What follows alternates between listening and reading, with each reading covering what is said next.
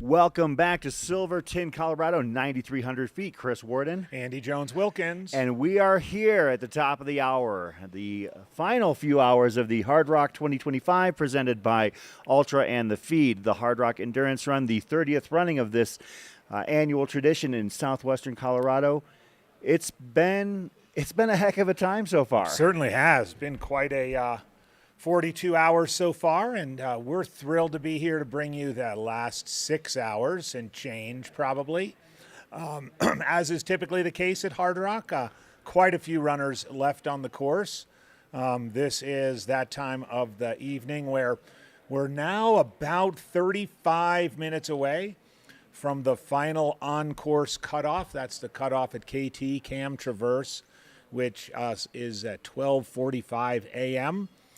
From that point on, there are no more on-course cutoffs. There's one more aid station at Putnam, and then there's that rock waiting for the runners right outside the gym where we're sitting. And at this point, we have 57 runners by my count still on 57 course. 57 runners. So we are hoping to see as many of these 57 runners complete their journey around the San Juans, some of them for the first time, some of them as one of our next expected finishers coming around for the 20th time. Of course, we're talking about Betsy Nye. I heard word that Betsy has actually hit the river. Oh, right on. Or Mineral Creek, rather. And if that's the case, it's not going to be too long before we see Betsy come in here. Yeah, Betsy from Truckee, California, 60 years old, going for finish number 20. And I suspect there'll be a fair number of the Hardrock family out there to greet her when she arrives. Since we were last here, as is the case, a couple of the stories that we were following along. We have Patrick O'Neill, for example, back at Ouray, just barely got in under the cutoff. Again, a Telluride, unfortunately, didn't make it at the next aid station stop and has called it a day, as has Matthew Menaker from Chicago, John Sharp from Texas, and David Peterman. So our last man standing, at this point anyway, is John Clark from Colorado Springs, 60 years old. Last on open split, at least, was last seen checking out at 8:43 p.m. From Chapman. Chapman to KT is a bit of a haul, and that's where he is on his way to KT, along with it looks like oh my gosh, Chris, I'm counting almost 18. Yeah, it sounds about right. 18 that are not yet into KT. Around 18 that are not yet into KT. Well, there's a group of about 5 of those individuals. Ann Anenga, Liko Earl, Tina Yuri, Simone Valentine Austin, and John Clark, who have been all within typically 10 to 20 minutes of one another at aid stations for the last, several stops. So all of them hit their last aid station at Chapman between 8:24 and 8:43 as far as their departure times. So I think that they might be not side by side in tandem, but they're definitely pulling one another toward the finish line here in Silverton. Well, and the Chapman to KT section, I think most everybody knows this, is the one that is the climb up and over Grant Swamp Pass. And in this direction, going up Grant Swamp, as we heard in our interview with Zach Miller yesterday, it is a rough climb. It is steep. It is really slippery. It's like 2 steps forward, 1 step back. You're lucky to run 40 minute miles up that last pitch to the summit of Grand Swamp. And then from Grand Swamp, you've got some pretty nice trail. You've got the beautiful view looking down. Oh, we have a finisher coming in. You have a beautiful view looking down onto Island Lake from there, and you begin your descent into KT. See if we can ID. This is a solo runner, it looks like. Yep, making the turn. And we'll catch them heading down that final Here they are. Chute. Solo runner, 42:13 on the clock.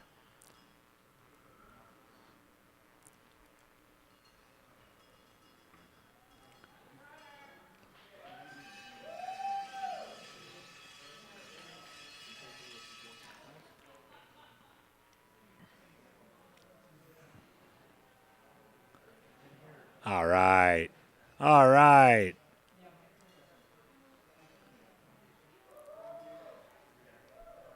Is that a 10? I believe that was a 108, perhaps.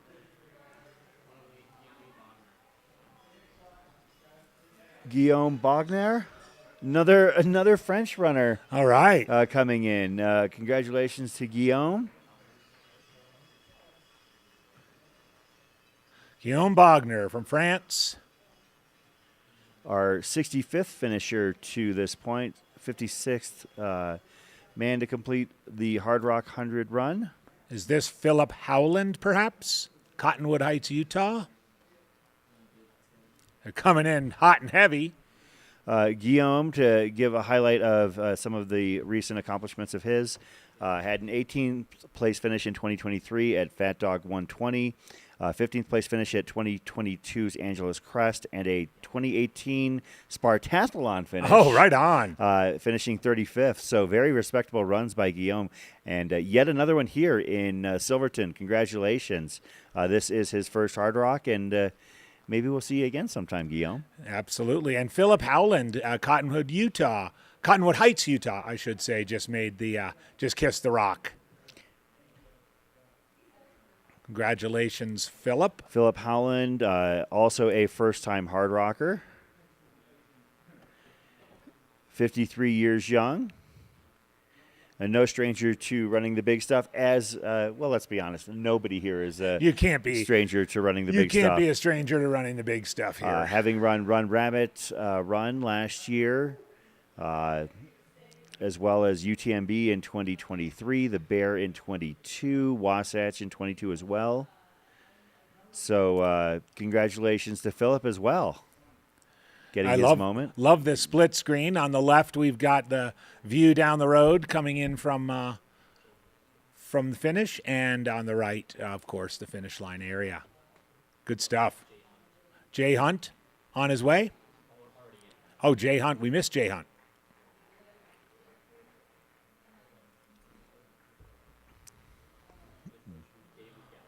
Huh, Jay Hunt. Why am I not seeing him? Yeah. Let's see. If so, then Jay Hunt had some monster splits down the stretch. Yeah, from Gunnison, Colorado. Because Jay Hunt's last reading was at Camp Traverse, so didn't have a Putnam reading. But I believe he was bib number 10. Bib number 10. Jay Hunt, a four-time Hard Rock finisher, so a true Hard Rocker, having completed both directions. And here we got another one coming in.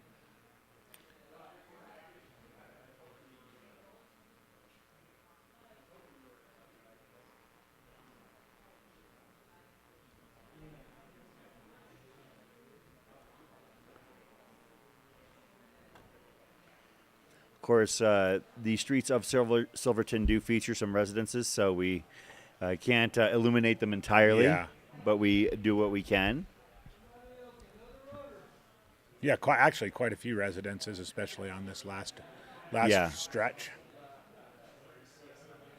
Is that bib number 209? Runner 209. and a young pacer there.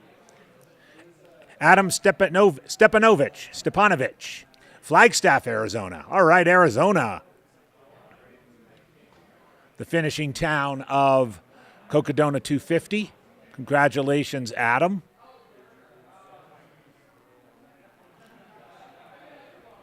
With a little young friend up past his bedtime. This is Adam's first Hard Rock. Congratulations to him there. Ran Run Rabbit Run in 23. Ran Midstate Massive in 22 back east. Back in Massachusetts. Great one. Yeah. San Diego 122. Mogollon Monster. No surprise there in 21. Has run UTMB in 2019. So definitely somebody who has been around the scene for quite a while. Congratulations to Adam for There's his finish. bib 145 on the lips. That is David Galloway of Black Mountain, North Carolina, completing his first Hard Rock. And having done the double, All right, he's a doubler. he did. He ran the double. He ran Western States just 13 days ago. And then made his way from Auburn, California to Silverton, Colorado. David did something very cool right there. While Adam was having his moment, he just kind of stood about 10 feet away, waited for Adam to finish, and then came on in and kissed the rock. That was cool. Congratulations, David and Adam. And that's the way it's going to be for the next few hours. We're going to have flurries of finishers at times. So congratulations to our three most recent that we were able to bring you there. Yep, so just in fast, Guillaume Bogner, Philip Howland, Adam Stepanovich, and David Galloway. France, Utah, Flagstaff, Arizona, and Black Mountain, North Carolina.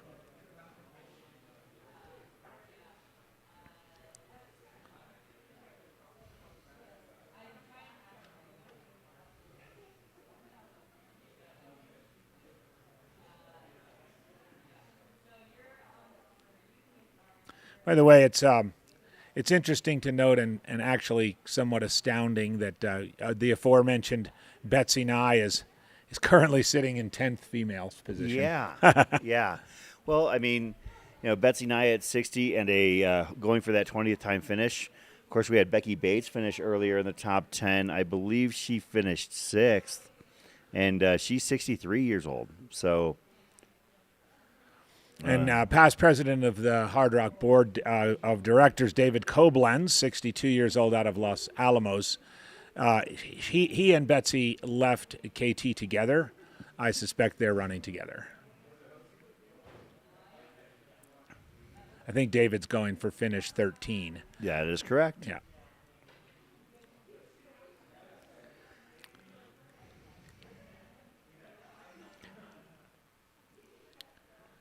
I remember years ago running a little bit with David at a race in New Mexico, and he was one of the very early adopters of the low heart rate training, made popular by Phil Maffetone.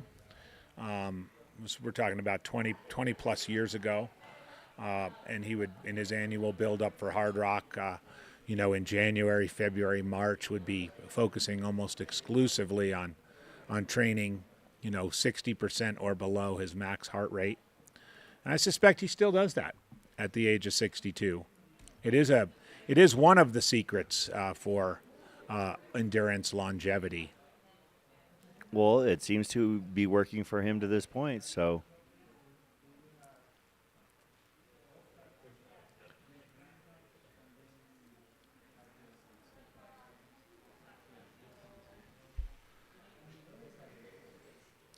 So as I was mentioning back a little bit, as our final pack of runners, they're making that there's it's really there are 3 kicks in the teeth in the last 28 miles between Telluride and the finish.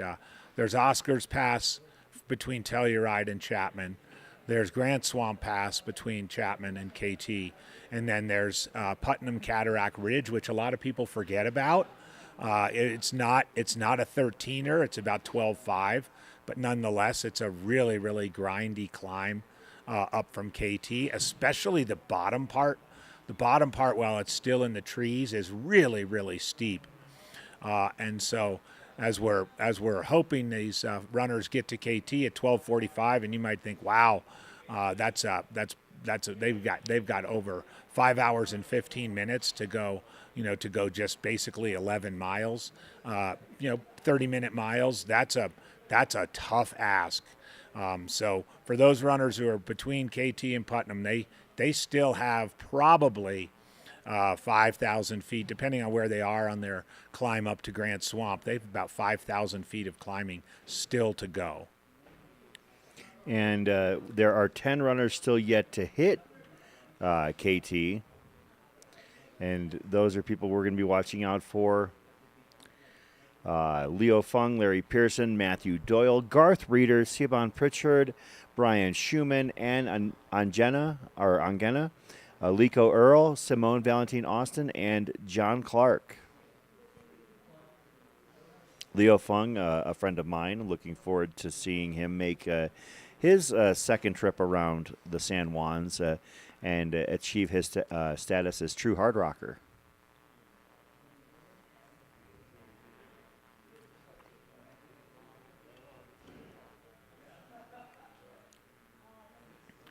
The KT aid station, for those of you who are interested, does allow an exchange of pacer. There's no crew there. Last spot of crew is Telluride. Last spot of crew is Chapman. But KT, 7 miles later, if you want to switch pacers, you can, provided the pacer hikes in. The pacers can't be driven into that section. But How far of a hike is it for those pacers to get there? Nice it's about it's about 1.5 mile hike. Oh, that's not bad. Yeah, not terrible. Of course, it depends on that 1.5 miles when you're in the San Juans. Matthew Crawford in the chat. Thank you for the comments on the Cocodona recap episode on my podcast, Crack a Brew with AJW. I'm still, believe it or not, 2 months later, still kind of reeling from that experience. I won't soon forget that, that's for sure. So thank you, Matthew. I see a request, or at least some love in the chat for Ellen Silva. Yes, indeed. Ellen, one of my favorite people in the ultra running community. A friend of mine that I actually met here at Hardrock the first year that I was here. I know that we saw her at Run Rabbit last year running her qualifier. She's run Mogollon Monster in the past, and she ran Clockwise in 2016. So also on her journey to become a true hard rocker. Ellen, I believe, is expected to hit KT fairly soon here. Let me double check that, but I don't think she's hit KT yet. But yeah, that is somebody I am watching for very closely because it's somebody that I'm really cheering for and rooting for. Hung out with her during the runner briefing in the gym on Thursday. Michael Lamond from Salida, Colorado, who we saw in Ouray yesterday, is our latest runner to get to KT comfortably. Got there at about 12:05. Made pretty good time up and over Grand Swamp. Yeah, Ellen left KT at 8:47 last night. So Chapman, right? No, she left KT. She left KT. Oh, 8:47. Oh, she's coming soon. Yeah, she's well, not soon, but sooner. She should be getting to Putnam real soon. Yes, at least. Absolutely. The time from Putnam at this point is anywhere from, I would say, 3.5 on the low end to maybe a low 5 somewhere in there. So, but once Putnam has been reached, I have no doubt that the runners that get there are going to be able to make it into the finish. It's not easy necessarily, as you mentioned yesterday when we were talking. That first couple miles out of Putnam are no walk in the park. Yeah, absolutely. Oh, by the way, is this a finisher or picture shot? Picture shot. Siobhan Pritchard. We've been following her progress. Steamboat Springs, Colorado, has just arrived at KT about 5 minutes ago. So she's safely under the cutoff, with about 20 minutes to go till that cutoff hits. Chris, I did have an opportunity after our shift yesterday to have an afternoon hike run out to the Putnam Aid Station. Yeah. I hadn't completely remembered. It had been since I last ran the race that I'd run on that section of the course, and memory did serve. There are, especially in the first 2 miles out of the aid station, what we would call back east, several rock gardens. So long stretches, we're talking 200-300 yards of pretty large, like ankle-crushing sort of boulder fields where, especially in the dark, you need to be really careful. In the dark with 95 mountain miles on your legs, you need to be really careful navigating those rock gardens. There are also some places where the trail's pretty narrow, not Bear Creek drop to your death narrow, but narrow enough that you need to have care through there. So you want to make sure you're navigating that section pretty well until you get into under the tree line, and then once you get under the tree line, you've got a really nice, smooth, kind of buffed out run all the way. Well, maybe not run, but you've got a really buffed out traverse into the river crossing. Yeah, and that river crossing, once you're there, you're home free. Yeah. You've got a nice level trail for about a mile, and then you have one last awful climb up the Shrine of the Mines Road, and then things flatten out, and then it's all downhill from there. I was reminded again on this little outing I did yesterday that in addition to that awful climb up Mine of the Shrines Road, I had forgotten that coming up from the creek crossing, you cross the creek and then you cross the actual road. You cross Highway 550. It's a grind. It's short, but it's a grind to climb out up that trail that they kind of. It looks like they built the trail yesterday, right? it just kind of twists and turns up. It's not very long. If we were out there just doing a regular run, we'd be like, but at mile 98, it's rough, and it's like so. Yes, I would say your estimate of anywhere from 3.5 to 5 hours. Could take. Now, if it takes folks 5 hours from Putnam, now they're kind of in trouble. But right now we've got 15 minutes to KT. I suspect that aid station is hopping. We've got three runners in there right now by my count, and we've got a finisher coming.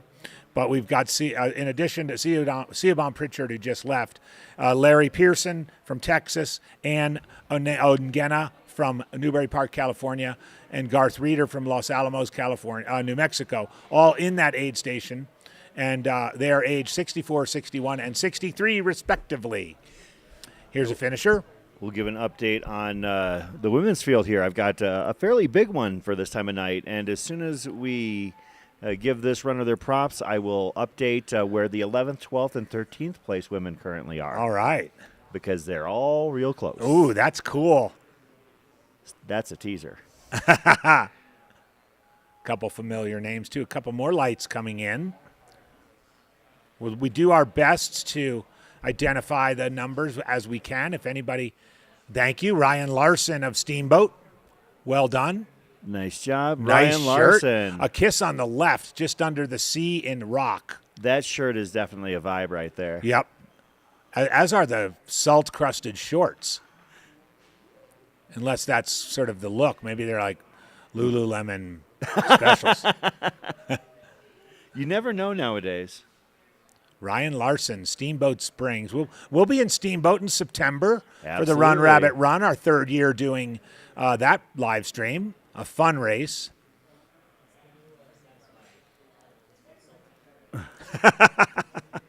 I like that. And this is Ryan's first Hardrock. Congratulations to him there.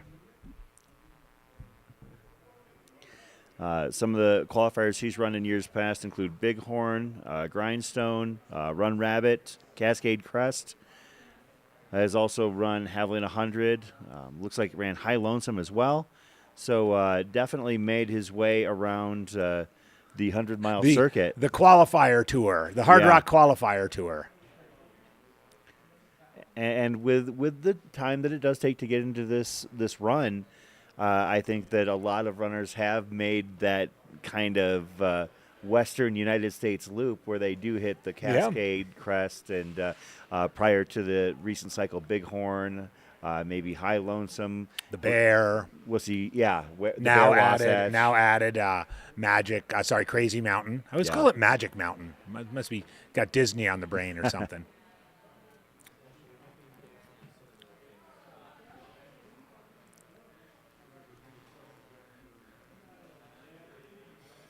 Some love in the chat for Team Steamboat, Pritchard, Larson, Johnson. Yes, great running community and mountain bike community and ski community out there in Steamboat. Just everybody seems to be just really, really in shape. I love everything I've experienced about Steamboat Springs, other than I am still kind of mixed feelings on the pizza. Yeah.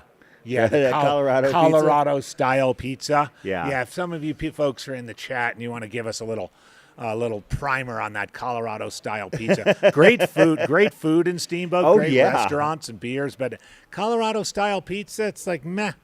There's a great little breakfast joint that's not too far from where we do our broadcasts that I enjoy. I can't remember the name of it, but it's right on the main street up there. So Lots Yes. of some love for Matt Hawkins, old friend of mine, the Hawk they call him, out of Tennessee. I know he spent years trying to get in this race, coached by my CTS colleague Ryan Anderson, also from Tennessee. By the way, Tennessee has kind of a kind of on the down low, cool ultra running scene. There's a lot more to Tennessee than just Laz, and he wouldn't. Thank goodness. He wouldn't like me to say that, but nonetheless. There is a lot more to Tennessee, and Matt Hawkins, couple-time Western States finisher, bib number 150. He's making his way in as we speak. Chris, we've got 12 minutes now till that KT cutoff. I know you want to give us an update on the women's race. That is right. So we have had 3 women get through Putnam. So and in addition to, of course, the aforementioned Betsy Nye, who we're expecting to see here fairly soon, but Hillary Yang, a fan favorite out of L.A., has hit and departed at Putnam actually about 30 minutes ago at this point, followed shortly thereafter by Ellen Silva. I know we've got some fans of Ellen in the chat and here in the studio, myself among them. And Lee Connor of Ohio. Your gas station friend. Yes, my gas station friend. If you've been watching, you've probably heard. If you haven't been watching, I'll share the story. So after Western States, my son and I went down to Yosemite for a few days of exploration and hiking. And Lee Connor, I came across somebody in a gas station just outside of the park wearing a No Business 100 shirt. I thought that it was unusual, so I made a comment, and she said that, I said, "Are you coming from Western States?" And she said, "Yes, because my partner ran it." I'm like, "Oh, that's cool." And she said, "But I'm heading to Hardrock to run that." And I said, "Well, I guess I'll see you there." And sure enough, that was Lee Connor, who has some pretty impressive results for herself, including a podium finish at Cruel Jewel just a couple months ago.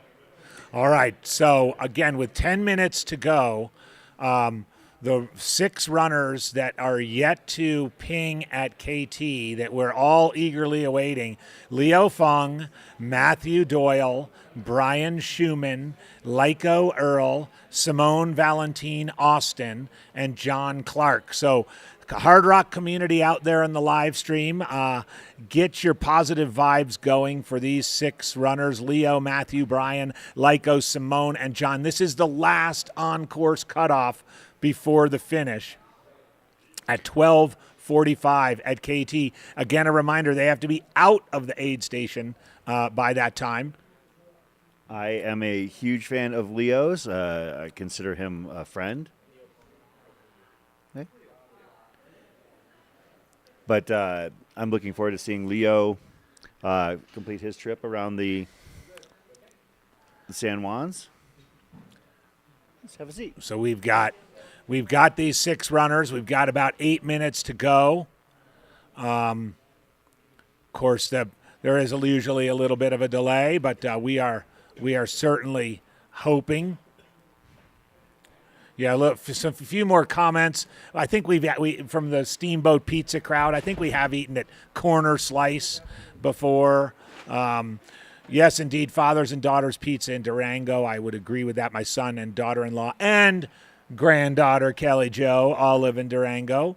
I'm hoping to stop and get a little grandpa time when I drive back through Durango on my way back down to the desert. So ATW, of course, one of the things about Hardrock is the fact that everybody has to be in the gym by 4:45 in the morning on Friday. And I pride myself on having done 5:45. 5:45. That's right. And I pride myself on having done a lot of homework on the participants in this event. However, if not everybody starts that race, they move into the wait list. And I got to admit, I got nothing on you, Leo. So Leo Palma, welcome to the show. Congratulations. Thank you. You can call me Julio. Oh, Julio. Yeah, Okay. that's my first name. Okay. My first name, yeah. Good to meet you, Julio. Nice to So meet you guys. Julio, you did not know for sure you were running this event until Friday morning. Is that correct? Yeah, that's right. And yeah, it was somewhere between 5:45, 5:50. Yeah. Did you come to the gym with all your stuff ready to go? I was ready. You were I ready? was ready. Yeah. Yes. I had everything. I knew at least it was since May 28th, maybe May 30th, that I was number one in the wait list.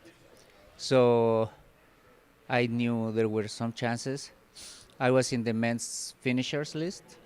But then I saw through the month of June and first weeks of July that the other three lists moved, but not male finishers. Still, I was gonna come and maybe volunteer in an aid station or pace a friend that got in. So I was gonna come, and since I was in the wait list, I was gonna be ready. And you were training. You were training like you were in the race, right? Yeah, no. No. So I was trying. I think there is still like a part that knowing that I'm not there, there is that missing piece. Yeah. So yeah, I was trying to stay fit. I was trying to go to the trails, but I was fortunate to run it in 2022. Hang on just a second, Julio. We've got another finisher. Yeah, So this is Scott Tomczyk. So congratulations to Scott. This is his second Hardrock finish. The last time he ran this event was 2011. Oh, my gosh. So it's been 14 long years. years to get back, as he is being greeted and congratulated by Dale Garland, the run director.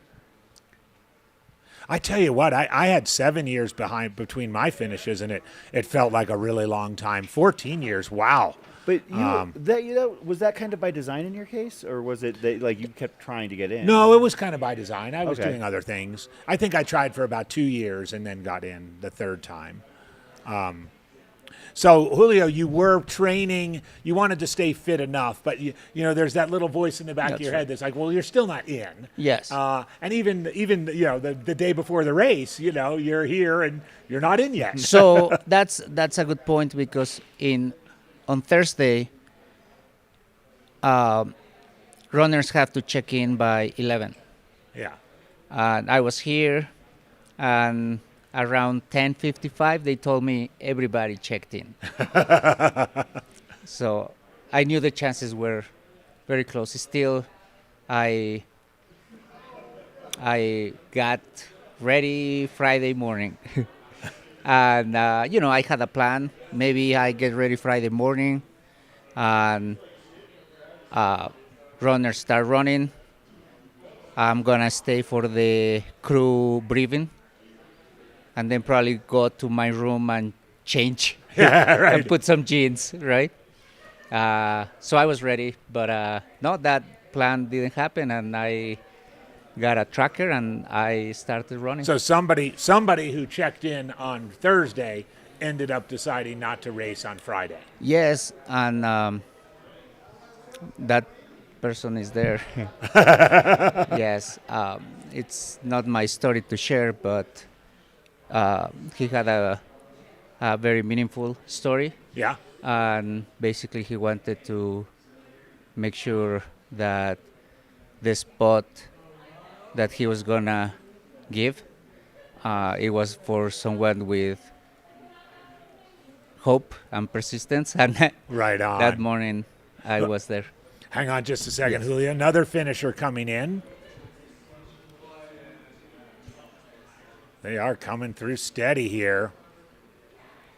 42 hours and 42 minutes. Shout out to Altra Finish Cam. That is bib number 228. Andrew Bainbridge, our youngest All right, that's hard right. rocker this year. We saw him. Our youngest on the men's run. Yeah, we saw him earlier in the race. First timer out of Mountain View, Colorado.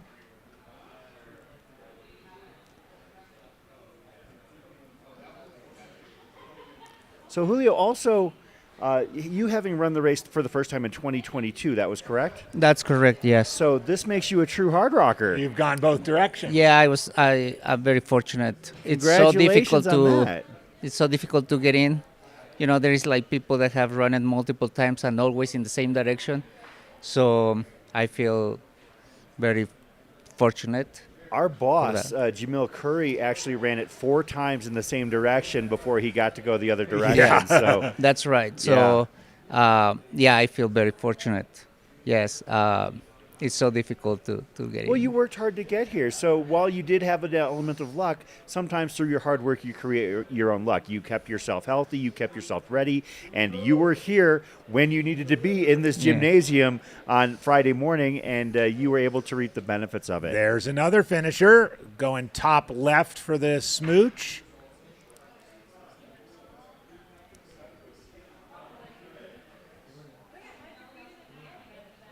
Getting their congratulations from Dale Garland. I saw Brian Powell snap a photo there as well. See if we can get quick ID, quick eyes on this individual. Congratulations. Oh, Oh, bib the covered. bib curl. Wait, he There we knew go. it. He knew it. 138. Look at that. Very good. Very He good. knew we wanted to know. Tim Finocchio out of Holbrook, Mass. All right, Beast Beast Coast. Coaster. Indeed. Attaway Tim. And nice work on grabbing that bib and giving us an opportunity to see. As Tim has now completed Hardrock for the first time. Congratulations to Tim. Some recent results include the Bear in 24, TDS in 22, Grindstone in 21, Leadville in 2019, so no stranger to the mountains. Mm-hmm. And again, congratulations to Tim.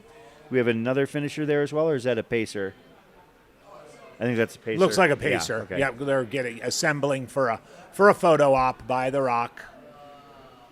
So Julio, did your trip around the San Juans go as well as you'd hoped? Was it a good time, or were there things that you were disappointed with? How did your run go? No disappointment. There is no way to be disappointed. Yeah. I think that's I'm right. fortunate. Do I have my low? Did I have my ups and lows? Yes, of course. But let me tell you, one thing is, I knew that I was lucky to get into the race in the morning, so that was a little bit of pressure.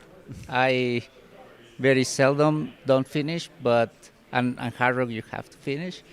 But there was a little bit of pressure. It's like, man, I cannot. Don't want to mess this up. Yes. Yeah. Well, you handled it very well.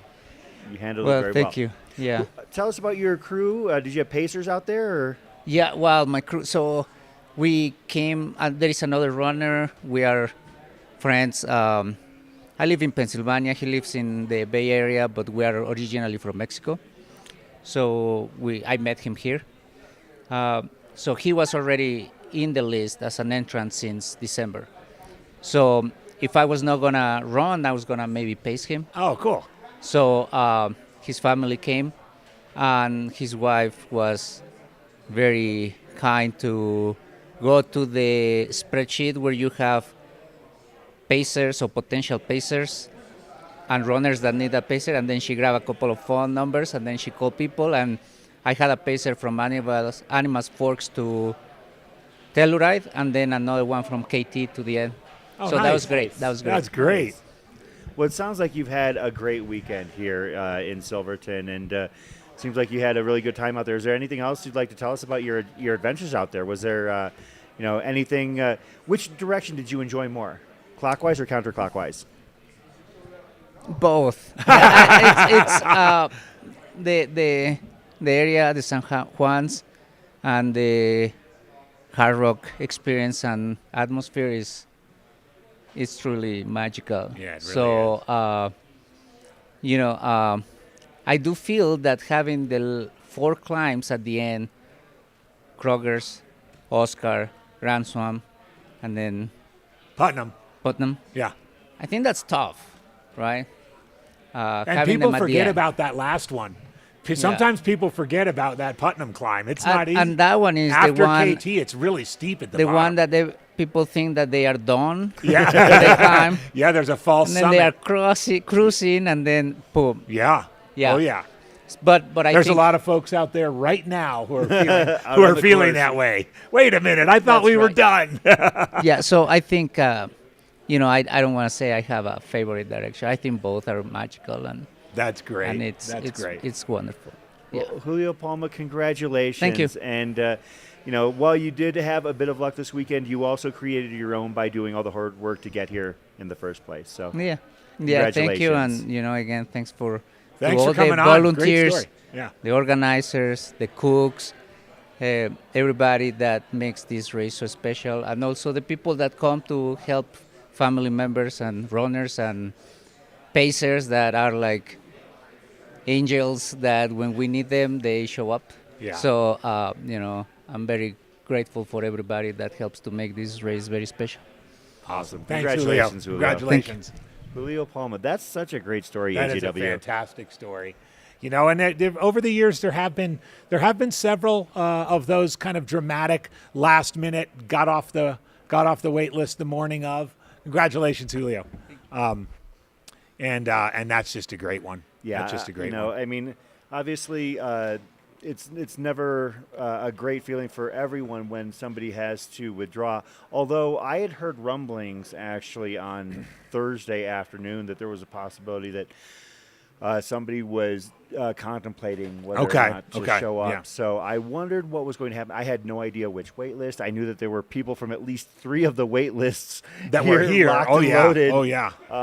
Most notably Tara Dower, but Julio, again, was here as he needed to be, created his own luck, and did the work, and also made the 102-mile journey Absolutely. around the San Fantastic. Juans.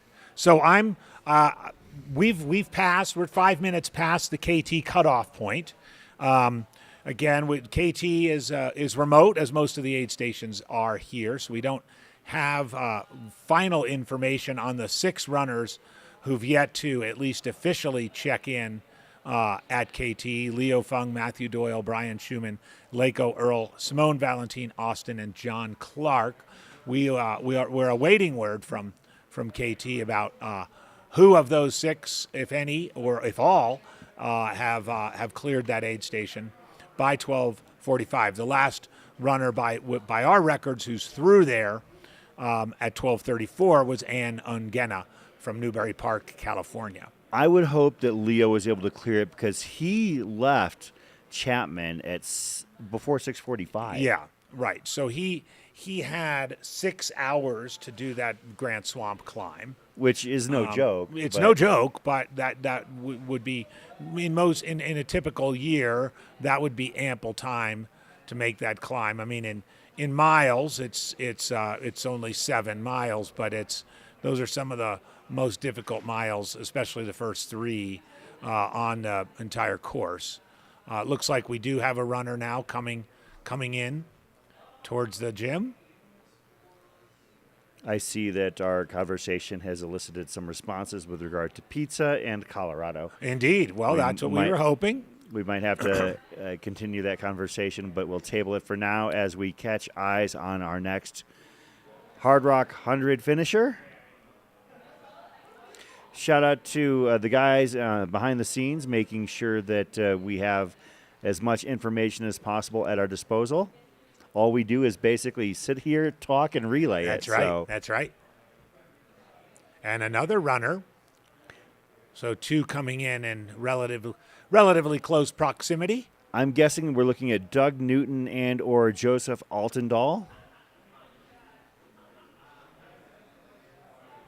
101. That's Joseph Altendahl, St. Paul, Minnesota. There is an element of alphabetical order to the bibs.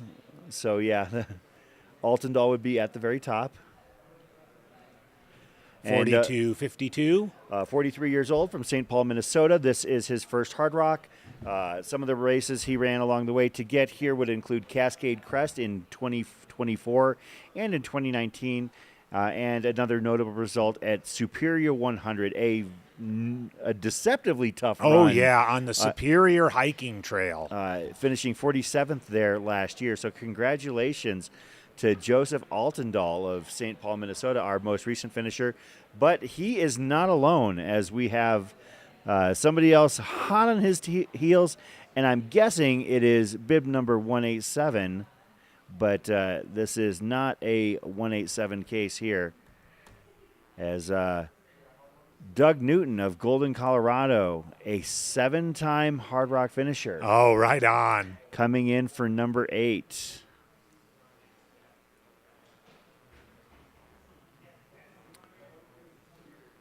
Have 2 additional runners through KT They're through. They arrived, however, after the 12:45. We'll see if that's a incorrect or not. But Matthew Doyle from the Netherlands and Brian Schumann, Laramie are still noted as in progress and through KT.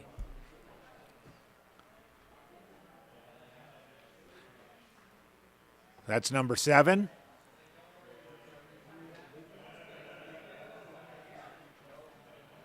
And another finisher right on his heels. Very top for the kiss.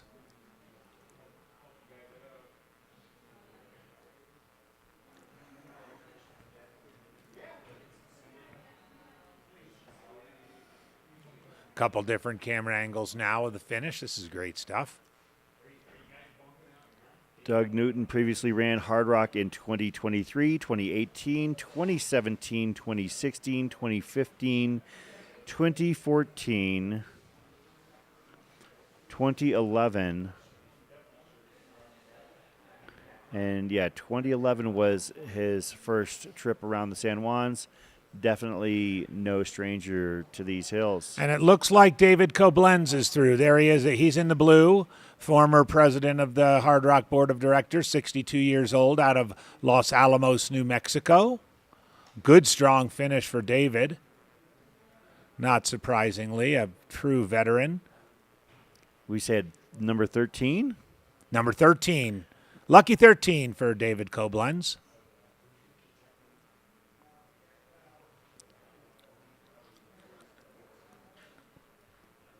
The definition of a grizzled veteran, if I must say so myself.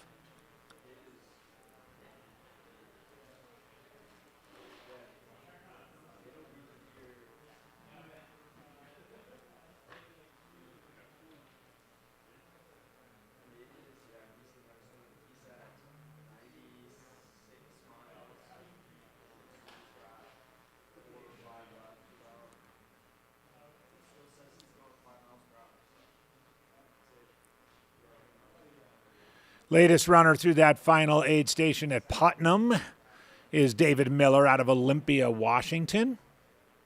Got through there about 20 minutes ago, beginning that long and tricky descent down to the South Mineral Creek crossing. Here's an armada coming in on the bottom right.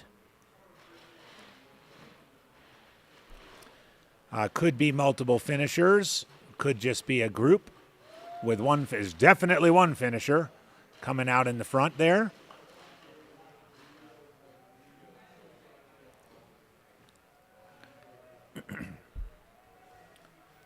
Well, we had four runners hit Putnam within 9 minutes of one another recently. So is that Betsy Nye? That's Betsy. Betsy Nye, the Boopinator. Betsy Finish Nye. number 20. If Hardrock gave out rings instead of medals and buckles, she would have one for every finger and toe. Every finger and every toe.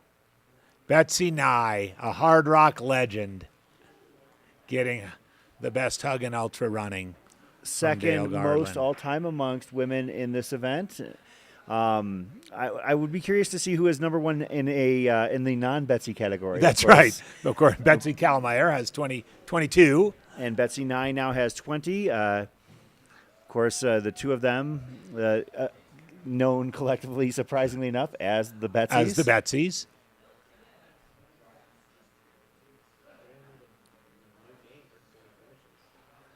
Yeah, they should just call it a Betsy. You got a Betsy. You finished with a Betsy. It's like an Academy Award, an Oscar. Yeah. If you finish Hardrock 20 times, it's a Betsy. And 10th place woman. Yeah, rounding out the top 10. Yeah, rounding out the top 10. I'd be curious to see how many of Betsy's finishes are top 10s. I would venture to guess more than half of them based on her illustrious history at this run. Oh, yeah, I would guess.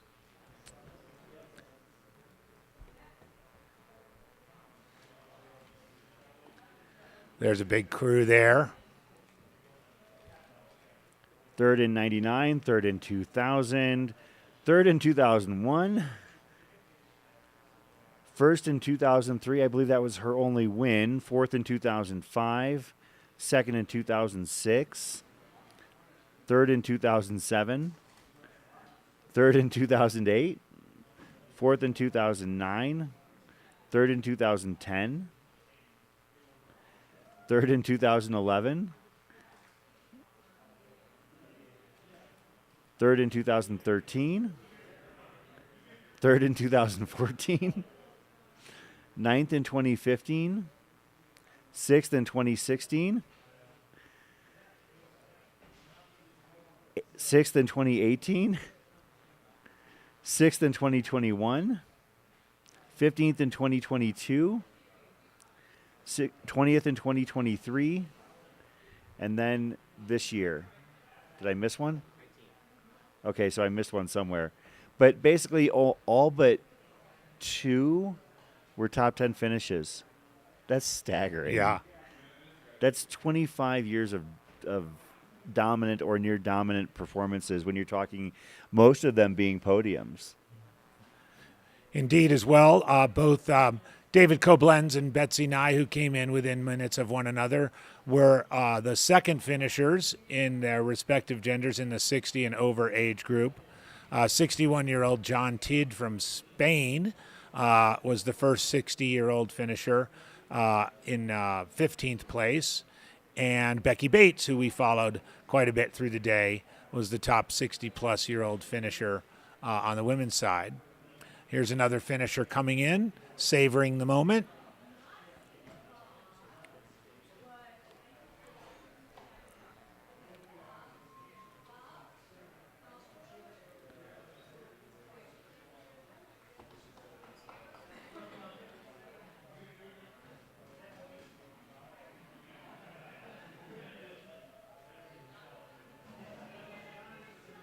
We've hit top of the hour, 5 hours to go in the 30th Hardrock.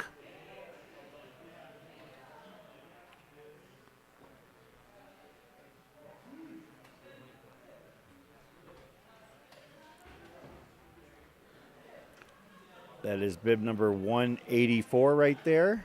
Robert Montgomery, Carson City, Nevada.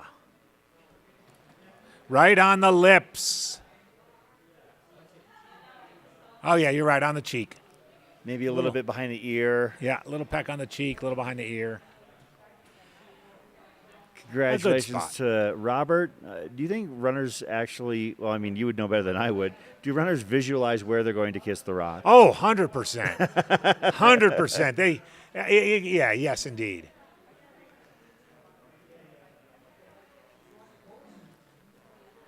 Is it like something that comes up when he and his buddies go out after their long run on a weekend? They're grabbing brunch or maybe a beverage, and they're like, "So, have you thought about this? You know, where you're going to kiss the rock?"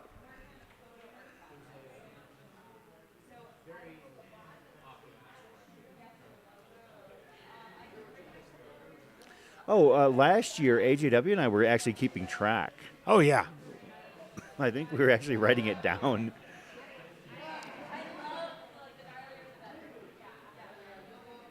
Sad news, Chris. Leo Fung, Woodlands, Texas, is officially now listed as a drop. Oh. He got into KT about round 1 just now and is listed as a drop. Oh, that hurts That me. is rough.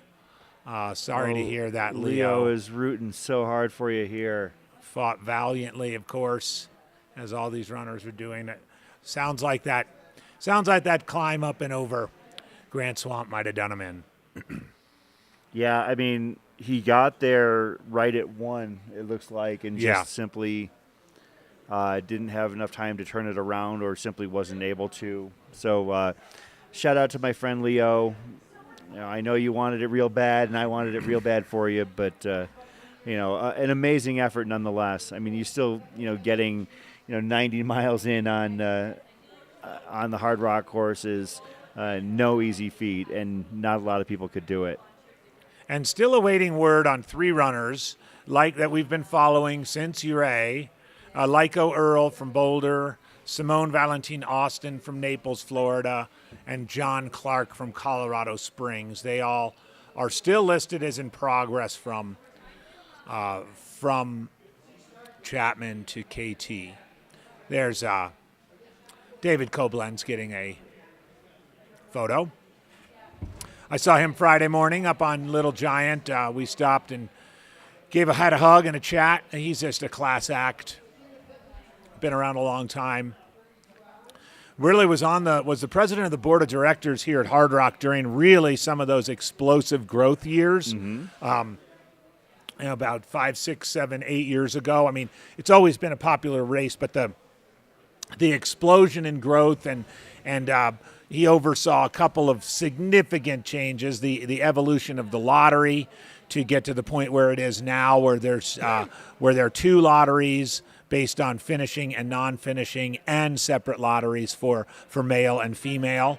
That was all under David's watch, and then certainly the significant changes in the qualifiers and the qualifying standards for the race, the internationalization of those qualifiers, and of course subsequently the internationalization of the event as a whole. It was a great tenure for David as the president of the board, and now he's got finish number 13. And congratulations to David on that. I think the next runners we're looking for will be Alan Smith, bib 205, and David Lindy, bib 169. I'm kind of basing that on the fact that if you look at the open split time stats, they both hit Putnam a little over an hour ago. And the rule of thumb that I've kind of followed as it's gone on, like for every 10 spots, I'm adding a few minutes. But with the front runners, it was about an hour or so from Putnam to the finish, maybe a little bit less.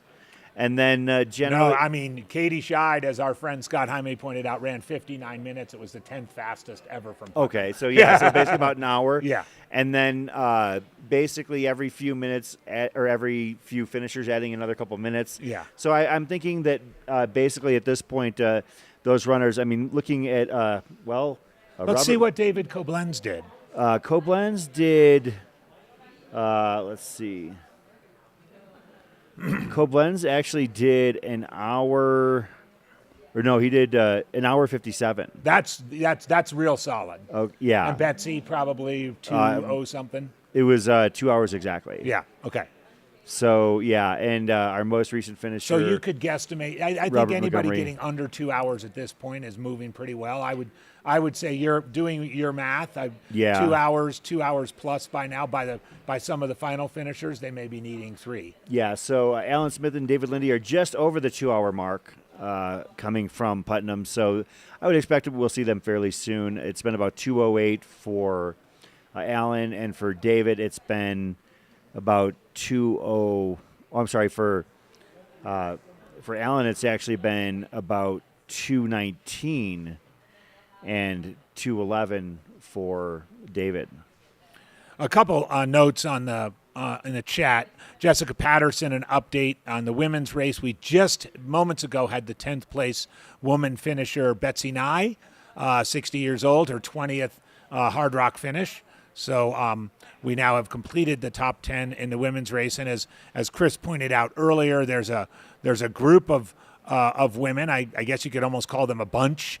They were bunched together at the last aid station in 11th, 12th, and 13th. That's Hillary Yang from L.A., Ellen Silva from Santa Fe, New Mexico, and Lee Connor from Olmsted Falls, Ohio. All 3 of them would be 11th, 12th, and 13th. And they are through Putnam at between 12:12 and 12:25. And as Chris is guesstimating, we would guess that they would be arriving after, basically, between 2:15, 2:30. That sounds about in right. the ballpark, based on our sort of very unscientific math on that, the splits. In addition, Fletcher asking about the 2 runners who did indeed on the open split times arrive and depart KT after the published cutoff time, 12:45, and asking whether there is some discretion. I do not know the answer to that question, but nonetheless, they're still listed as in progress at 12:47 and 12:51, and are presumably on course. Those are Matthew Doyle and Brian Schumann. And again, we're still awaiting an update on our final 3. who have not, at least by our records, cleared KT, and that's Lyco Earl, Simone Valentine, Austin, and John Clark. Is is KT a manually enter? It's a good question. Or is it don't know that. I know chip it's time? remote. It's hike-in only. It's no crew, just a pacer exchange. So could be that there's a delay on there, especially this time of night. But we'll keep you posted, Fletcher. Thank you for your question. Absolutely. As we're mentioning, we're awaiting, and I see some lights in the background. If you look on our Altra finish camera, presented by Altra, the Hardrock Endurance Run live stream on the Mountain Outpost YouTube channel. Thanks to Altra and the feed. Altra with the finish cam, the feed with the sky cam. I am Chris Warden. I'm Andy Jones-Wilkins. And we're here doing what we love, and that is talking about running and watching runners complete their journeys. One of the things we like to do at Mountain Outpost is ensure we give as many runners their moment as possible. And the nice thing about having 146 or so runners is the fact that we have a lot of time. Absolutely. And quite a few left on the course. We'll get a count on that in a second. This runner's coming in quickly and solo. Looking good. Pretty cool to see. Looked like a handheld flashlight there. Coming into the finishing chute.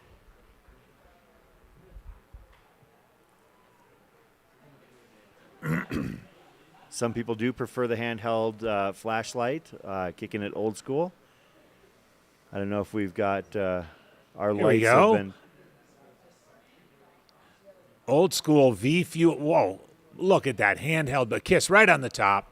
V Fuel. Alan Smith. Glen Haven, Colorado. With a very nice 69th place finish. Rocking some Altra shoes from our sponsor. That's Handheld bottle, old school waist belt, handheld flashlight. So his tracker's going to be in his belt. Very cool. Yeah, Alan Smith looks like with that gear setup, he's been doing this a while. I'm guessing that is the case. He looks like that guy that passes you in a race, and you're like, where'd that guy come from? Of course, this is actually not his first trip around the San Juans. This would be his fourth All three-time right. Hard Rock finisher. The last time he was here was 2021, so welcome back to the Rock, Alan Smith. And there's Dale. Dale was maybe taking a little break. Dale never takes a break. I was going to say, what are you talking about there? Dale was probably just chatting with someone. But That's more likely. There it is. Yes. Dale Garland, again, the only race director ever here at the Hard Rock Endurance Run. And that's the only way it's ever going to be as far as I'm concerned. Dale is truly, I feel so privileged to have gotten the opportunity to get to know him over the years. My first encounter with him was I bought a vintage Hard Rock poster here, vintage meaning on sale. And I thought it was a kind of a parchment looking, I think it was 2006, and I asked him to sign it for me. And since then, he's been nothing but a great resource and conversation and source of support for an absolute class act. And we had a fun time in Phoenix. They're doing over the last year or two, Hard Rock has done a series of Hard Rock happy hours. Yes, where they'll take their show on the road.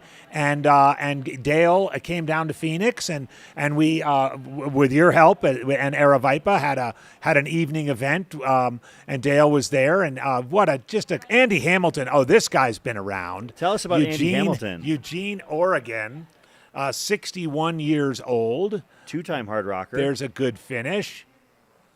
Getting a hug from Dale. This is Andy's third straight finish here at Hard Rock.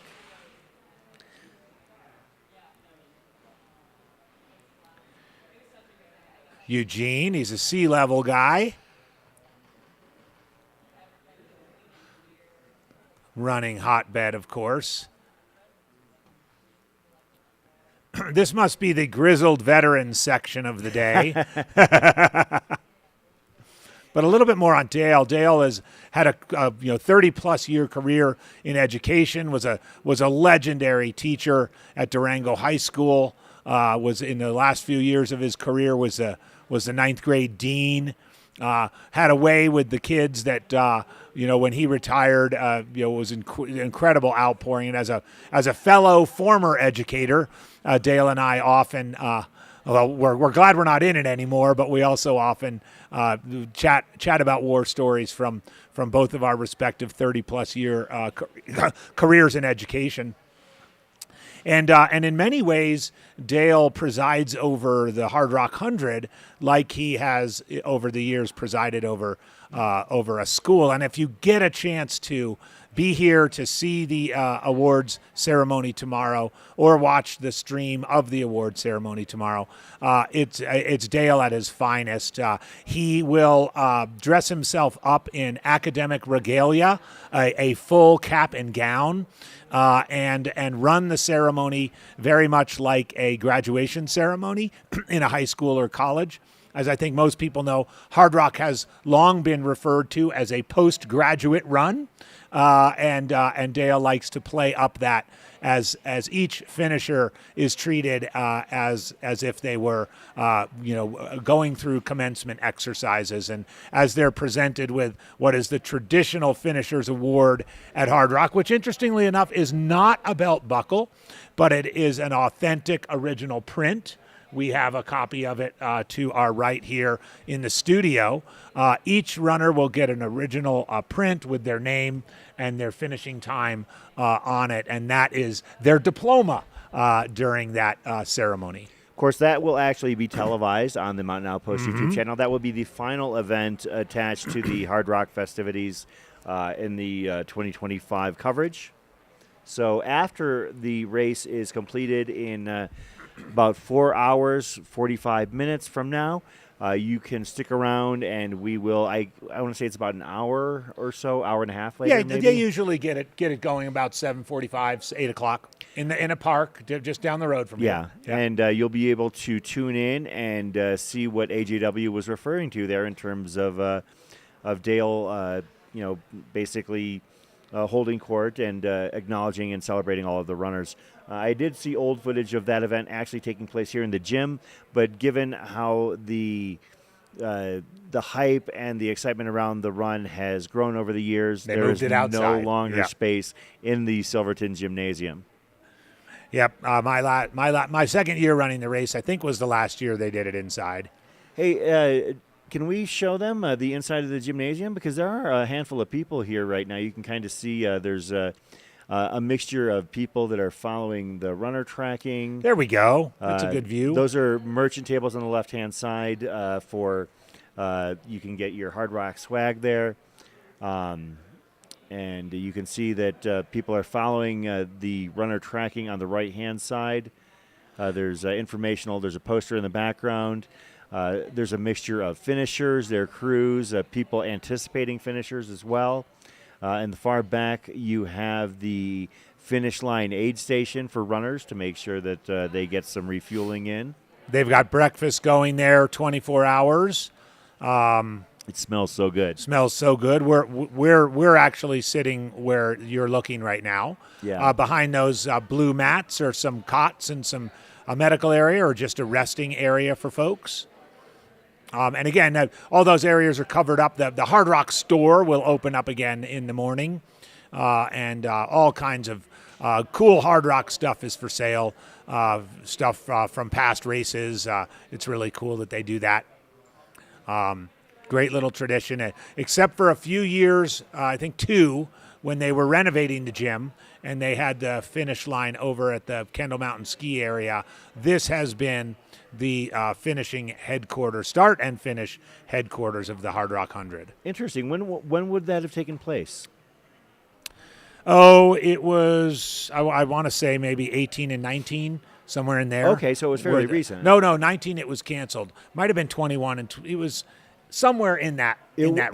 It was relatively recent, but like then it must have been 17, 18. Okay, yeah, that is fairly recent in Hard Rock terms for sure. Yeah, they were renovating the gym, and they had it over at Kendall Mountain Ski It is a Area. nice gym. As you can see on the left-hand side, they've got a rock wall. Yeah. And, Oh, yeah. My gym in high school did not have a rock wall. It just had a rope. That's right. Had to climb the rope to the top of the gym. And here in Colorado, I think that it makes sense, but they do have rock walls. Thank you, Jordan. I just wanted to share that with everybody out there. Very good. Thank you. And we have still awaiting final confirmation on those 3 runners at KT. So we'll keep you updated on that. In the meantime, we do have several more runners. We're getting word that Hillary Yang has crossed or neared Mineral Creek, South Mineral Creek. We expect Chad Piala, Andrew Barney, Michael Poole, David Lind. Andy Hamilton was our most recent finisher.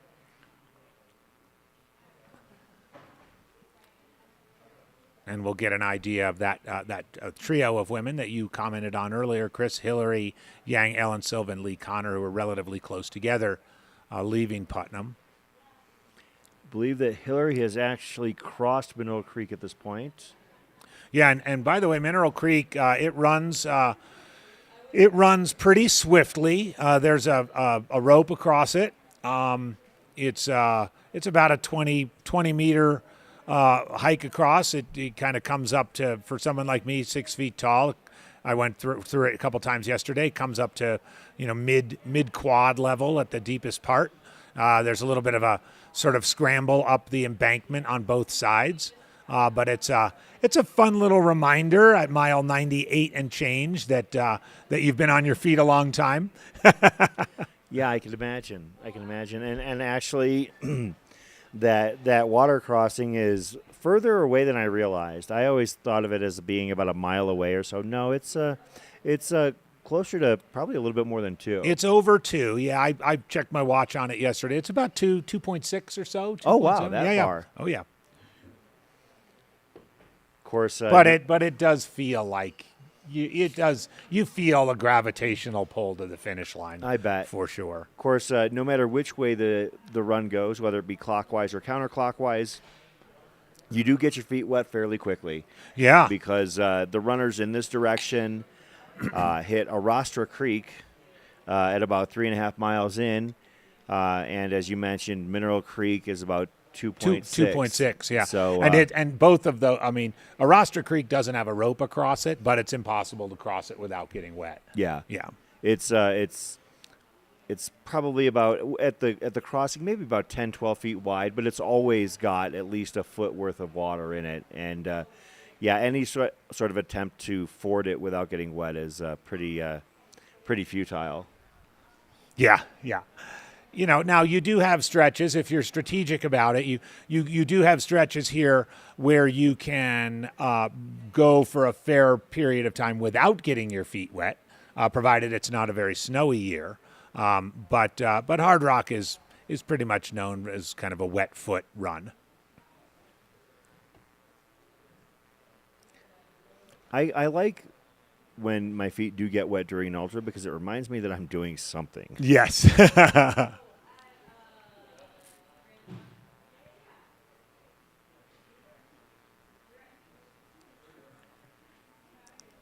Yeah, there is something about that wet feet feeling that does like, well, I'm in it. Yep. I am in it. So I would say that Michael Poole will be the next individual we're expecting in. Michael is on the Shrine of the Mines Road, unless he is. I'm wondering about David Lindy. Actually, you see him? We don't have a finish on him. 169. Because he was very close. I actually thought that David was going to be finishing. He cleared Putnam before 11, and it's 123. Well, and his tracker hit. I thought. Now I'm going to have to double check.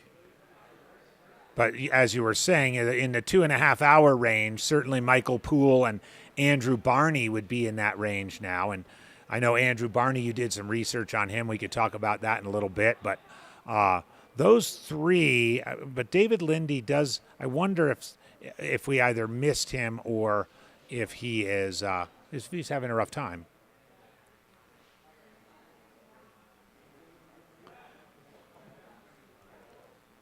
And apologies if it's Lind rather than Lindy. So David Lind or Lindy showed his last ping was having crossed the $1 Million Highway. Okay. And that was 35 minutes ago. So it is Oh, possible then that he he could probably, be just yep. hiking Oh yeah. it in. Oh no, I could totally. I could. That's quite. Yep. If that, Yeah, at this point, I mean, unless you had very specific goals, maybe if you were a previous finish or something like that, and you were trying to beat a prior time, between now and the I would say, maybe you're trying to beat 44 hours or 45 hours or what have you. But at this point, I would think that, especially because it's dark out, you could take 45 minutes to do that 2.6 miles. No doubt. Easily. No doubt. Yeah. So we'll be keeping All an right. eye So out for David. don't need to worry about David after all. He is a Hardrock runner. Yeah, as I've discovered, nobody gets here by accident. Absolutely. Can't fake it. Cannot fake your way into the Hardrock 100. Nope. No, you can't. And that's why, one of the things I love to point out to people who are amazed at how difficult the run is when they see some of the terrain, whether it be firsthand or on video. You want to see actually an excellent piece of video.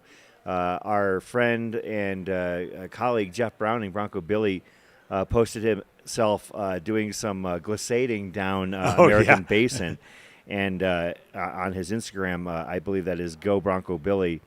But it is, I can show it to you in person, but you can see Jeff is showing us how it's done up in these there hills. And actually, it's pretty impressive. and you can see at some point he actually loses his footing and finds himself trying to slow down, but then running down with frantic cadence speed. So. Good stuff. But yeah, it's when people are amazed at the finisher rate, which generally lingers around 80+%. I refer them to the fact that this run is hard to get into, and the fact that this run is hard to get into does serve as some form of, I guess, a weeding out process, because you have to. It does take a while, and I understand the frustrations that some runners might have with that, but those people who do get into this run are usually so battle tested. Oh yeah, and so experienced and such strong runners that oftentimes it's a celebratory victory lap for a career well done. Yeah, and it's as we in our chat with Julio just a little while ago, it's in many cases it's you're going to put everything you can into both your preparation and execution for this event due to all the factors you mentioned. So I'm expecting us to see Michael Poole and David Lind here because David Lind's tracker did update about 2 minutes ago, and he is extremely close to the last stretch of single track connecting the Shrine of the Mines Road to the town of Silverton. Michael Poole just in front of him. They're probably going to come in within about 2 minutes of one another. We will have a bit of a breather before Andrew Barney and Hillary Yang come in. Perhaps Nate Swanberg as well. Chad Piala, absolutely. Further back, we might be seeing Lee Connor, Edward Sandor, Ellen Silva, and David Miller. I would say maybe in the next hour or so. Maybe 90 minutes. We'll give them the time. They've got plenty of time from where they're at. And as we've talked about that section from Putnam, it's you want to take it slow through there. It's dark. It's technical, especially those first couple of miles off the top. No reason at this stage, with still 4.5 hours left on the clock, no reason to rush for those runners.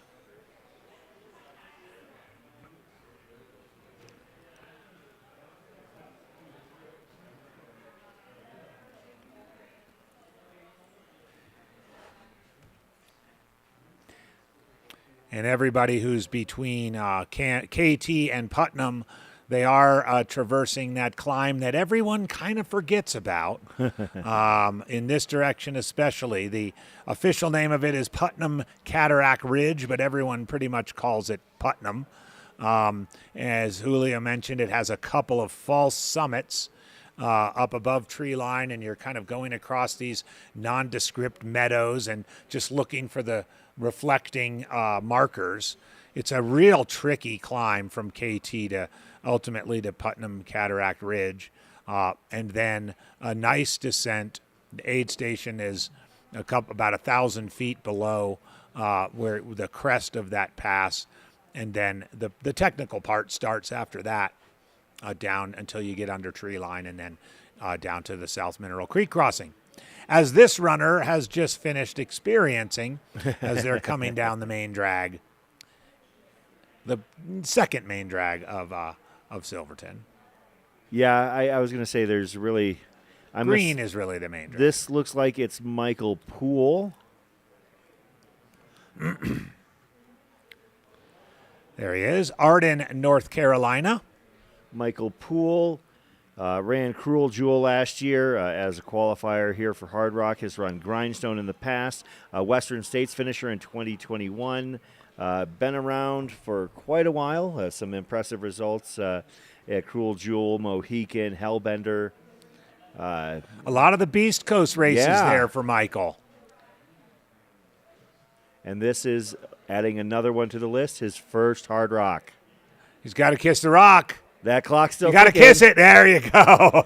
So that's actually a far lower left Yeah. right there, maybe center left. I would say that that is a little bit of an inside pitch to a left-handed batter there. Indeed. High and hard. I tell you what, though, the kissing of the rock, it's a rule. The clock doesn't stop until you kiss it. So it's kind of funny. You see Michael, he was there. Maybe he was looking to see what was going to happen, and then he was like, oh, wait, I better kiss the rock. So is that so when Bogey did this, so Bogey, He just smashed his face right into the rock. Okay, so Bogey, I'm going to butcher his name, Dimitriescu, I believe. Yeah, that's about right. Finished in 47:59 in 2015, I believe. And yeah, I was always wondering whether it was like basically a mad dash and maybe he chipped a tooth, or if he just kind of, did what I would have done and kind of celebrated and soaked in the moment and just watched the clock for a couple extra seconds. No. He slammed right into it, and he was leaning. He was holding himself up with a stick. It was something else. Hillary Yang fans are in the chat. Everybody loves Hillary. And in the studio. She's less than a mile. She's probably grinding up that last hill. Hillary Yang going to be leading in a strong contingent of women coming in. Hillary Yang, Ellen Silva, and Lee Connor, three women who have done very well. Hillary actually kind of a rally here in the second half of this run. Yeah, she was down as far as 17th place in the women's rankings. Hillary and actually Hillary and Lee and Ellen all basically chipping their way up into the top 15 here. I know that the three of them were actually around the 17 to 20 range in the first half of the run, but showed some grit and determination in the case of all three of them. And we'll be seeing them all come in here shortly, as we mentioned. Michael Poole just There's a good finishing. view of Michael Poole.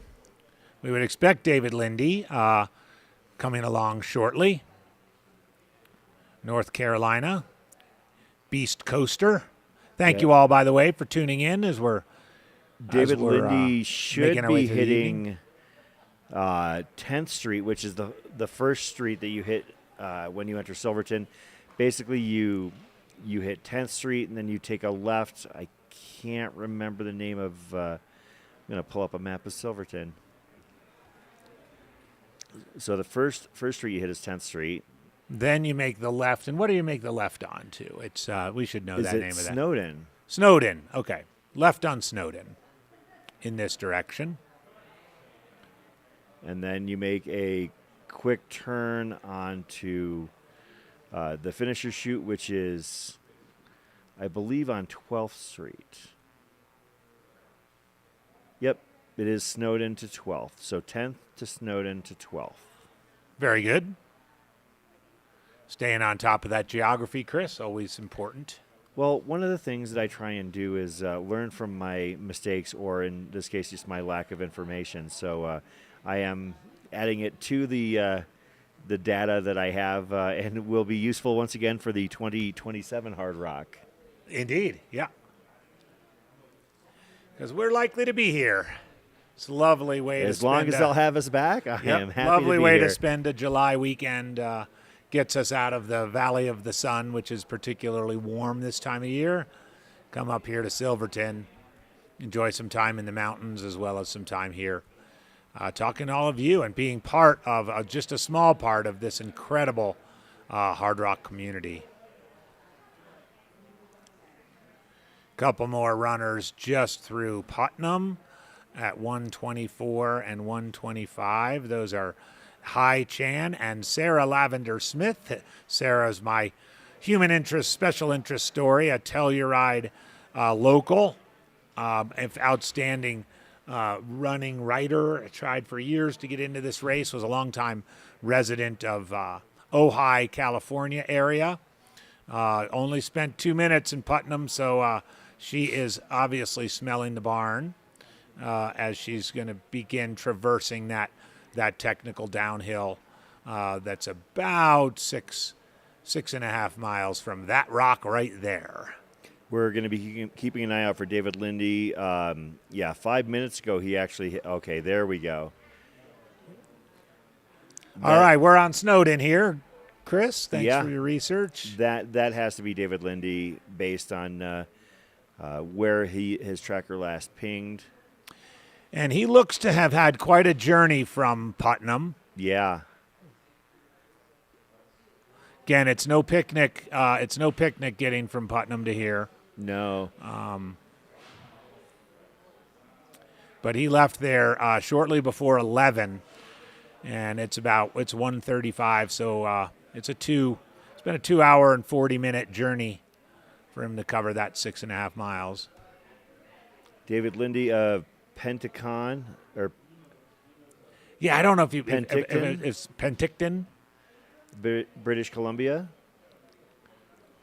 One of the younger runners in the field this year at the age of 34. Oh, cool. Looks like his qualifier was Fat Dog. It's a tough race. I've heard about that. Got some running going on. That's good to see. Picking up the pace on Snowden. Going to make that right-hand turn on 12th.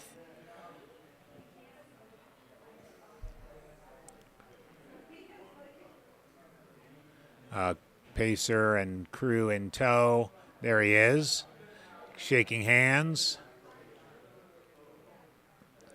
43 hours, 43 and a half hours.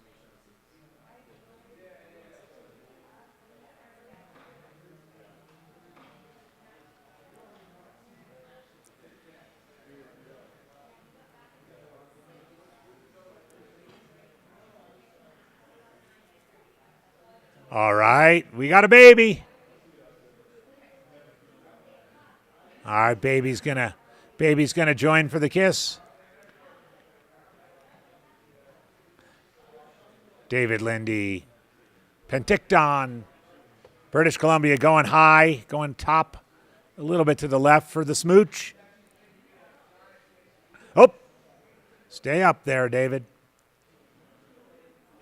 Getting his finisher award from Giving the Dale baby Garland. back. Getting the proper hug. There we go. As I've said over and over again, the best hug in ultra running. Right there. Those few words. Guarantee you David's going to remember what they're saying right there. Look at that. Do you remember what Dale said to you when your first finish? First finish was, God, that was amazing. What a first time run at Hardrock.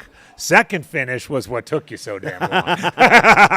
Of course, because you did say the spread between your first finish and your 13 second hours. was Was what, 28 hours for the first and 41 for the second? Yes, indeed. It was a 13-hour spread between those two finishes. So, I mean, Dale and I are good enough friends that what took you so long was very funny. But the 2009 conversation he made me feel really good.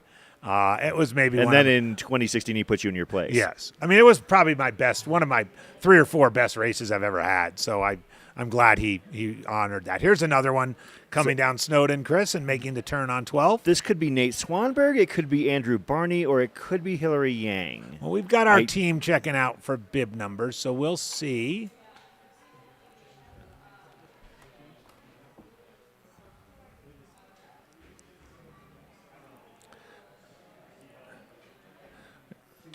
$213.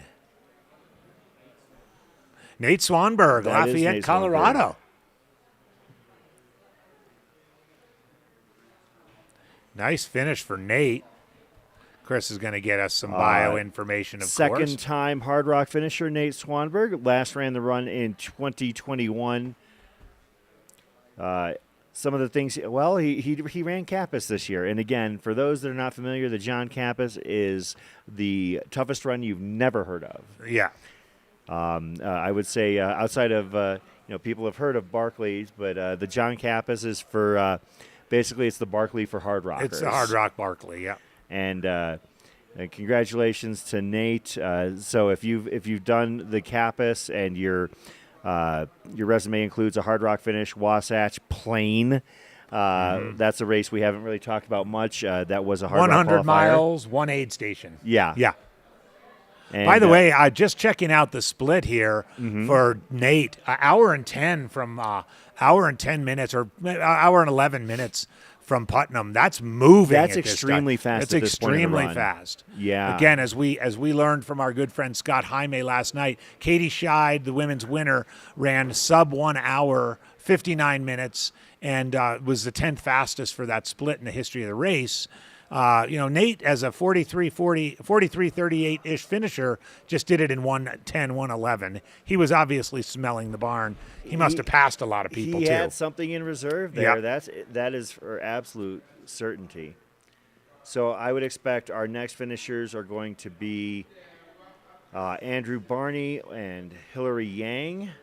I did just see that Ellen Silva has crossed Mineral Creek and actually is crossing the $1 Million Highway as we speak. Yeah, as we've talked about, that 11th, 12th, 13th in the women's race they're still close together. Looks like Hillary's got enough on Ellen to keep that 11th. I don't think there's going to be a lot of movement. Yeah. I mean, Hillary, I fully expect to be the next woman to come in and in 11th place. Ellen or Lee, I think that Ellen has Lee just updated. And we might have ourselves, take a look at this, AJW. We've got Ellen 47 seconds ago from the $1 Million Highway crossing, and Lee just now. Right there. So she's kind of in that little meadow thicket area, right? So Lee has to cross Mineral Creek and the $1 Million Highway to catch Ellen. Yeah, they could have a little women's race here. It could be. Yeah. Ironically enough, probably between my longest standing friend in the field and my newest and your one. newest friend in the field. I want to shout out Aid Station Molly B in the chat. Been one of our best chatters all through the broadcast, and agreeing with my comment on Sarah Lavender Smith being an outstanding writer. She's written a book on trail running and ultra running, and indeed she is a fantastic writer. So Sarah, Aid Station Molly B, I know you're probably staying up to see Sarah's finish, as many of us are. So thank you for being such a great presence on the chat all through the weekend. I can't see that comment. I think that means she blocked me sometime. I had to look over at your Aid Station screen. Molly B? Yeah. Oh, that's too bad. I must have. She's been awesome. Part got of the chat. news from Billy Yang himself, waiting at the finish. Ah, there he is. Good. Good to see you, Billy. If Hillary is so inclined and not too wiped out, we'd love to have a chat with her up here at the on the couch. I can't speak for everybody else, but I have an open couch policy for Yes, anybody. indeed. If you Yeah. finish this run, you are more than welcome to come and join us. You do not need to be invited. Yeah. You do not need to be invited. Aid Station Molly B is saying she did not block you, so you must have blocked her. I don't think I blocked her. I'll have to take a look. If I did, I apologize if I can figure that out. But I looked and I was like, "Where's that comment?" We got Ellen. We got an Ellen Silva fan in the chat. All caps. The Pattersons are going no sleep to watch the finish. We love that. For those of you out there, just and- putting that sleep aside, we love you because Lord knows that's what Chris and I have done. And I'm going to tell you, AJW, I'll be honest. When Ellen gets close, I'm going outside. Okay. I will. I am. You do I that. actually want to greet her when she comes in for the finish. You so. do that. I can hold down the fort here for a minute or Awesome. two at least. Of course, as I mentioned, my first experience here at Hardrock was in 2021. I came here simply as an observer. I showed up to the park in Ouray with basically nothing but a sandwich and a cooler full of beverages. And I sat there on the side, and all I did was basically just come up and introduce myself to a couple people. And one of them happened to be Ellen, and she kind of basically showed me around the aid station and the setup. Who else was it there? Which aid station was it? This was at Ouray. Ouray, yeah. It was Chris, what is his last name? He's up at Ouray. Gerber? Chris Gerber, Gerber. yes. Yeah. So that was the first time I met Ellen Silva and Chris Gerber both. Yeah. So That's great. Both great members of this community. So Oh, that's fantastic. Well, yes, and we do know. So Ellen's across the creek. yes. Is that right? Ellen's Okay. across the creek and somewhere on that single track before hitting the Shrine of the Mines Road. So, and I guess it is a race within a race, and you never know what people have on their mind. But Ellen had pinged about 4 minutes ago, crossing the $1 Million Highway, making her way as you and our most recent guest mentioned up that sneaky little hill. Oh, yeah. That sneaky hill up from the creek is rough. I want to say, too, Hillary Yang, everybody who knows her has a smile just a mile wide. And yesterday, I know it was a long time ago, but yesterday, Friday morning at the start, I ran up to Little Giant, and she saw me there as you get off the fire road and make the turn onto the single track and have about a mile to the summit. And she just flashed that biggest, huge smile. You could just tell she was so happy to be in the midst of her Hard Rock experience. And here she is in the last few minutes of that Hard Rock experience, probably with that same smile. So good. So good. Hillary Yang. Oh, go ahead. I got to run and get some coffee, Chris, because you're going to leave me Absolutely. here alone. All right. Bye-bye. Hillary Yang, along with Corinne Malcolm, spearheading the Here for the Women's Race movement, one dedicated to creating greater participation and acknowledgement of women's success in ultra running.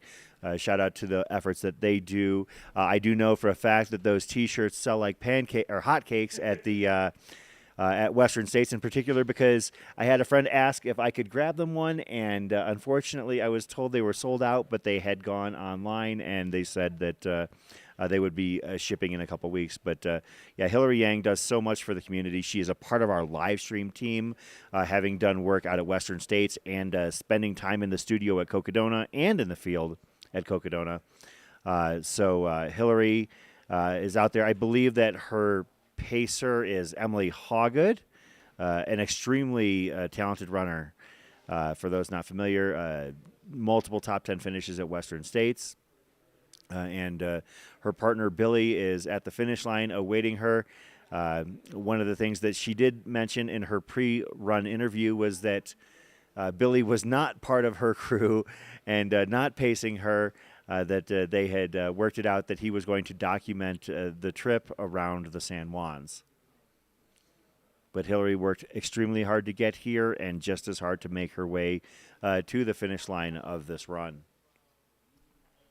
Shout out to everybody that is out there here. It is definitely not prime viewing time. It is a 1:47 local time here in Silverton, Colorado. I am Chris Warden.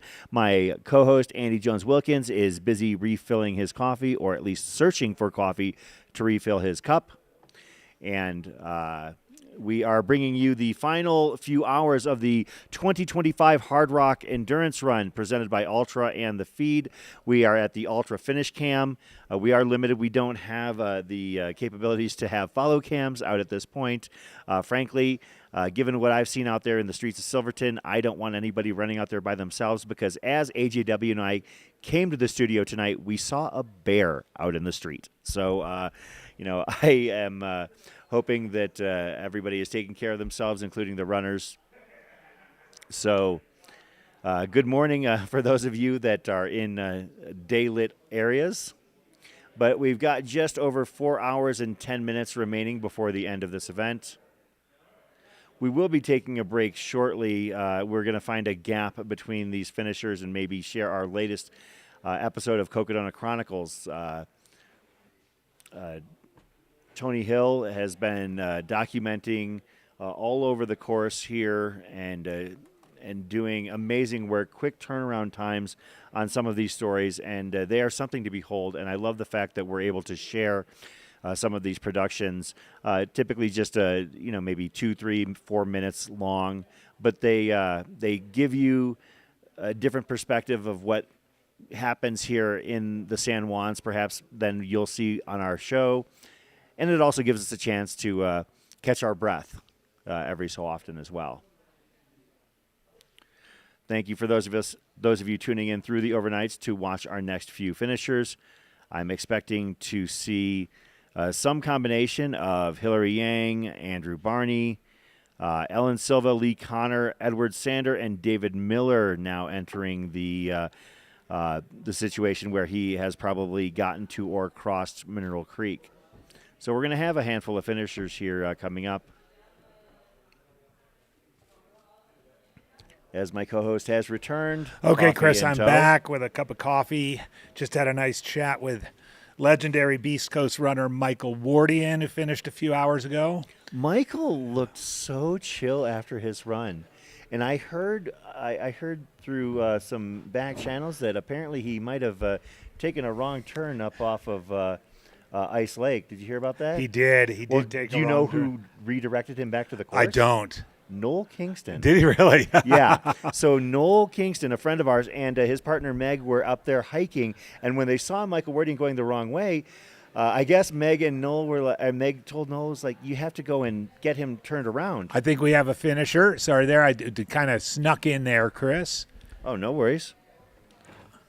So as we're hoping to see, we see a headlamp moving deliberately. But I can quickly tell this. The story is that Noel and Meg saw Wardian off course, and Meg told Noel that he had to go and run Wardian down to turn him around. He's like, I can't catch him. And she said, take off your pack and just hustle. So they caught Michael Wardian and told him that he needed to return to the course. Noel, a good friend of ours from Arizona, Prescott, 185. Awesome. Or is that 105 or 185? That was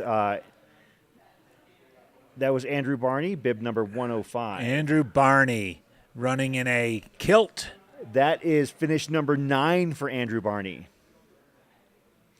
Oh, this is the guy. This is the guy. So Andrew Barney completed the Rocky Mountain Slam in 2024, 23, 22, 21, 2016, 14, 13, and 09, and is registered for 4 slam races in 2025, and only 1 DNF ever in a slam race. Andrew Barney starting off his July in fashion, finishing Hardrock in just under 44 hours.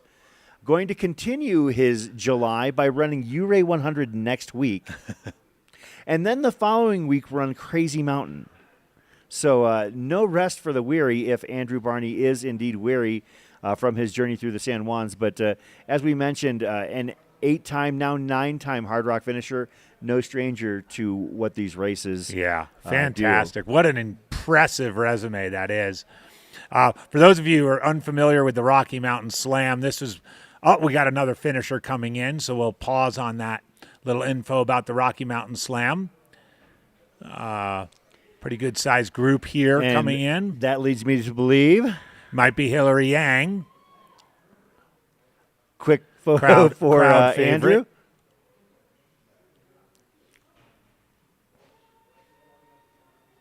Andrew Barney completing his 9th Hardrock. I have to imagine he's eager to come back and get to double digits. That is Hillary Yang. Hillary right there. Yang with a big smile. Let's see. Right. Oh, yep. Dead center. Dead center. Oh, no, she's just kind of nuzzling up to it. 43.54. Hillary Yang. From Los Angeles, 11th place woman.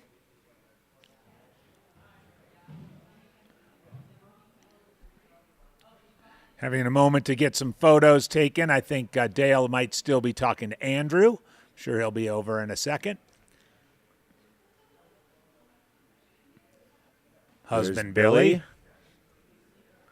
And cannot wait to see the story of this run. For the fans of Hillary Yang, Billy has been documenting this and has let it be known that he is going to be creating some content, hopefully a very fun film to show what this journey has done to Hillary personally and what it's meant to her. And now there's a member of the Yang family that has a Hardrock finish. About time.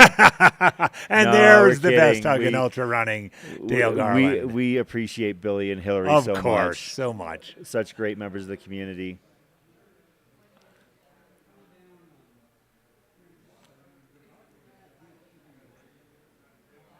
Yeah, we had the opportunity to interview Hillary, which was kind of fun, to talk to somebody, making somebody who was usually an interviewer the subject of the conversation. And Hillary was just fantastic. She could tell how excited she was. And because we've done so much work with her at Western Stage and at Cocodona, I've been able to keep tabs on her training. And I know that she was stressing things out maybe in early May, like she wasn't getting enough time in. But I'm sure that trip to Flagstaff did her some good and got her some time in the mountains. There's Wardian right there, as I just mentioned.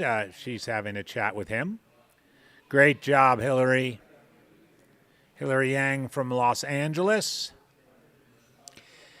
And we will, and you can There's see Emily Hoggood, who paced her for a bit.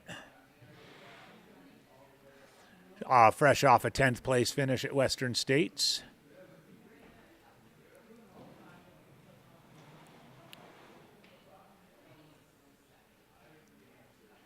Thanks to Altra for the finish cam here.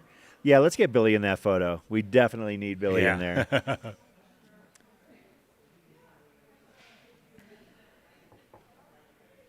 This is really a wonderful time in the Hardrock weekend as we're nearing 44 hours elapsed. A vast number of finishers come in these last 4 hours. As we're seeing Hillary's crew all come in. And I believe our next finisher, in all likelihood, it's going to be Ellen Silva. Ellen, although there is that one little climb on Shrine of the Mines Road that who knows what people are going to do on there. Ellen is about a quarter to a third of a mile ahead of Edward Sandor and Lee Connor. You can see Hillary and supporters and perhaps family as well celebrating an amazing accomplishment. Latest through Putnam. Sarah, a couple that we talked about already. Sarah Lavender Smith through Putnam. Matt Hawkins from Brentwood, Tennessee, good friend of mine, as well as Jonathan Stewart from North Ogden, Utah. These folks are through Putnam. In between about 120 and 150, where we've been guesstimating it's about a 2+ hour journey these days. For example, for Hillary, it was about, she did a 154. Yeah. So she was a sub 2 hour. She definitely got a second wind. It'll be interesting to hear the story. She had I would say probably a rough middle section of the race, but really has had a bit of a resurgence here. Yeah, she She actually, and that's one of the things that group of 3 women that's coming in rapid succession. Hillary Yang, Lee Connor, and Ellen Silva, all moving very well in the second half of this run. All of them moving up several spaces, coming in from outside of the top 15 to on the edges of the top 10. Amanda cheering on Lee Connor from Alaska. All right, Amanda, thanks for joining us. We do expect Lee within an hour. Yeah, I think it's going to be, as I mentioned, a bit of a rapid succession situation for Lee and Ellen both.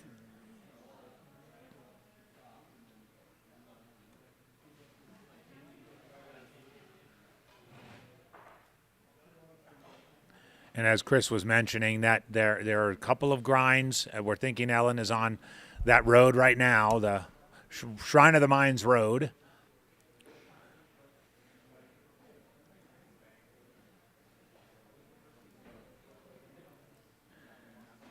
Hitting that 44-hour mark.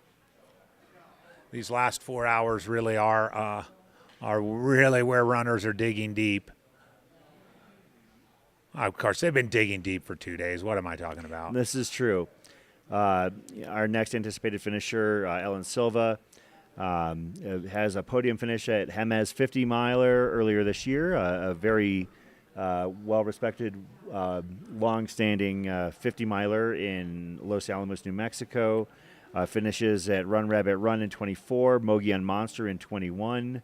And as we mentioned, one of the longest stretches between Hardrocks where they become a true hard rocker. Ellen first ran this event in 2016 and has come back 9 years later to become a true hard rocker.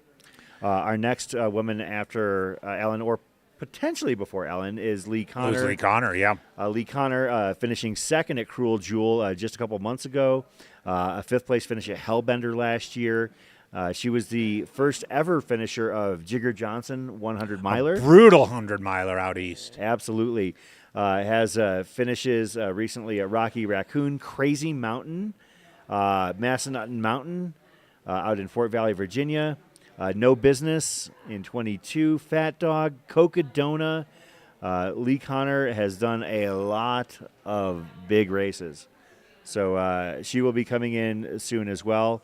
To give you an idea what we're in for over these last 4 hours, Hillary Yang is the 86th finisher of Hardrock. There's still 34 runners on the course. So we don't know if they're all going to make it to the finish, but 86th finisher, 11th place woman, and there's still an additional 34 out there hoping to finish in the next 4 hours. About half of that 34 are through Putnam, and the other half of that 34 are between KT and Putnam. And I also want to make sure that we're ready for one of our other incoming finishers, bib number 198, Edward Sander of Minneapolis, Minnesota, going for Hard Rock finish number 5. Is a true hard rocker at this point. Last ran Hard Rock in 23, but also finished it in 21. 2015 and 2014. So been around the San Juans for several years. Edward Sander going for that 5th finish. Once upon a time, that would put him in the veterans pool. That's right. Once upon a time.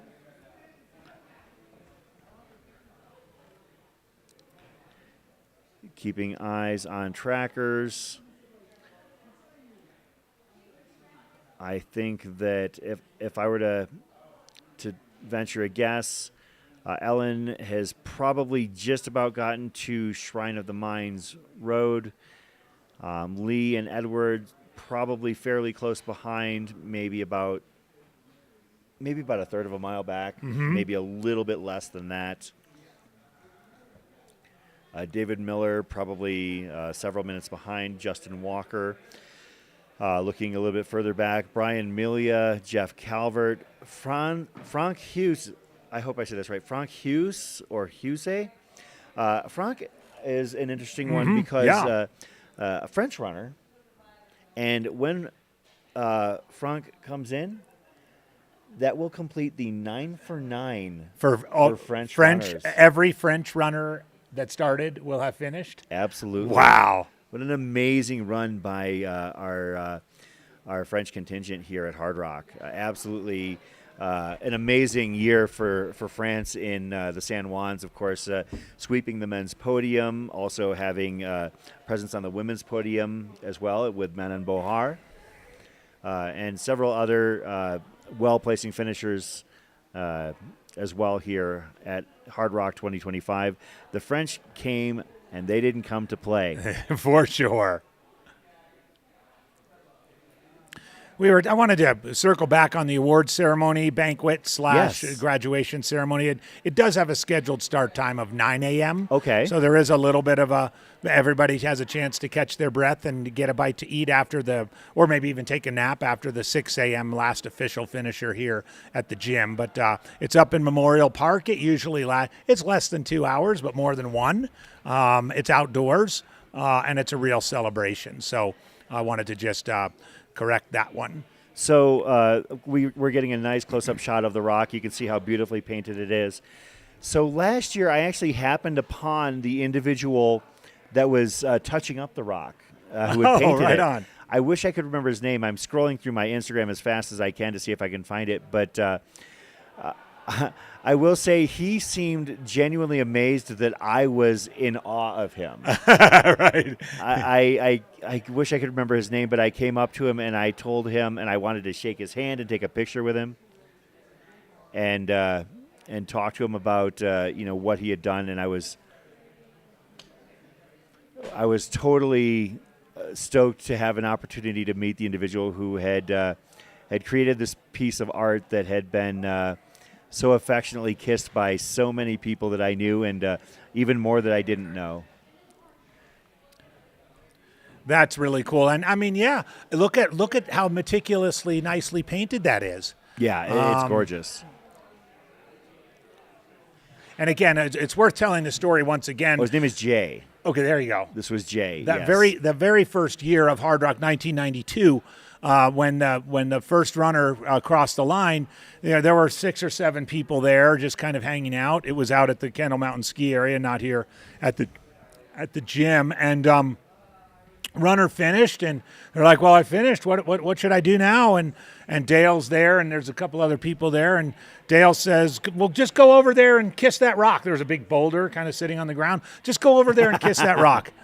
And it just came to Dale in a moment of inspiration, and right then and there, the tradition was born. It wasn't painted, of course. There was none of this. It was just a boulder on the ground outside the Kendall Mountain Ski Area, and there you have it. And now it's a legendary piece of rock known around the globe, possibly as one of the most treasured experiences of a trail and ultra runner's life, to be able to kiss that rock.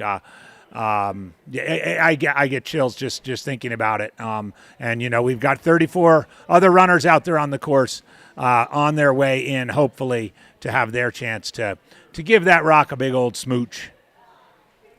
A well-deserved victory dance. Indeed. Come on in. All right, everybody. As we await our next few finishers, we're excited to bring into the studio our most recent finisher, Hillary Yang. Hillary, how are you? I'm much better now. Been thinking about this for a little while. Well, it was a wonderful finish. You're all smiles, obviously. Yeah. Was it? You did have some ups and downs out there. I did. Yeah. I'm not sure if it was the smoke or just the altitude, but I lost my stomach at like mile 12, and I puked for the next 45 miles, and it took my entire crew, everyone kind of bringing me back from, like not even sure that I was going to make it to Ouray, let alone all the way to Silverton. And then we turned it around, and today has been a really special day where we just sort of like leaned into going for it, and Em ran the last 18 miles with me, and we were just like flying, it was like this tale of contrast between day 1 and day 2. Very big contrast. Emily Hoggood's here as well. Emily, how was? I mean, were you crewing all through? So you saw the lows, and now this. I mean, you raged through the final 12 miles. Was that your fault? That was my fault. She, in the nicest way possible, can be so persistent. I'm like gagging on a gel, and she's like, well, you have 10 more minutes before we're going to eat another gel, so you better figure it out.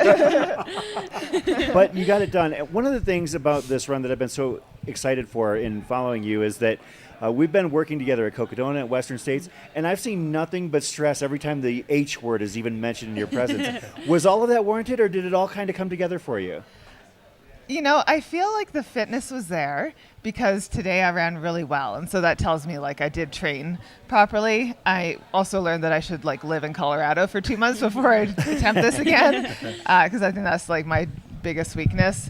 Yeah, I mean, Chris, there's a lot of relief right now in just having this done. And I truly wanted to finish above anything else. And I think that was like a good goal to go into because plan A through C all went out the window as the race progressed. But yeah, it felt really important to me to finish and to honor everyone that was part of like getting me there, and it was for them as much as for me, like it was truly a team effort to. Did you have some moments though, as you lost your stomach so early, where you were like, maybe this isn't going to be my day? And oh yeah. Yeah. I mean, I puked all the way down Handy's, all the way along the road to Animas Forks, and then all the way up to Engineer Pass on my hands and knees. Really? And it was just one of those moments where you kind of zoom out and you're like, what am I doing this for type of thing, right? Like you have that moment. And I mean, thankfully I had such great crew. Nobody would let me even entertain the idea of not finishing. And so then it was like problem solving and just like, how do we get it back? And yeah, it's a pretty like sweet finish. Yeah, it is. I'm pretty proud of it. Was there ever a point where it was even close though, that you thought that you were going to pull the plug? Oh, in my head, yes. But in their heads? No. And you know what? I did tell them going into it that I committed to finishing no matter what, as long as it wasn't something that was like, dangerous. And so I did come back to that and had a lot of existential chats with myself about my why, what felt valuable about the experience, just like reframing it. Like, it's interesting, right? Like you just have nothing but time and your ego is sort of just like checked at the door. Yeah. Yeah. And that's also like really special too, when you sort of like finally come to terms with the whole, like what it was meant to be, So I asked Zach this earlier, after you got through that, zooming out a little bit, I know this happened to me both times, but did you have a moment where you were able to kind of reflect on it, like late in the second half of the race and be like, oh my gosh, you mentioned it was a tale of 2 days. Was there a moment whether it's like, where you were like, Yes. Where was it? I got to know where it was. I mean, I think Emily and I had that moment up on top of Grant Swamp Pass. And we did that section from Chapman to the top in like under 2 hours, and we were just cruising, and we took in the sunset as, just over the lake. I've never been up there with the lights so pretty. Like, yeah, that was beautiful. Yeah. What was that like, Emily, being sort of part of that? Yeah, I mean, I think he'll like didn't realize that she had it in her. And just like doing the right things routinely really gave her that energy, and like she climbed up and like getting to the top. I think she was pretty taken aback that we could get there so quickly, and then popping over and we ran into Billy, and he was just like in awe. He like had no idea we were going to be there. He wasn't ready for us, which was great. I mean, there are people taking 3+ hours to crawl up that thing. He literally looked at me and was like, "What are you doing here?" Oh, good to see you too, babe. Good problems to have, considering for the rest of the race it was like took you long enough, Yeah. No, I've been out on many parts of the Hardrock course. Stitching it together like that is a wild experience. Like, you truly just go up and come down, and then you turn around and go right back up again. Like, it's just insane. So much respect for everyone at the front of the field that's just like pushing those time boundaries, because some of it I'm like, I don't know, like it's crazy. But also just like everybody out there, like over my struggles in day one. I met a lot of other runners, and then I saw them later on in the race, and you see some are looking better, some are looking worse, but everyone's still trying and out there. And I just think it's such a beautiful, like, I don't know. That's what we're all looking for, right? The human experience. We've been talking about it a lot because all the runners are going through it now. That last climb is sneaky. Yes. The one up Putnam with the 2 false summits, and it's all out in the open across the tundra and stuff. It's like, some people are like, oh, we're done with Grand Swamp. But, I mean, that last one will get you, won't it? Yeah. I told them that. I paced it a couple times, and I'm so thankful that I'd paced it because mentally in my head I was like, nope, you're not done, you're not done. Yeah. And that really helped. But yeah, I mean, there's so many areas like Oscars. I'd never been up Oscars before. That's a wild descent coming off the backside of that. It's just all boulders and scree. And you're like, okay, no one mentioned this. Like, right. This is supposed to be a road? Right. Yeah. Someone was like, oh, it's an easy road descent down to the aid station. And I'm like, what was easy about that? Like, my legs are just like shaking. So it's really cool. I mean, the volunteers, they're incredible. Like, especially day one, I sat in a lot of the aid stations and talked to the medics and was trying to problem solve, and just like the wealth of knowledge. And it's like whether someone had a personal story of when they ran it and that's why they want to volunteer and give back, or just the community is just. Yeah. Well, I mean, everybody watching probably, if they've run 100 before, knows that, like, the big deal is stomach stuff. So you had it for hours and hours and hours, maybe a day. It was good times. Can you point to anything? Was it just a matter of getting through, or not to get too much into the specifics, but was it like that one sip of ginger ale or that one final puke when you were able to sort of get it together, or was it just kind of? It was sort of a combination of just like grinding at it and trying different things, and like my whole crew were like trying to problem solve, and like just, okay, that didn't work, and like, what about this or whatever. And I think what finally turned it was like some orange slices and a couple Mentos. And I was like, I actually kept them in. It's just like youth soccer. Those orange slices work every time. But like, I want to pause for a second just because it looks like we have a finisher coming in on Snowden. It might be a minute or so till they're coming out. If you guys can keep an eye out for the bib number while we keep going. So a couple pieces of fruit and maybe. And then a couple mints. Like, honestly, mints, that was a good one. Was it that really? was a medic trick as well. So yeah, I learned a lot, and they'll probably change next time. They'll probably be all different. I know Chris has jumped out, so this might be, if you bear with us here, this might be Ellen Silva. I know that Chris was going to go out and try and see her. We'll try and grab a bib number on this. Bear with us, Emily and Hillary. With a dog. We've had a couple dog finishes, a couple baby finishes so far. Her jacket's covering. This might be Ellen coming in, making that final right turn on 12th.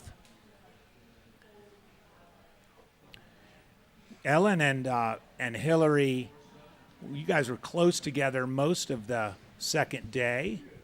I had no idea. Yeah. I was just in my own little world. Ellen Silva, 41 years old, Santa Fe, New Mexico. There she is. With a smooch on the rock. Let's see. She's going to go upper left with the smooch. Hillary, you decided to go right on the ram's face, kind of by the eye. Did you think about that, where you're going to smooch ahead of time, or was it just impulsive? Inquiring minds want to know. Yeah, I mean, I was sort of told not to kiss it on the lips. And so the only thing I was thinking as I went in was like, avoid the lips. And so I just settled on the eyeball. Yeah, I mean, enough. It's not like the lips are off limits, but people, you tend to have bad luck in the next lottery if you kiss her. I think that's what I heard. Yeah. Well, Hillary, Emily, thank you guys so much for coming on. This was fantastic. Congratulations on your first Hardrock finish. I have you're going to want to come back and get it in the other direction one of these days, right? I think I do. But every time I went up and down one of those passes and I asked myself how it would feel in the other direction, I was like, oh my God, I don't know. No, how about going down Grand Swamp? Now that's something else in that direction. There's lots of things where I was like, oh, that's an interesting twist on this experience. Yeah, thanks AJW. Thanks you got for it. Thank you guys. all you're doing to and call now, everyone in. Absolutely, there is a Yang finisher of Hardrock. We've been waiting a while for this, so congratulations. Not twisting the knife or anything. Congratulations. Oh, yeah, that was fun to go up Little Giant. All right, see.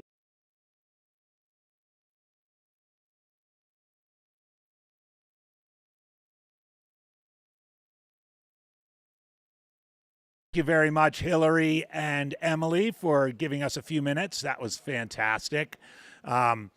We've got 3 hours and 20 minutes or so, as I mentioned, about 33 runners left on the course. Our most recent finisher, Ellen Silva, Santa Fe, New Mexico, 41 years old.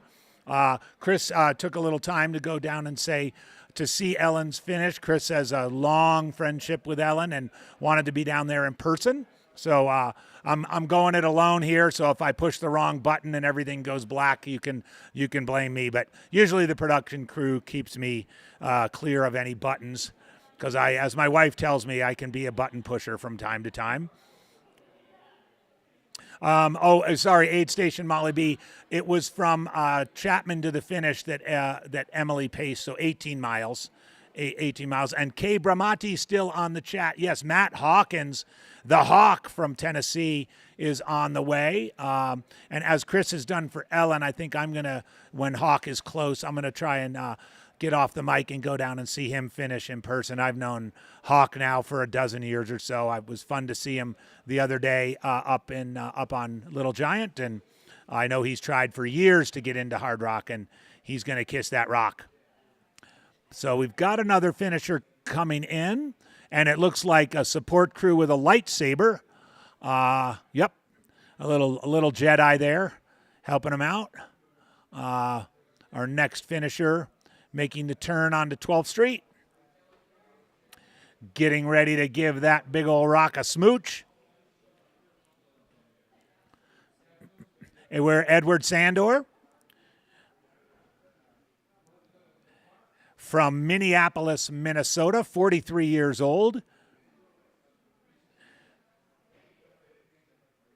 That's not Edward. That's cameraman. That's Edward.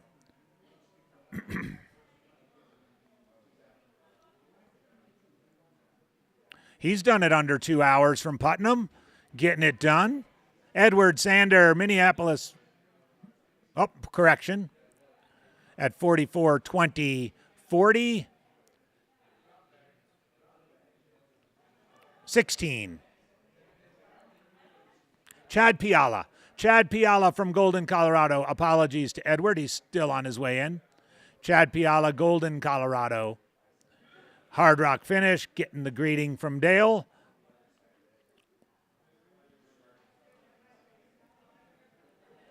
Nice finish for Chad.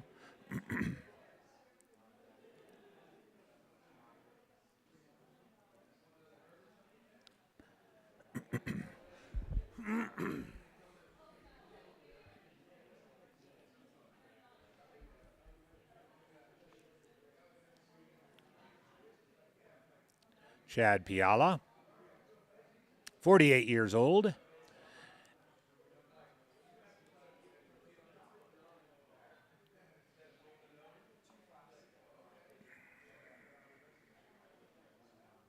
Our 88th finisher, got about 32 runners left out on the course.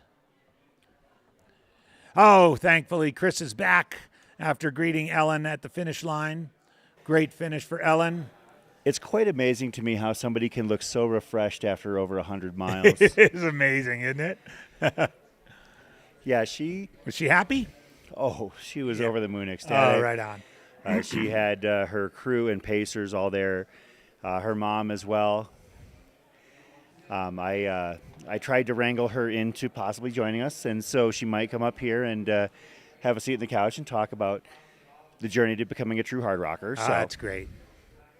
Well, hopefully she'll come up. As you like to say, we've got a standing couch invitation. Absolutely. Just had a nice chat with Hillary and Emily Hawgood. When it comes to hard rock, we've got time, we've got the space, And I want to make sure that everybody has the opportunity to share their story from their own perspective, if at all possible. Well, of course, you stepped out, and I immediately called the wrong runner in. This is Chad Piala. I was calling him Edward Sandor. Edward is a couple minutes away, we think, but this is Chad Piala from Golden, Colorado. We also are expecting Lee Connor. I know we've been following her as this trio of women, Hillary, Ellen, and Lee Connor, your gas station friend, and we're expecting her shortly, just to get you up to date. Yeah, I do love the fact that, I have actually three, counting Hillary, Ellen, and Lee, people that my connection to them is wildly different in each circumstance. Of course, I mean, I wouldn't go so far as to call Lee a friend, but we definitely had this, obviously funny little interaction and exchange that when we met one another. And so Lee coming in here fairly soon, hoping to see her in the next few minutes. Definitely at least on the single track, if not onto Snowden Street at this point.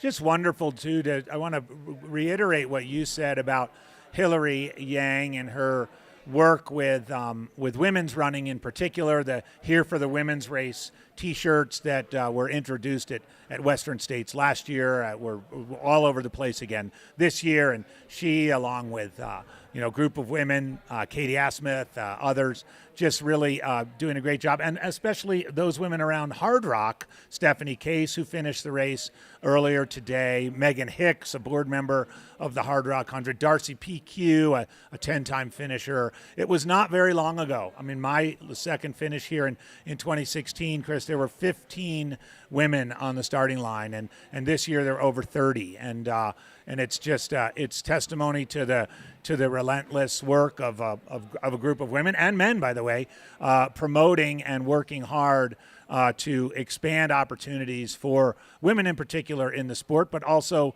many others. We've seen the international field at Hardrock expand over the last decade too. So kudos to them, and part of Hillary's popularity, I think, whether it's in the chat or in the world in general, is what a wonderfully engaging, sincere, authentic person she is, and we saw that with her finish and with her just general attitude about the whole thing. So huge congratulations and thank you for that. I wanted to just make sure that I got that in one more time.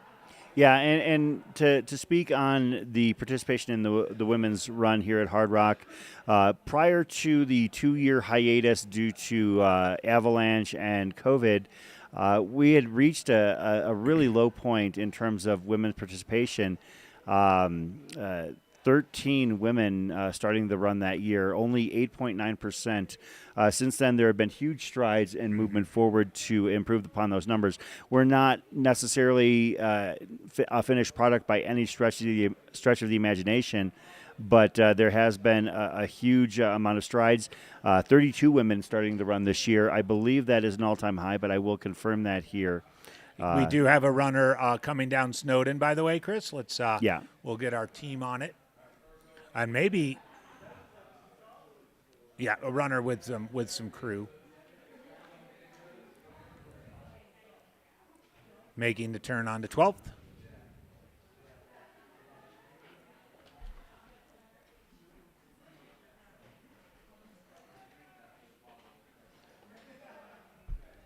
Could be Lee Connor or Edward Sandor. It's like Christmas. You don't know until... Yeah. It's kind of a fun little part of this time of night. 127 or 122.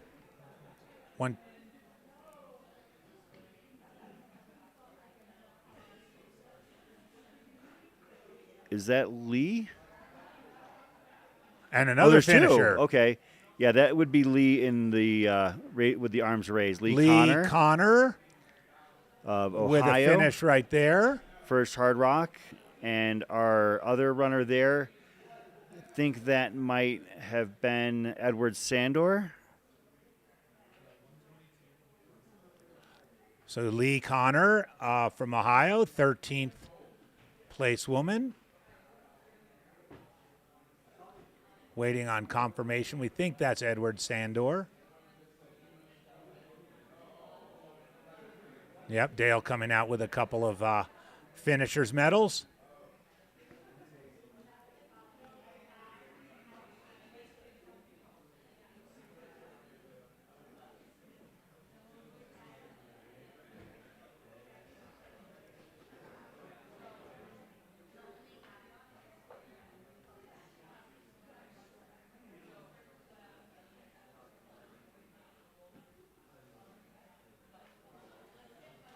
Yep, that's confirmed. Edward Sandor. Congratulations They to pretty Lee much and to Edward. Wow, they pretty much finished together, 15 seconds apart Yeah. on the open split time.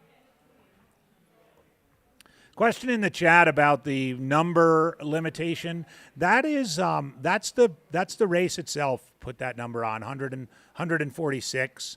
There are some permitting issues in a couple of areas, but in general, the fragile ecosystem, particularly above 11,000 feet, around Engineer, up and over Green, up and over Putnam, and the remote location of the aid stations and the ability to get supplies out to those aid stations, and of course the major issue of parking out here in these remote areas is all of those reasons together are why the race has always hovered around 150, 140 starters, and I don't anticipate that changing anytime soon.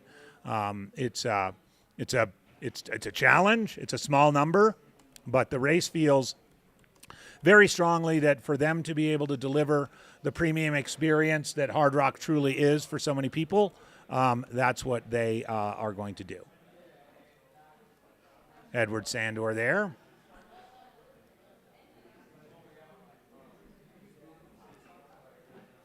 So we mentioned Lee Connor, a first-time Hardrock finisher. And Edward Sandor with finish number 5.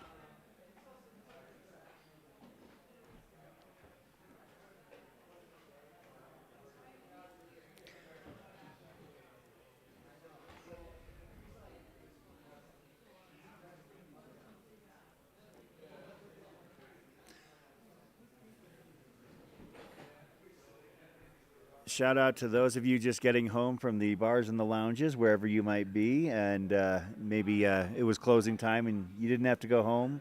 But yeah, thanks for joining us. Thanks for joining us here, Chris Warden. Andy Jones-Wilkins. And this is Hardrock 2025 on the Mountain Outpost YouTube channel, presented by Altra and The Feed. You also might be an East Coaster getting up for an early run at 5:30 a.m. East Coast time. Or having your morning coffee before you head out on the trails. So thank you for joining us as well. This might be a good time to hear. We got a couple hundred folks on the chat. Love to hear where you're coming to us from, and if there's any particular runners you're keeping an eye on, and if you have any information about them, we'd love to hear that in the chat. Oh, it's 4:30 in Boston. Oh, we're Mountain Time. It's 4:30 in Boston. Sorry, I keep forgetting we're not in Pacific Time. When you've been moving around as much as we have between Arizona, California, and Colorado, it all kind of blends together. All right, 4:30 in Boston. So that would be a really early. Paris, France, 10:30 in the morning there. So very good. 3.5 hours left on the clock. 31 runners still on the course. Paris, France, for those watching Hardrock from France, it's just been one big long party. My gosh, what a year at Hardrock for French runners. Absolutely dominant this year. Congratulations to all of them, the top 3 men, second place woman, as well as 3 other runners that have since come in.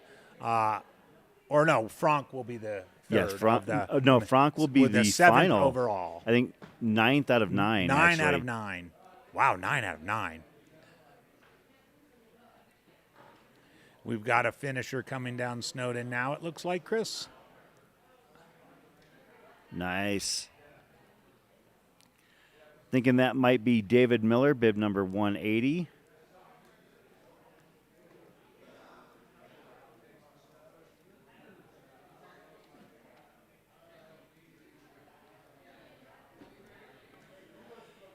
David Miller finished Hardrock in 2021. Another counterclockwise year. Still moving pretty well. And solo, it looks like. Yeah. That's only a single light. Yep.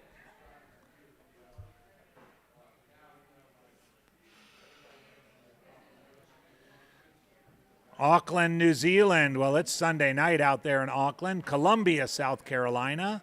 Very good. Germany. Cheering on my man, the Hawk, Matt Hawkins from York in the UK. I took a junior year abroad in York, University of York. Here is David Miller, Olympia, Washington. Congratulations, David. As we mentioned, a 2-time Hardrock finisher now. Going to be greeted with the greatest hug in ultra running from Dale. Coming in from Portland, Oregon, where my youngest son Tully lives. Thank you for joining us. Thun, Switzerland. From the Philippines. And another Hawk fan from Mexico. Of course, we do have a runner from the Philippines for the first time in Hardrock history, Maria Liao, age 35. The 7-time winner of the Hardcore 100 ultramarathon, which is a Hardrock qualifier in and the a Philippines. Really cool name, by the way, Hardcore 100. Yeah, it pretty much lays it out there on you. I only know one person personally who has ever done the Hardcore 100. You know him too, Aaron Barber. Oh, okay. And he said that it was no joke. So, and Aaron is a very, very accomplished talented runner. Works for Aravaipa, tireless race director, does the whole Desert Mountain Series. Desert Racing Series. Yes. Desert Racing. It's late. That Desert Series of races all winter long. Yeah, basically, probably Sonoran Desert Cup. Probably directs more races than any other trail running race director in the guess country. He does, yeah. I believe that the tally when I spoke to him last was about 22. Yeah. More people checking in from Europe, the Netherlands. Thank you very much. Yeah, What's Netherlands about a +9? Probably late morning. Mm-hmm. Yeah, 10:30. We are too cheering on every runner, every finisher. This is a Hardrock 100 for many people, once in a lifetime opportunity to complete a loop through the San Juans. By my count, unofficial count, of course, we've got about 10 runners now descending from Putnam, and another dozen or so in between KT and Putnam, going up and over Putnam Cataract Pass. You heard Hillary talk about it. It is that sneaky last climb in this direction. You've got a real triple whammy at the end of this. After you leave Telluride, you've got to go up and over Oscars, up and over Grant Swamp, and then up and over Putnam Cataract Ridge in quick succession. All of those 3 climbs are packed into 28 miles. So the work is not done for some of these runners out there for sure. We still haven't gotten confirmation as to the status of Lico, Earl, Simone, Valentine, Austin, We and still John have Clark. not. Yeah, I'm not sure what happened there with that final check at KT.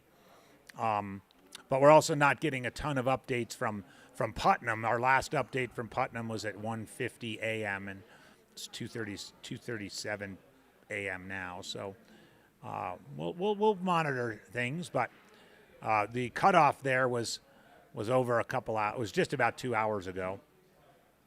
So there are no more cutoffs. There's no cutoff at Putnam. So everybody is eligible now to get to the finish line. They want to do so before 6 a.m.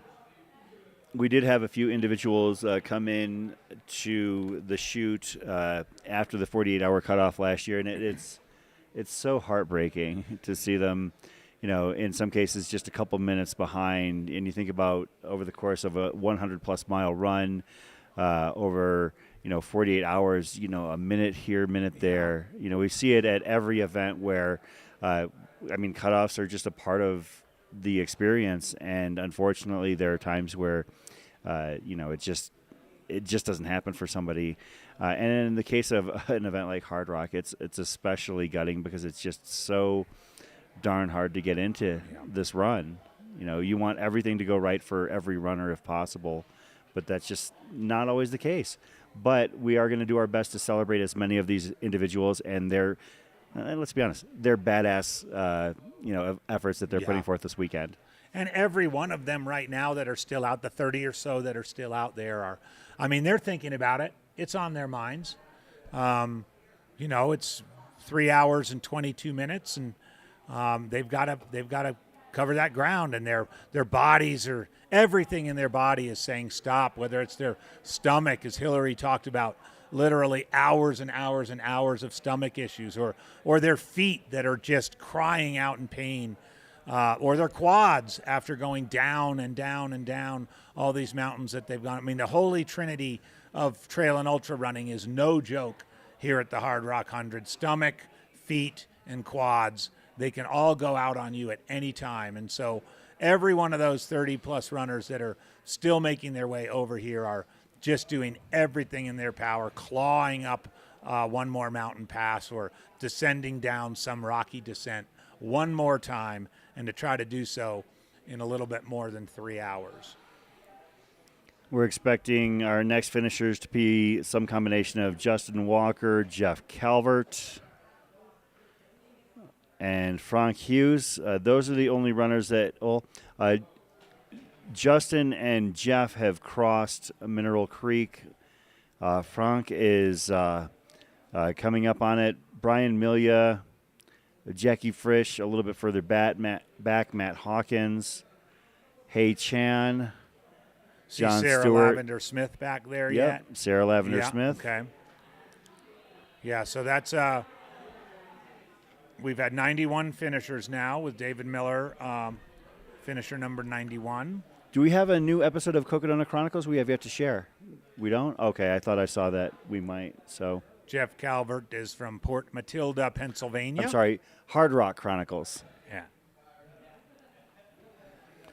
Frank Hughes, as you've mentioned, is from France, attempting to have France go 9 for 9 at the 2025 Hardrock. That's pretty cool.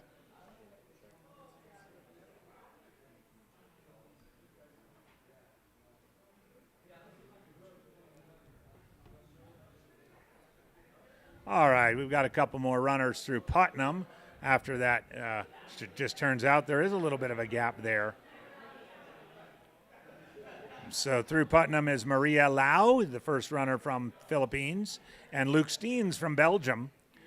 They're both through Putnam at about 2:30-ish, giving them 3.5 hours to make that trip. Most of the most recent finishers are doing that in 2 hours or so. Hillary did it in about 2. David Miller, Edward Sander, Lee Connor, they all did it in 2 hours and change. Chad Piala a little bit longer. As mentioned, pretty technical, especially those rock gardens up at the top, and then some kind of narrow, slippery trail before you get under tree line, and it gets nice and buffed out.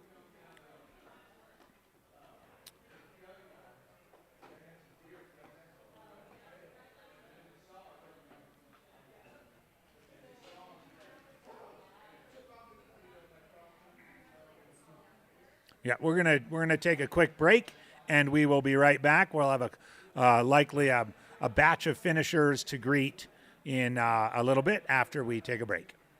Thank you. TheFeed.com presents Athletes in the Wild. The wild athlete mid-migration. Fueled by carbs, guided by caffeine, and always hunting for electrolytes. This one senses dehydration. The most cunning of beasts stock up at The Feed. A one-stop watering hole with thousands of fuel, hydration, and recovery options delivered straight to your cave. Please feed the animals. Shop today and get a free animal bottle at thefeed.com. Focus. Exhilaration. Euphoria.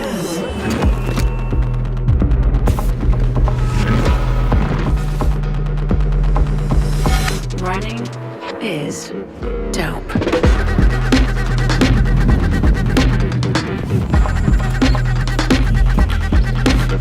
Experience a new high. Altra, stay out there.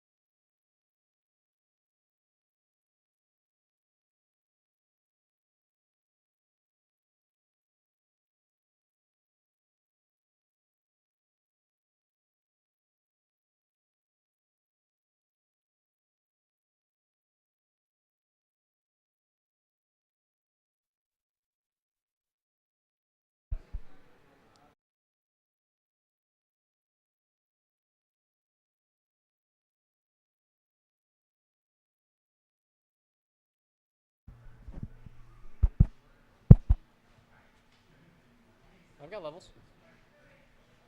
Just have to turn it on.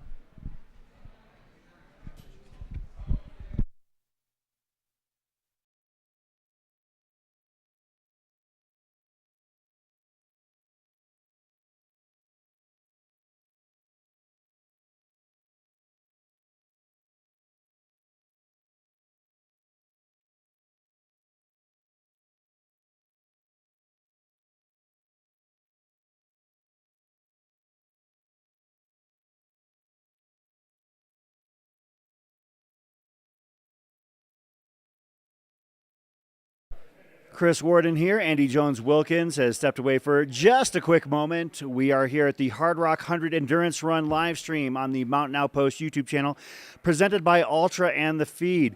This is the Altra finish cam here, where we are going to be hanging out until the 6 o'clock cutoff here at the final destination for these runners in the Hardrock 100. We have roughly 30 runners out on the course. I believe at this point there are 3 we have not seen marked as through or cut off at our last cutoff, which was at Cam Traverse, KT Aid.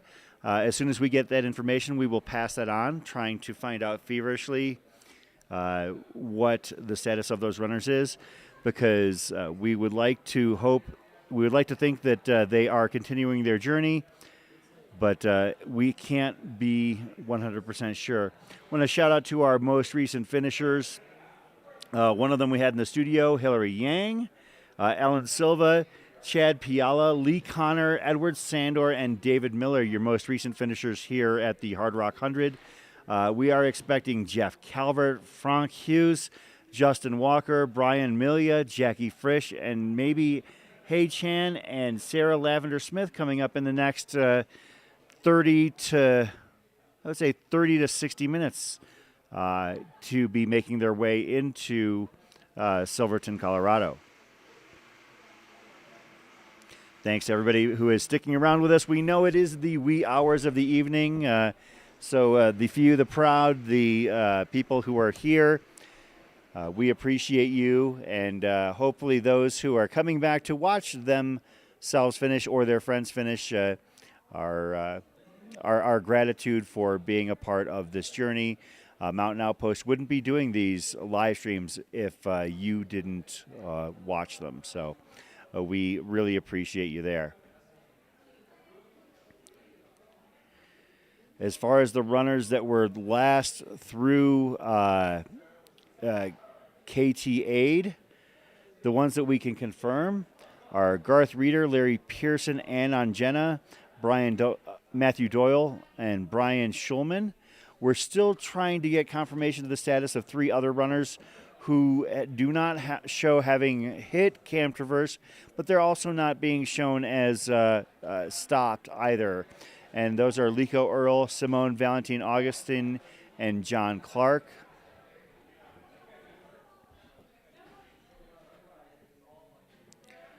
Of course, I am no veteran of the Hardrock 100. I have never run the event. I don't ever think that I'm going to have the opportunity, and frankly, I am just fine with that. My co-host, on the other hand, is a true hard rocker, having run the event twice, running it clockwise in 2016 and counterclockwise in 2009. Thank you, Chris. Yeah, we are definitely. Oh, I'm muted. Nobody can tell when you're muted Now because they can hear you on the other microphone. Now I'm not muted. My wife is unhappy now. Shelley likes muting me on a regular basis. I'm sure she can do it with a wave of her hand. Yes. Though. For those of you who know Shelley, absolutely. She's the best. Side-eye glance. That'll do it. That'll shut me up in a hurry. But I wanted to mention that you are, yes, it is true. We've still got a sort of unknown status of those 3 runners that we think hit KT but are not showing up on the open split, and it may just be until Putnam that we have news on them or not. We do have a couple more runners through Putnam, though. Josh Fuller from Jackson, Wyoming, and Shelby Johnson from Whispering Pines, North Carolina. Gosh, Whispering Pines sounds like such a pleasant little spot. Sounds like a town in a TV show. Okay. All right, we're looking at a shot of who is likely our next finisher here. I'm wagering that it's Justin Walker, bib number 12. Salida, Colorado. By the way, as we're watching Justin come in, I just had a chat with Luke Nelson, the race director of Scout Mountain 100 in Pocatello, Idaho, or outside Pocatello, Idaho. Luke's a hard rocker, incredible runner himself, a great advocate for particularly environmental causes in trail and ultra running, and he's awaiting his friend Hey Chan from Pocatello, who, as we were talking, just crossed the creek. So we'll see Hey Chan shortly here. Luke's very excited that his race, that is pretty much his baby, that he started along with legendary hard rocker Jared Campbell about 15 years ago in Pocatello. It used to be the Pocatello 50. It expanded Scout Mountain 50 and ultimately became Scout Mountain 100 and is now a hard rock qualifier, the 2026 edition. Here comes our next finisher. As we mentioned, we're pretty sure it's Justin Walker. Okay.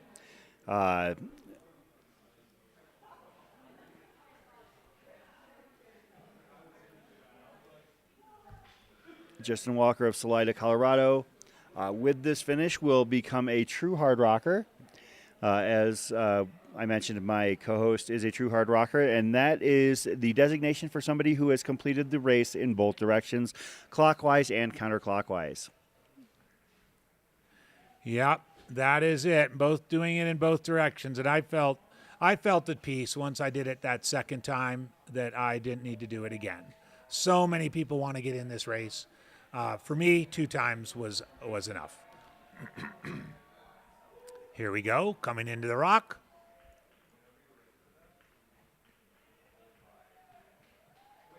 .44.51. Oh, whoa. Real low kiss. I think that was about a 12-6 curveball drop right there. 44.51.55. By the way, that was where Chris, I know you were out greeting Ellen's finish. I asked Hillary about her selection of where she kissed the rock, and she chose the eyeball. She had heard that the lips were off limits. Was that a Billy thing? And so she went with the eyeball.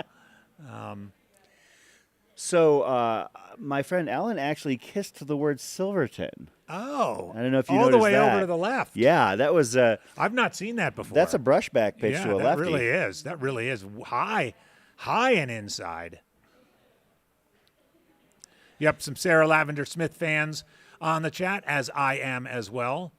She's across the creek, we think, or nearing the creek. We're expecting our next finisher to be Jeff Calvert.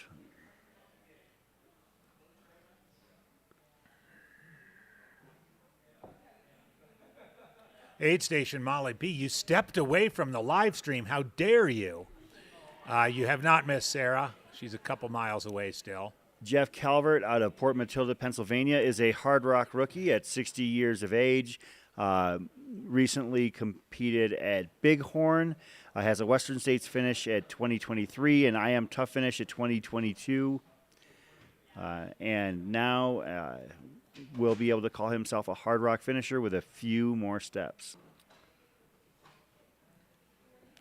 Oh yeah, Jeff is kind of nuts. He's got 1, 2, 3, 4, 5, 6 Hellgate finishes. Yeah, well, look, it's Pennsylvania. He's from Pennsylvania. He can get down there in less than a day to Virginia. Pennsylvania is also known as Rocksylvania. I lived there for a few years, and it's no joke. Hellgate has ties to Hardrock. Absolutely. Yeah, David Horton's the founder of Hellgate. Has a midnight start in December. Yeah. I was one and done with Hellgate. Yeah. David Horton, for those not up on their Hardrock history, is the first Hardrocker. Won the first 2 iterations of the race as we look at the trophy representing that in 1992 and 1993. And he comes back here as often as possible, pretty much every year, I think. Yep, I saw him here this year in support of Chris Roberts, one of our Western States Hard Rock doublers. Absolutely. In addition, Horton, as the founder and only race director of the Hellgate 100, he often talks about what he typically does is he hands out paper entry forms in October. The race is in December. He chooses the 115 or 20, or I should say, no, the race committee chooses the 120 or so people that are invited to apply for Hellgate. That deniability in there. And it is a race committee of one. Well, David Horton, just such a fascinating, I'll say, character. In the ultra running scene and in Hard Rock specifically. Also a college professor with a very interesting course offered. Can you expand upon that? Yes, David is the longest tenured professor currently at Liberty University in Lynchburg, Virginia. We understand he's planning to retire at some point soon. I'll believe that when I see it. But he teaches a running course and has taught a running course for over 3 decades at Liberty. And graduates of that running course, to complete the course, they run either the Richmond Marathon or another one of David's races sometimes, or David's former race, Mount Masochist, which is a 50-miler. Or in the springtime, they run Promised Land 50K, and generations of Virginia runners have come out of that program. It's just it's a fantastic course. He takes them on night runs to practice running at night. He takes them on remote rocky trails. When it rains, he takes them on mud runs. It's just it's fascinating and really cool. Yeah, we do expect our next finisher here to be Jeff Calvert. Further down the line, we'll see Frank Hughes, Hai Chan, Brian Milia, Jackie Fritsch, and Sarah Lavender Smith. Maybe we'll see John Stewart and Matt Hawkins a little bit further up. Yeah, looking forward to seeing Matt's finish. Also goes by Hawk, Tennessee. I'm going to, like you did with Ellen, I think I'll jump out and greet him when he gets in. It's a nice thing that we can do when all the bosses are asleep. That's we can abandon our post and go and greet those people whose journeys we've been celebrating. I have to admit, I was a little bit torn because I wanted to call Ellen's finish, but I also wanted to be there. And you know what? I'll call the next one. That's right. She runs enough high-profile events that I'll get the opportunity again. Hard Rock is special.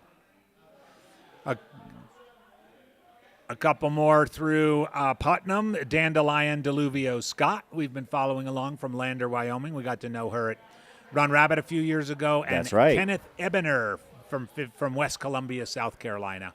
They've both cleared Putnam now. Jeff Calvert, first-time Hardrock finisher at the age of 60 out of Port Matilda, Pennsylvania. Could be argued taking it easy on himself running this as opposed to Hellgate. Yeah.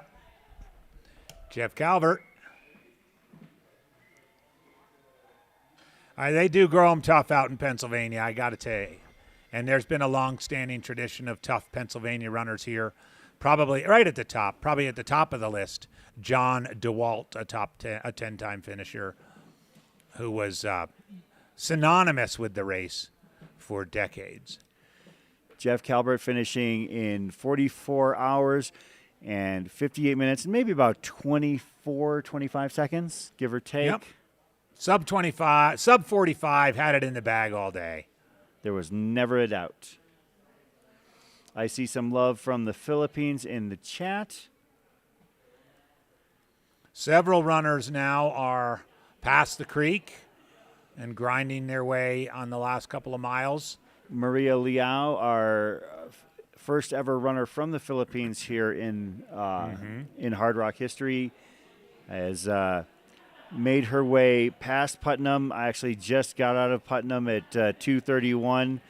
So based on what we know, we're probably looking at about a fringe golden hour finish here. Really? All right. 2:31. So you're thinking maybe 2.5 hours, give or take? Yeah, I think for Putnam Yeah. to here, I think we're going to be thinking 2.5 at this point, and we're just about at 45 hours. I have a feeling we're going to have – I'm going to set the over-under for golden hour finishes at 16.5. Okay. All right. I will – you're going to set it at 16.5, and you know what? I'm going to take the over. All right. I'm going to take the over. I think we're going to have a banger of a golden hour today. It's not that cold. We're showing in the upper 40s here, Silverton. I think winds are calm. It's been warm. It has been Yep. unusually warm here this weekend at Hardrock. To be honest, it's actually kind of messed with my sleep. I've had to kind of move around and fidget in our accommodations because it has been so unusually warm. Well, having done that last 6 mile section just earlier today, I will say at the trails, and I've talked a lot already about the rockiness and the rock gardens in it, but the trail's in pretty good shape. I mean, if you've got some legs and feet left, which is a big if, you can make some time in from Putnam. So I think our 2.5 hour guesstimate, as sort of a time from Putnam. Was good. So again, there's no cutoff at Putnam. So really, anytime you get to Putnam, but I would say to be realistic, you're going to want to hit that in the next half an hour to give yourself that 2.5 hour cushion to get here. As we see our most And recent we've finisher. got about a dozen, depending what happened with those 3 mystery runners. A couple hours ago at KT, we've got about a dozen runners, in between KT and Putnam, making that climb up and over Grant Swamp and down past Island Lake and to Putnam aid station proper. I want to shout out to somebody who was doing extremely well until they weren't. A friend of ours here, Hannes Gehring, out of Crested Butte, Colorado. Hannes, we interviewed him before the race. He was super stoked. He'd been trying to get into this event since 2016. Came in with what he thought was a minor injury, maybe an insect bite, but whatever it was, and I don't think I'm going too far out of pocket here. Whatever it was, it caused his leg to become enough of a problem that he was no longer able to continue. And I'm just gutted for him because he's such a good dude. We got to have a great conversation here before the run, and he was super excited to be here and talked about his life in Crested Butte and how proud he was. He even joked that on the pre-run volunteer form, they had him marked as Denver, and he made sure to let the race committee know. He's like, I'm not Denver, I'm Crested Butte.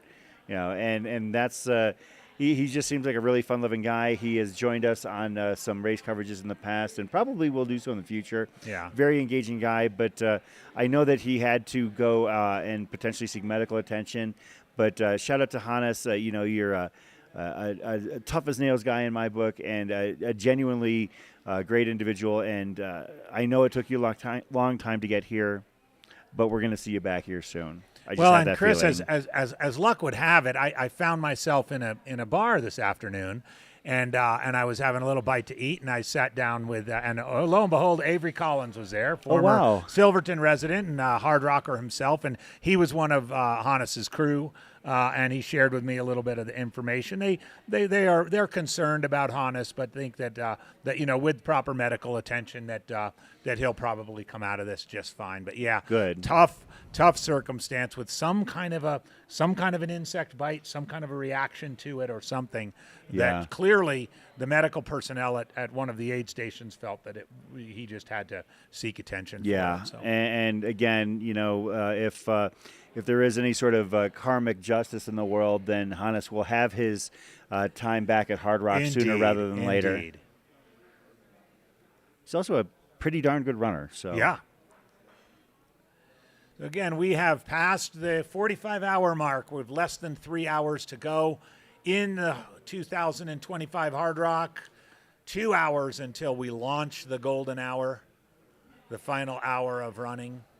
I have some friends that are locals here. Shout out Courtney Scher, one of them who was asking, when should I get up for golden hour? And I said, well, and she lives right on Green Street. So I said, you can just get up at, 4:56, 4:57. Yeah. Throw on a hoodie and a ball cap, brush your teeth, grab a cup of coffee, and you can be out the door by 5:01 and walk the half block over to the... Enjoy the golden hour. Yeah, absolutely. Nice thing, too, is you start right around 5:15, 5:20. You get a little bit of light in the eastern sky. It's not full daylight by any means, but there's a little hint of light. That last little 45 minutes of golden hour is that one final refreshing, the second, third sunrise for some of these runners.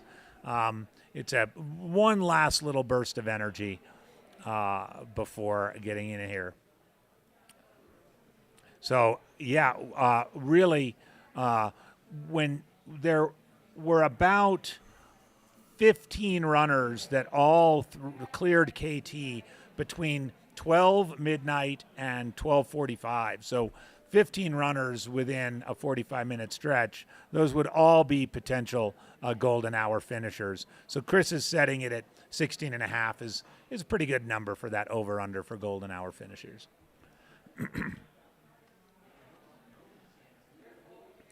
Yeah, I got to say, AGW, regarding the runners, the three whose statuses are kind of up in the air based on what... Do you see their trackers anywhere? So I see Simone, Valentin Augustin, and Austin and John Clark's at mile 88. Interesting, Lico Earls is at 89, right in front of a couple of sweepers. One of them, Kareth Arnold, a familiar name. Well, for those who follow the sport. 89 would be KT. Yeah. Yeah. But it's separated from where Simone's and John's are by about a mile. Okay. But it also notes that Lico just pinged at mile 89. So I'm going to operate under the assumption that that John, Simone, and Lico did not make the cutoff. Okay.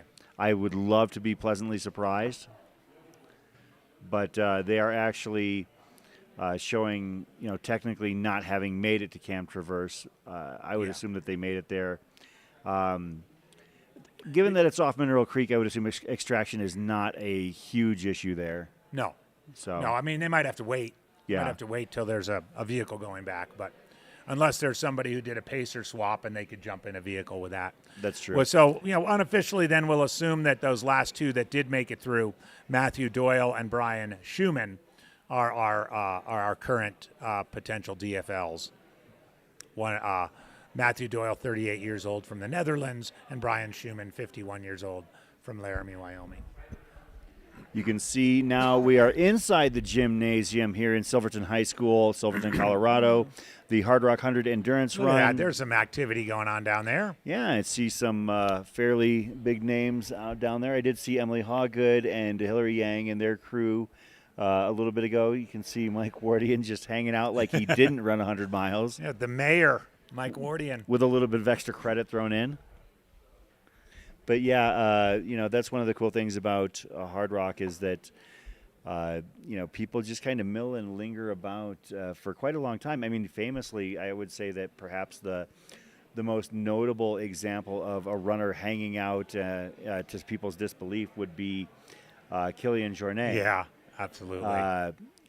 Sticking He used to around. love hanging out here. He would hang out, the year he hung out after separating his shoulder on course, and then greeting the DFL that year after, basically sustaining an injury mid-race that would put most people out of commission.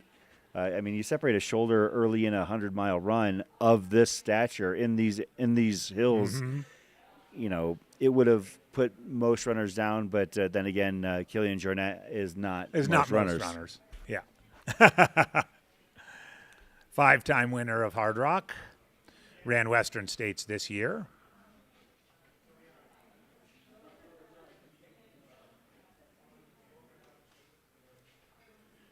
Yeah, I remember the hype around.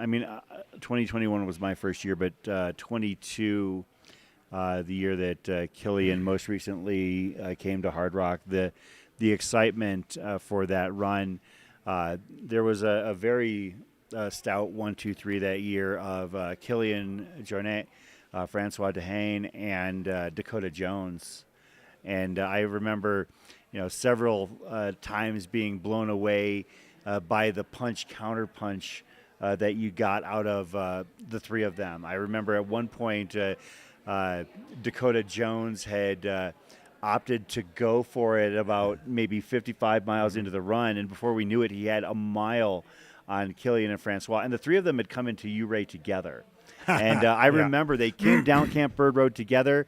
I was standing there with my son, and prankster that he is, J-Lou, Justin Luddick, comes out of the woods with a baseball bat in arm, acting like he was going to chase them down. But the three of them came into Ouray together, 1, 2, 3, and then they left. And one of the images I remember from that run was Kilian and Dakota looking very chill, and Francois looking like he was not having fun at all. Mm-hmm. I felt like he was not running the race that he wanted to. He was kind of running along with what Kilian and Dakota were doing. As I mentioned, Dakota went for an early shot, and speaking with 2018 champion Jeff Browning later on, Jeff's analysis of this over pizza and beer was fantastic. He talked about the notion of having, in this race, you have one match to burn. Yeah. And Dakota burned his just a little bit too early. So Dakota did get out to a lead around the 56 to mile 60 mark, departing Ouray. But, of course, Kilian and Dakota caught up. And I do remember that year a couple of things about the finish of that race. Number one, Kilian and Dakota coming into Cunningham together. Mm-hmm. And then it was every man for himself heading up and over Little Giant in the opposite direction as compared with this race. But what was amazing was that with 10 miles to go, Kilian opened up a can and proceeded to create a huge gap on Francois, I believe winning by about 15 minutes based on that final 10-mile push. And Kilian, famously at Western States this year, had entered or created a contest for somebody to win an opportunity to be his pacer. So what happened was that Kilian came in, course record pace 2022, and came in solo. The pacer that won the opportunity was supposed to pace him into the finish. But Kilian comes in, no pacer. And we knew that Kilian and Francois had come into Cunningham together, so we assumed it would be a pretty close thing. Well, Kilian is there, and Dale is giving him his award and doing a quick little chat with him by the rock, and about 5-6 minutes later, 7 minutes later, in comes a headlamp right into the chute, and it's Killian's pacer. And the pacer kind of like, at first everyone thought it was Francois. And so the pacer came in, and there was just kind of a moment of laughter about that. I mean, not like mean-spirited or anything. It was all in good fun. Killian's a very good-natured individual. But then Francois came in a few minutes later, and then Dakota a little while after that. But that was one of the most exciting finishes for a Hardrock. I think of the iterations that I've witnessed, that was the most exciting.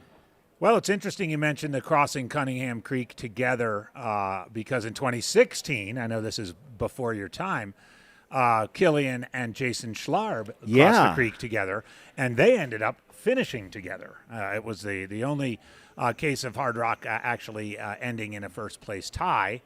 Killian and Schlarby finished tied for the win that year.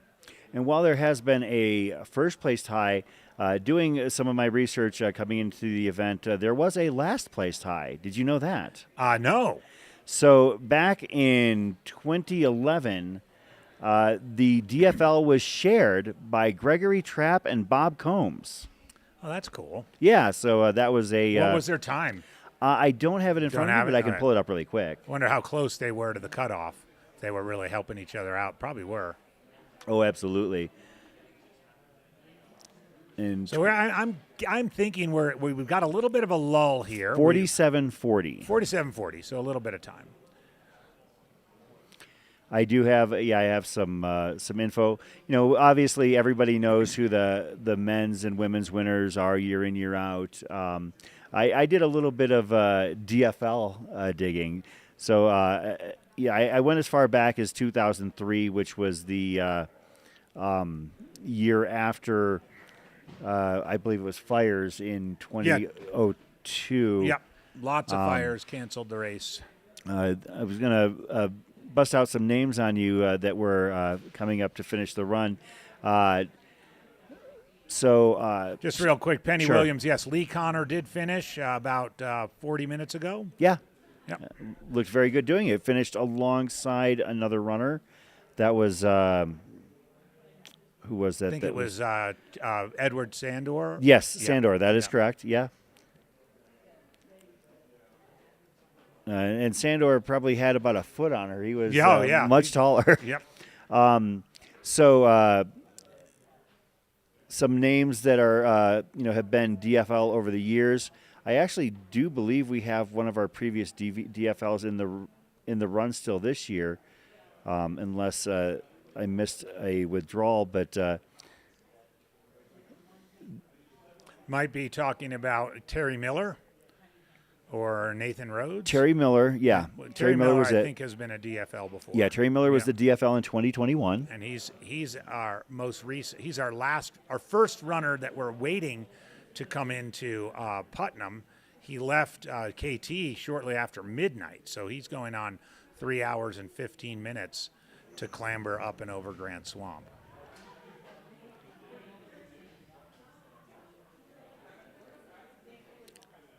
So, that's one of our DFLs that started the run this year. Another one was Amanda Grimes.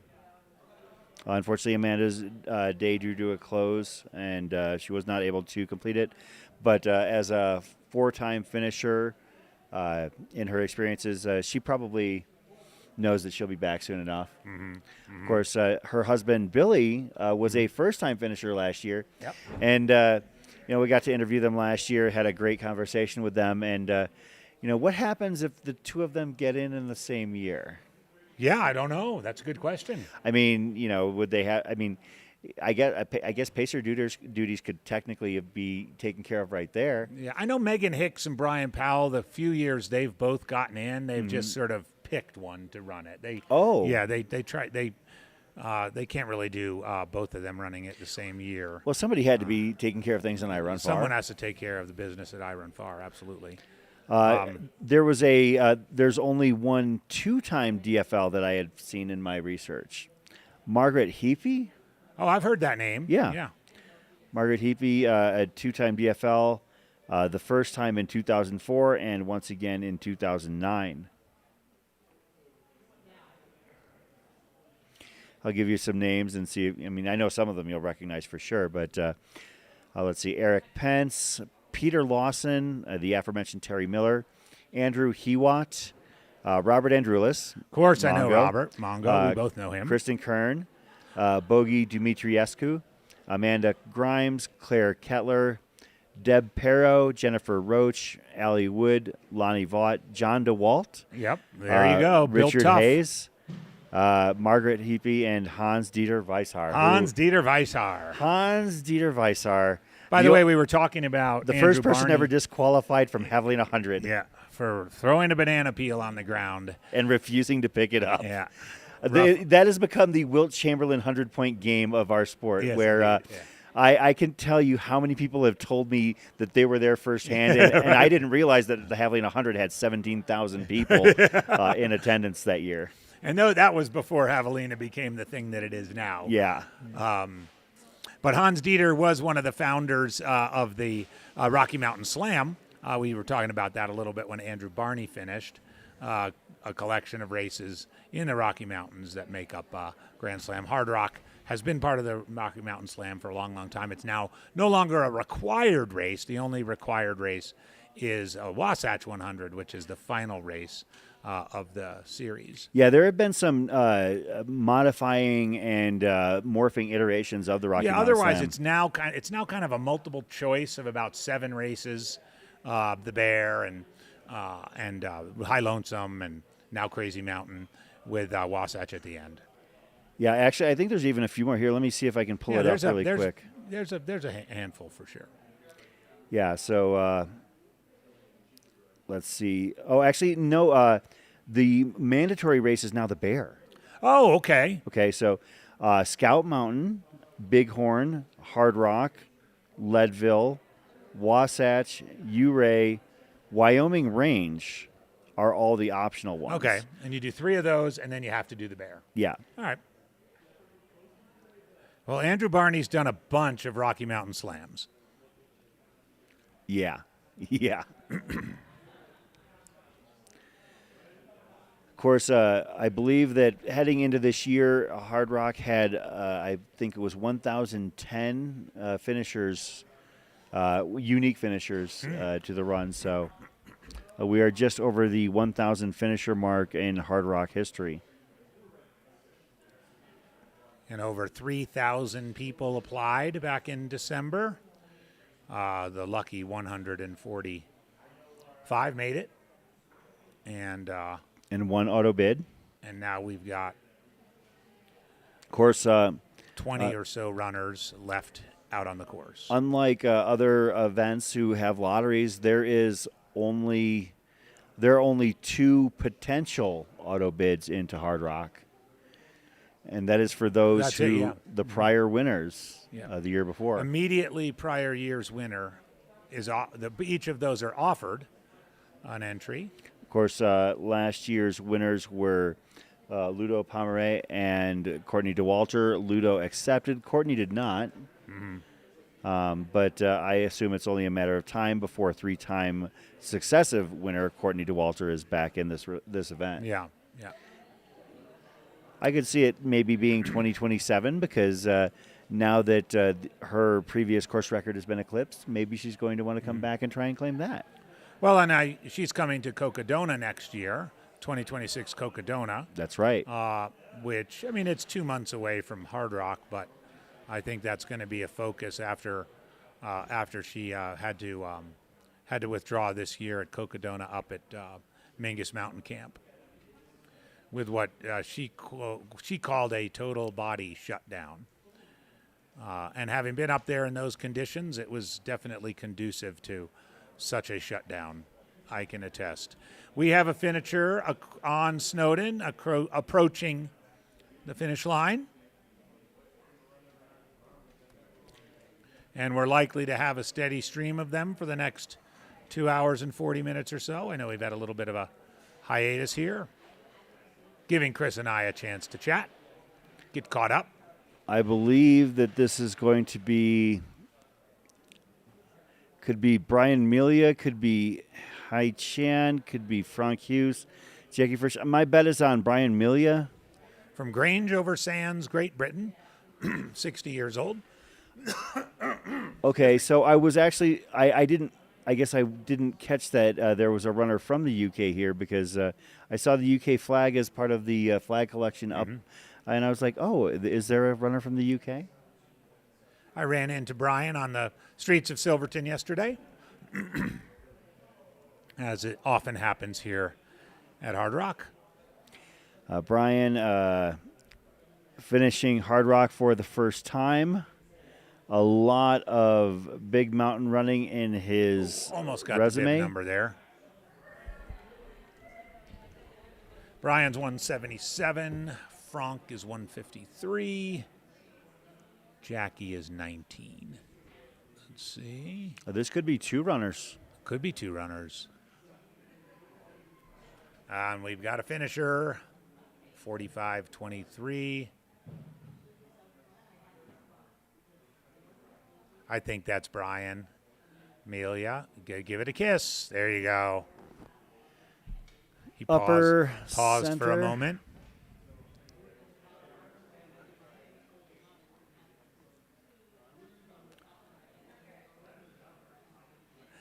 There it is. We have confirmation. Brian Melia.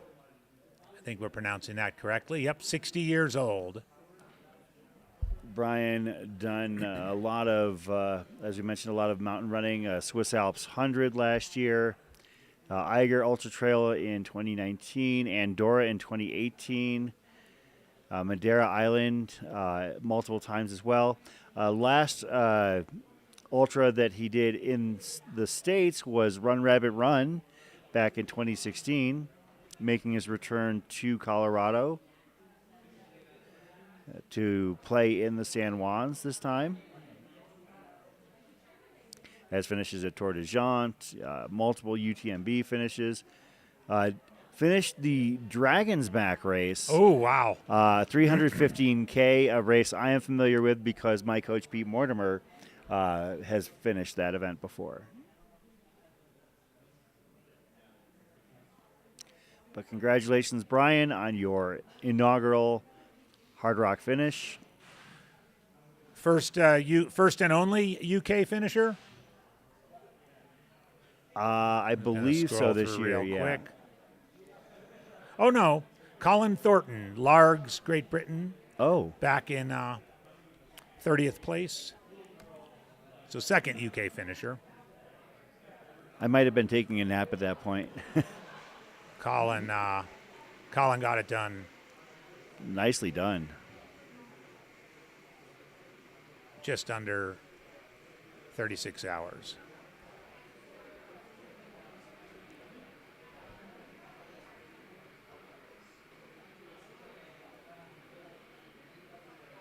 Brian looks happy, chatting.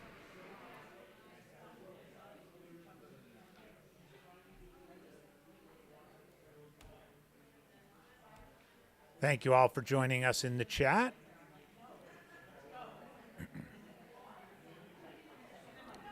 Just over 2.5 hours remaining.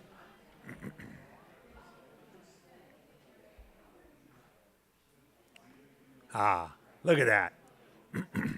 Let it sink in, Brian.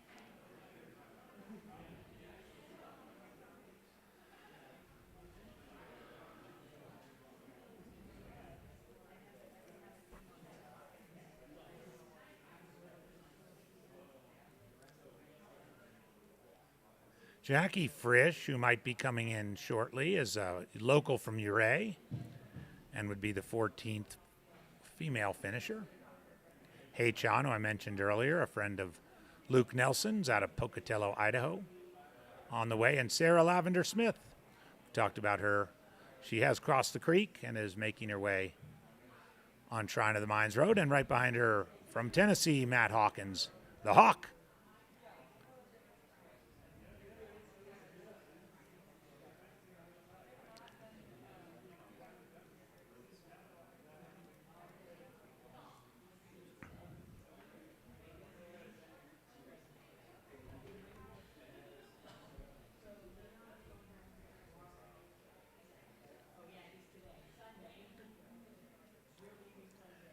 Hillary had a nice insight. She credited mints. She popped some mints at an aid station that helped turn the tide of her sour stomach. I've done that. Yeah. My last 100 miler, I had to get by for about 45 miles between 48 miles between mile 40 and 88. The only things I could keep down were peppermints, spring speed nut gel, and mandarin oranges. Wow, Like yeah. pre-peeled mandarin oranges in the little cups with the juice and everything. I was actually terrified to try and eat something when at mile 88, somebody in the aid station shoved a blueberry pancake wrapped around bacon in my face, and somehow I was able to weather the storm. That's great. Well, yeah, Hillary said a couple of orange slices and some mints kind of got her out of her hole, and as the second day dawned, it helped her come back. So everybody has a trick or a story that helps bring their stomach around, and it was good to hear that story. I can totally co-sign on the oranges and mints thing. That's great. Absolutely. Thanks to those of you who are waking up on the Beast Coast, maybe waking up extra early in the Midwest. This is the Hardrock 100 Endurance Run live stream on the Mountain Outpost YouTube channel presented by Altra and The Feed. I am Chris Warden. I'm Andy Jones-Wilkins. We're thrilled to be here for the next 2.5 hours and maybe a little bit longer. Aid Station Molly B, one of our great chatters, asking if we'll be at High Lonesome. Both of us we'd love to be, but both of us have previous commitments that weekend and not going to make it out to High Lonesome. I still can't see her. Yeah. I, for years, have in late July, have been a participant, one of the members of the team that puts on the Rob Krar Ultra Camp, which is a fantastic camp that Rob Krar and his wife Christina put on in Flagstaff, Arizona. And this year, we're celebrating the 10th anniversary of the camp with an alumni camp where we've invited all of the past participants in the camp to join us for a week of running in Flagstaff. So that's where I'll be that weekend instead of at High Lonesome. Is there going to be yet another attempt at a cougar heist? Yeah. And what Chris is referring to is in Rob's house in Flagstaff, he has both of his Western States Cougars sitting prominently on this nice little table. And I think most people know that my claim to fame is getting second place at Western States years and years ago, which means I didn't get a cougar. So each year at the camp, I choose a particular moment when I can slide the cougar out of the house and attempt to steal it. I'll probably do that again. I fail every time, but sometimes it's nice to just hold that cougar in my hand, even though I was 27 minutes short of actually having it at my house. I remember, and I felt so terrible about this in hindsight. When I asked you, we were talking just about Western States one time, and I asked you, I said, so what is it about Western States that, like maybe that you haven't experienced that you would like to? I said, you run the race 10 times, and you said win. And I was like, oh, no. I felt terrible. I mean, I know it seems so far away right now, it was 20 plus years, but I don't know, when you're second place in a race like that, you're like, well, anything can happen, and it was there for a moment and then it was gone. So yeah. When you finished Hardrock in 2009, yeah, that was the year you finished fourth, right? Well, fifth overall. Fifth overall. Was there a fourth point? Man. Was there a point where you actually thought that you could grab the ring there? No. Carl Meltzer was in his prime, and he was running with his hair on fire. I mean, he got to some aid stations they weren't even set up yet. Oh my! Yeah, and it was the year after Kyle Skaggs' year, so there was a lot of attention on the race, and so no, I did a double that year. I had run Western States 13 days before, so oh my goodness, I was just here for the experience. But as I mentioned in our preview, in 2016, that's what my assumption was. No, because I ran my last Western States in 2014. Well, that's right. Yeah.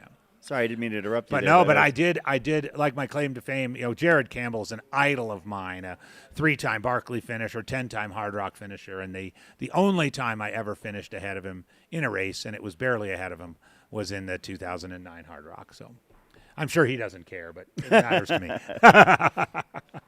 If you don't know Jared, he's a fantastic guy, and one of the great heroes of Hardrock, a legend, 10-time finisher here.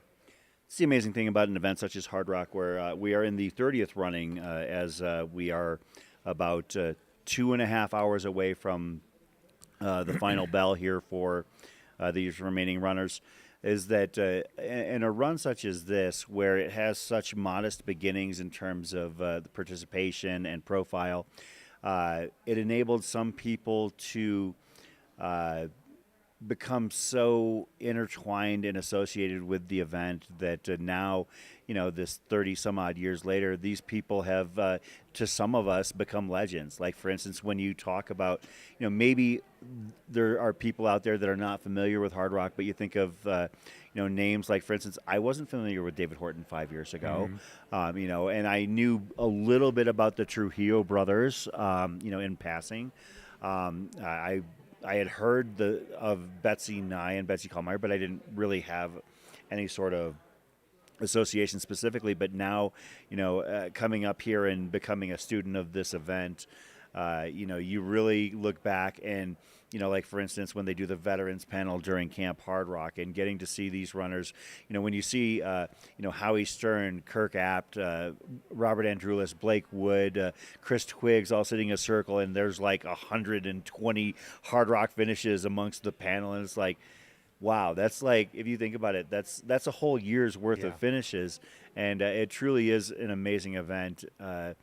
For those who are really interested in, a true grassroots event, even though it has gotten difficult to get into and it has become a high-profile event, a lot of the people who were part of this run before it became that are still here.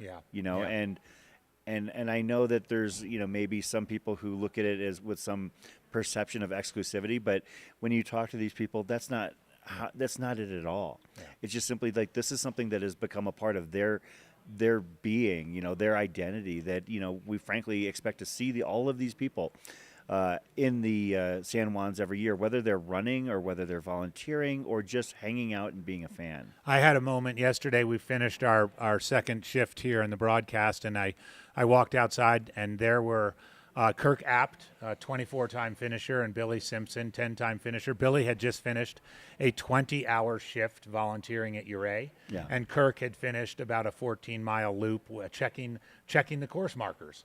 No one knows the course better than him, and he knew some tricky sections, especially this climb we've been talking about up and over Putnam, where it's a lot of sort of cross country. And they're back every year doing something. And there I was with 34 Hardrock finishers, just chatting and like it was nothing. It was that is so rich and so alive and well here at Hardrock. It's you can't really put into words quite how special it is. And some of these runners might join those ranks in the years to come.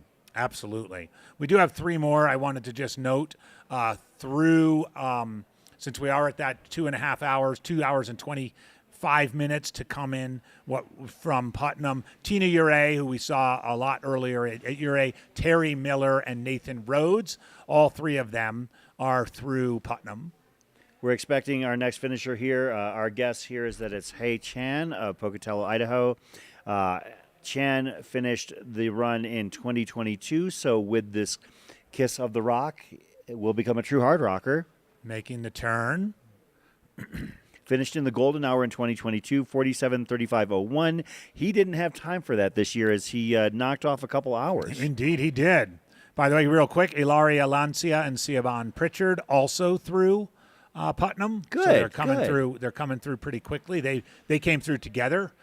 1 minute aid station stop, and they're out right at 3:29 in that what were our ballpark 2.5 hour. Here's Hachan, and looks like the E in endurance got a little peck.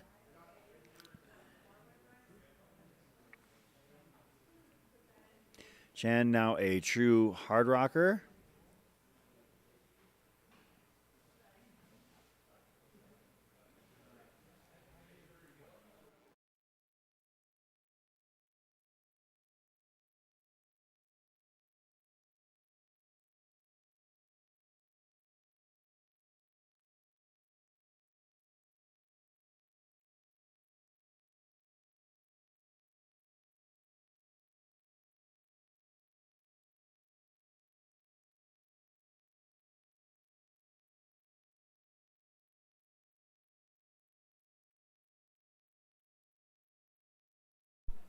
All right.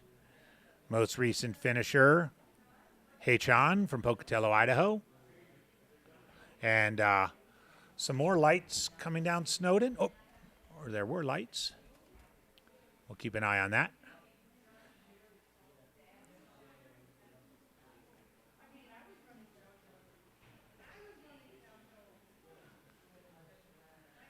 All right, we do have 111 runners through Putnam.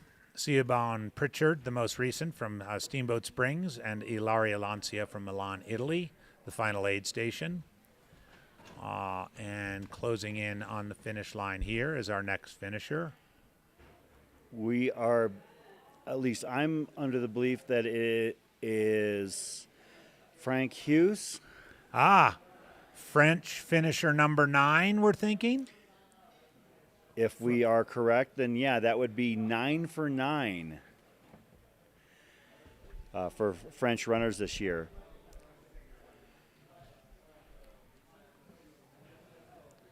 Very good. Which is an absolute amazing That's thing. amazing. That's amazing. Yeah. This race has obviously captured the attention of the French, both at the front of the pack and here toward the back of the pack. Well, I'm sure that part of it is the profile He's high-fiving Dale, but he's got to kiss the rock. Oh, there he goes.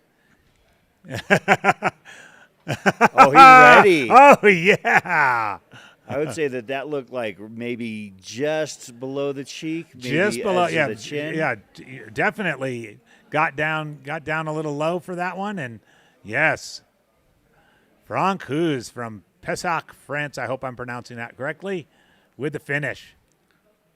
As we mentioned, French runners going 9 for 9 in the event this year. Of course, our first, second, third in the men's race, Ludo Pomeray, Mathieu Blanchard, Herman Grenier. Our F2, Menon Bohar. This is coming in hot.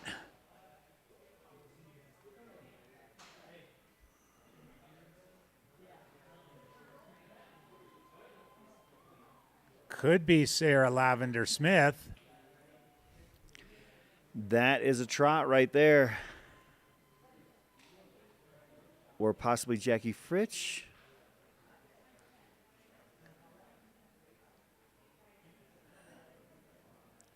All right, a top of the forehead kiss, it looked like. Fist bump for Dale. Is that Jackie Fritsch? Jackie Fritsch, Ouray, Colorado. Jackie now a true hard rocker with this finish. Running the event in back-to-back years. Was one of the final finishers last year in a 47.54. Definitely was not sweating the golden hour this time around.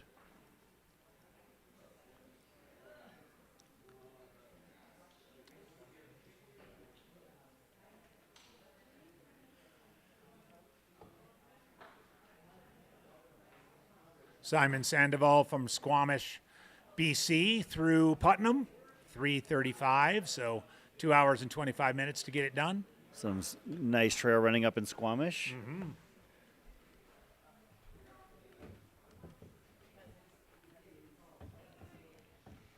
Jackie, our F14 here.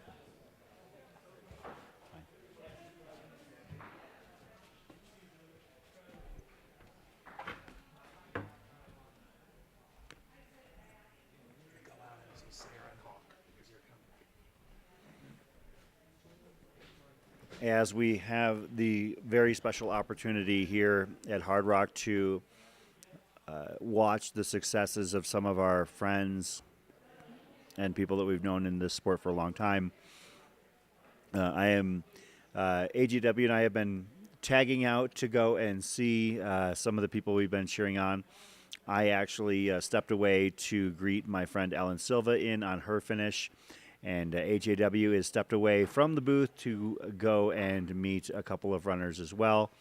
We believe that Matt Hawkins, John Stewart, and Sarah Lavender Smith are coming in. And AJW has known a couple of them very well for a long time.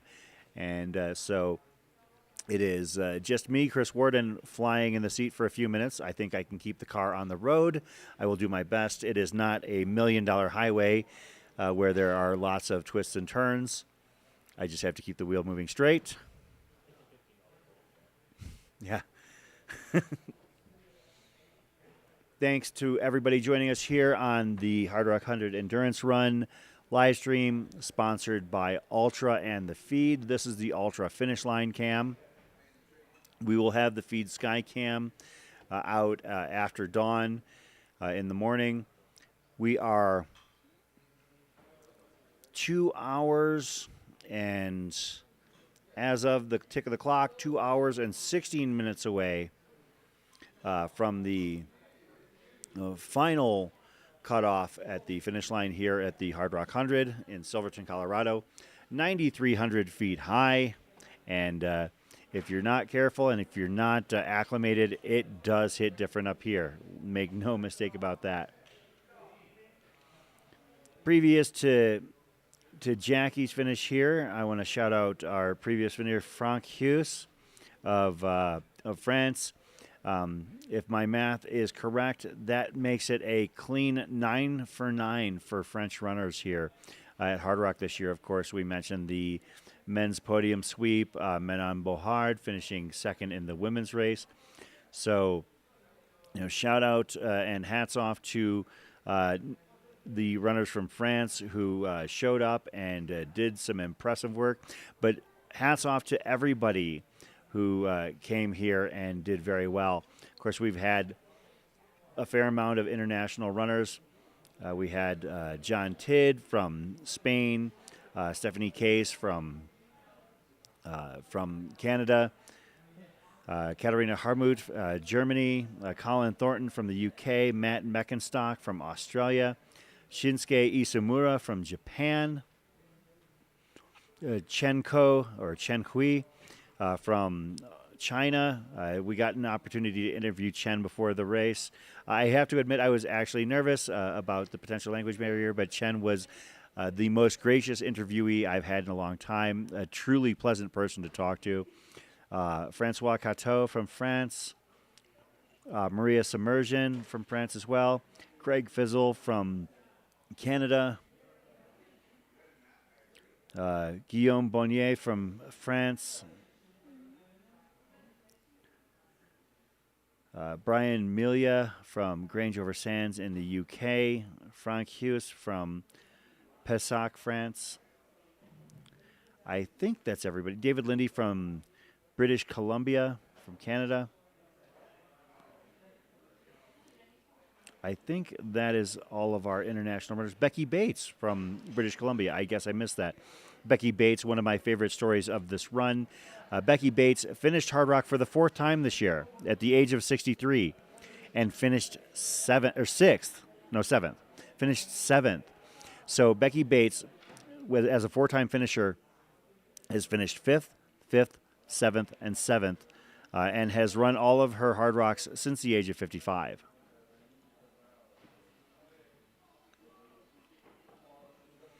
And congratulations to all of our U.S. runners as well. Our first men's finisher from the U.S. was David Ayala from Bozeman, Montana, the math teacher and friend of ours, friend of Bronco Billy's, Jeff Browning, told us all about David and his running experiences with him. Our top women finisher from the U.S., of course, was Katie Scheid, who not only won the race in the women's division, but also set a new course record, besting Courtney DeWalter's prior CR by about 24 minutes.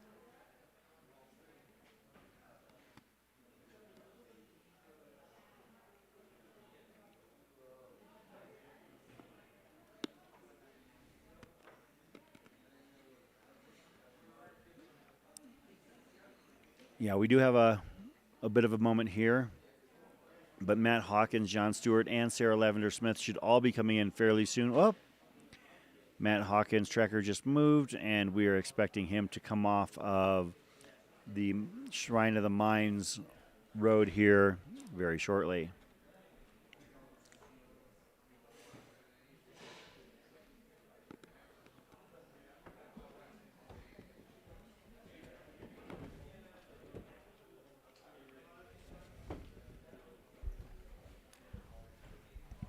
And thanks to those who have been with us the entire time.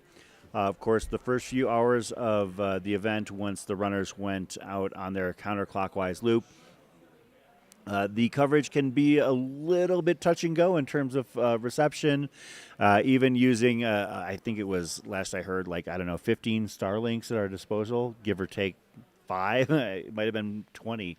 But, we did have some complications trying to bring clear images from the course at that point. But, of course, once the runners hit Ouray, the game changes. Absolutely. And we're able to bring some crystal clear images. And, I loved the fact that we were able to bring, in some cases 2, even 3 runners on different cameras that were all moving at different times. My favorite from a coverage standpoint moment was when we had Zach Miller and Katie Scheid coming in. Oh, and that was you could see the wonderful, two yeah. of them. We had a drone shot showing the two of them, and we had follow cams on both of them at the same time. And, that's the culmination of years of work with Mountain Outpost, is the ability to bring these images and perspectives is something that, I truly relish. The opportunity to see Grant Swamp Pass for the first time last year, and then bringing a camera out there again this year. So awesome. And there were some moments too in the Ouray coverage where we would have runners coming in, runners going out, drone coverage, on the ground coverage. It was really nice. It's this has been a work in progress. This is three years going. I think it's gonna improve and evolve each and every year. So we're thrilled about that. Chris, it looks like things finally got updated, unfortunately, for Simone, Valentin, Austin, and Lyco Earl. They have officially now been, and John Clark as not making the cutoff at KT. Yeah, that's what I was seeing as well. Yeah. So last person on course that we know of is Brian Schumann, Laramie, Wyoming, who left KT at 12:51. So we have Unofficially 6 runners between KT and Putnam. Yeah, and that would be Michael Lamond of Salida, Colorado, Garth Reeder of Los Alamos, New Mexico, Larry Pearson of Helotes, Texas, Ann Angena from Newbury Park, California, Matthew Doyle from the Netherlands, and Brian Schumann from Laramie, Wyoming. And we just, Ann Angena and Michael Lamond, just as you were talking, got to Putnam. That's and great. Through Putnam at 3:45 and 3:40. So literally minutes ago, they've got to move. Yeah. They have to move. So we're going to use as a barometer for where the runners need to be when they hit Putnam. I'm going to give you the most recent numbers, at least estimates.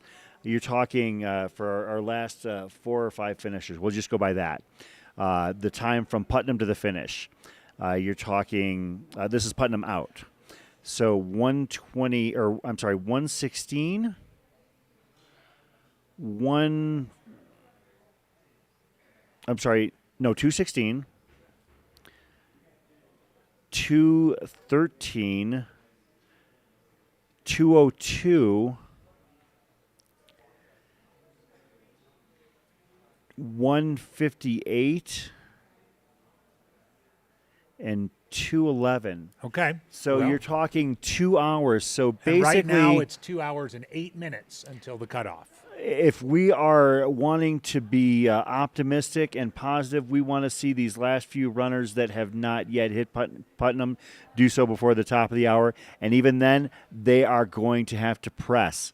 They're going to be pressing for that final several miles. The thing about the Hardrock course is that it really doesn't relent until about mile 99. Yeah. So- That's a good point. It Yeah. really doesn't. So, go ahead. And that's Garth. So those 4 are Garth Reeder again, Larry Pearson, Matthew Doyle, and Brian Schumann. Those are the 4 that have yet to ping, at least on our and at Putnam. And we will, of course, be following their story as we follow as many stories as we can on Mountain Outpost. So that's one of the things we hang our hat on, that we cover the race from the front of the pack to the back of the pack, from Ludo to Larry, perhaps. Ludo to Larry. And they may need to take some chances on that descent, certainly. Yeah, you know what? This is an opportunity for some of them to, as we mentioned the term, burning that match. Maybe they get to play a little bit of, like an elite, where they might might take risks and take chances they might not normally do, or might not ever normally have to do, because if you're chasing cutoffs and you know full well that part of your journey is going to involve bombing down a hill at perhaps an unstable, unsafe speed, maybe you go for it. If this is your first, potentially only Hardrock, you never know. This run is so hard to get into, and those who have been working to get here, they want that finish and they want it bad. So I would totally, I could totally see somebody maybe heading down a bit of a dicey downhill, maybe putting the poles away and trying to maybe skate down some loose scree or something like that. That would be absolutely something I could see people doing. We've got our next finishers coming in here. I believe that this is going to be John Stewart. John Stewart, of course, is a talk show host in his spare time. No, that's not that John Stewart. But John Stewart is an amazing trail runner in his spare time, having finished the Hardrock 100, bib number 211, for those of you following along in the on the runner tracking. John Stewart of North Ogden, Utah. This is John's first Hardrock, but just as is the case with most runners in this event, no stranger to high mountain running. Ran Run Rabbit in 2023. And John finishing in 45 hours, 55 minutes, 33 seconds. Wastes no time deciding to go high center. Brings the high heat to the rock.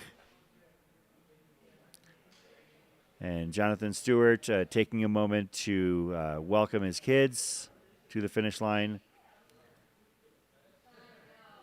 Congratulations to him.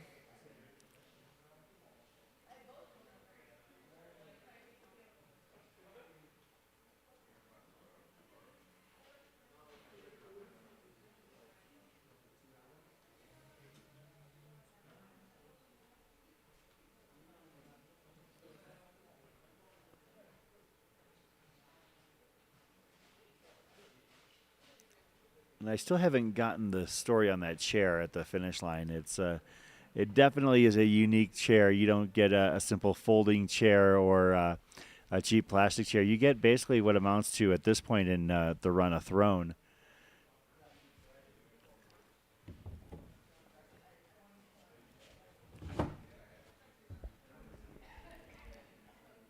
I know that my co-host is going to be stepping away to I know, see. I'm jumping in and out, I have to admit. No, that's I told the audience, I said one of the beautiful things about this is that we get the opportunity to get up close and personal with the runners that we're supporting, because we're in the gym, and that's something that we've done is the notion of being right on course is such a boon to our broadcasts.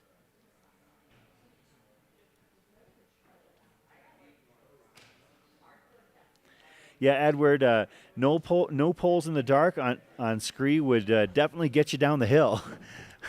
The question is whether or not you can get back up to finish the run.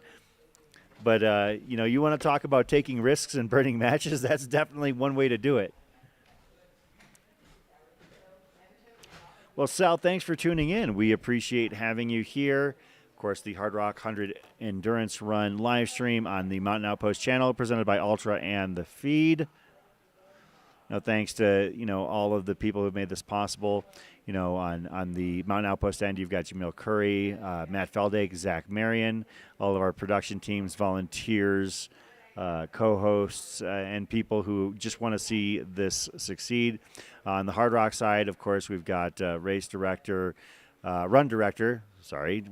Dale Garland, as well as various people, including people like Chris Twiggs and Dan Ryan, the hosts of the Hard Rock podcast, affectionately called Hard Talk.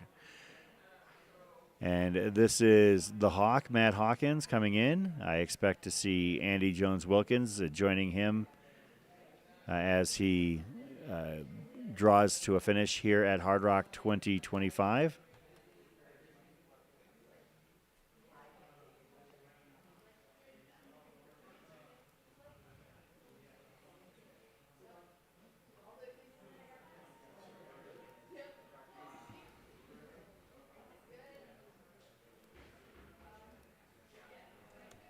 Matt Hawkins, first-time Hard Rock finisher.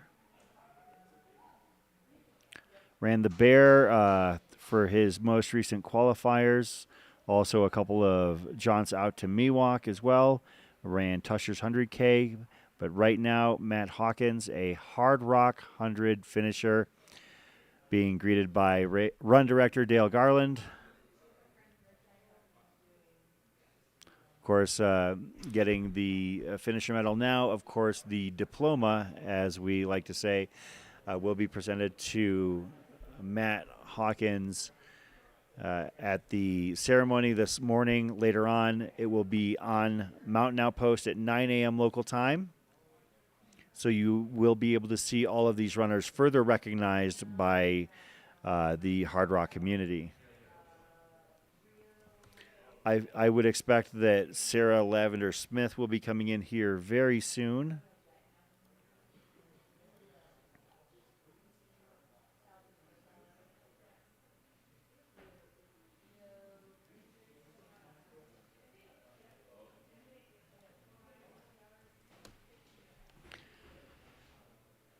Sarah Lavender Smith, a local to the San Juans, a Telluride resident, very prolific writer and content creator. You've probably read some of her work, whether you realize it or not, if you're as much of a run junkie and trail and ultra running fan as I am. Sarah Lavender Smith ran Run Rabbit in 2023 as her most recent qualifier. Has run high-low in the past multiple times. Coldwater Rumble, a podium finish there in 2021. And we expect her to be one of our next finishers here at Hard Rock.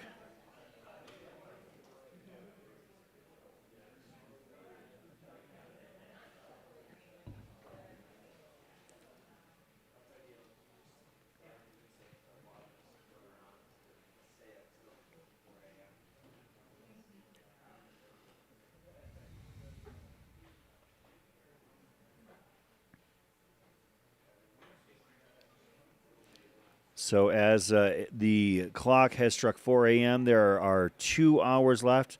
I guess the official race clock on your screen shows 46:01.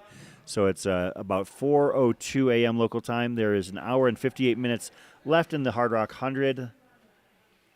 And as AGW and I noted, there are 4 runners who have not yet made it to Putnam Aid, the final aid station here on the Hard Rock 100 course.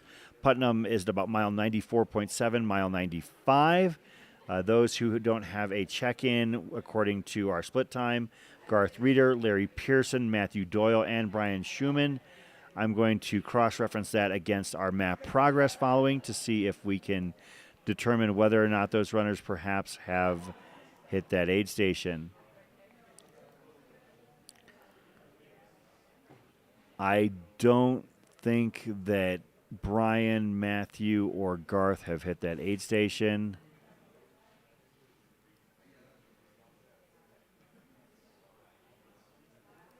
Let's see. I am scared that Garth Larry, Matthew, and Brian might have their work cut out for them. There is no cutoff at that aid station. However, they need to move because our litmus test for recent finishers have been when they get to Putnam Aid at mile 94.7.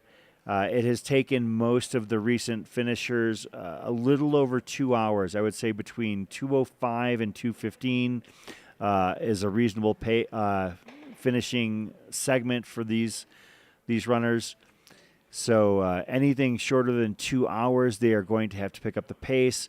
The last section leaving Putnam is no walk in the park.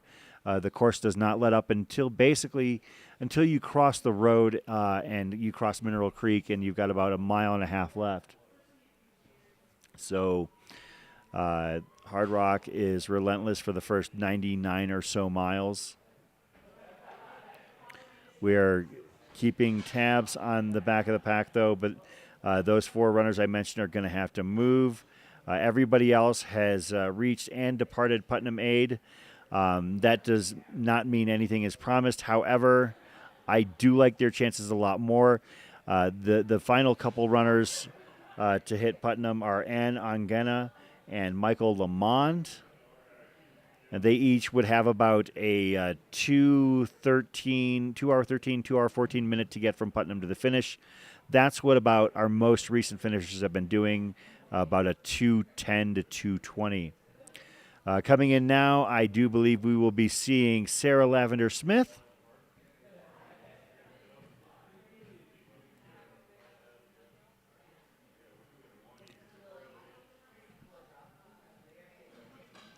Sarah Lavender Smith going to be a first-time Hardrock finisher.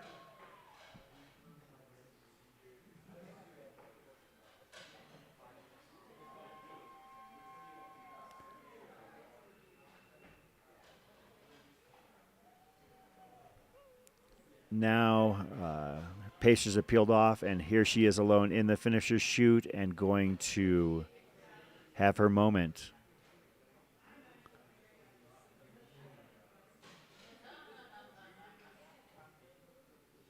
Dead center, 46:05:34. Sarah Lavender Smith, you are a Hardrock finisher. Congratulations. 15th place in the women's run, getting that hug from Dale Garland. AJW calls it the best hug in ultra running. Dale does give great hugs, but I have never been a Hardrock finisher, and I would assume those just hit different.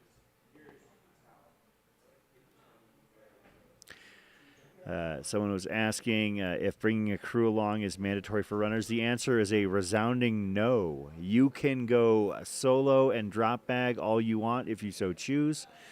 Most runners do have a crew, whether it be for logistical purposes or for emotional support is entirely up to them.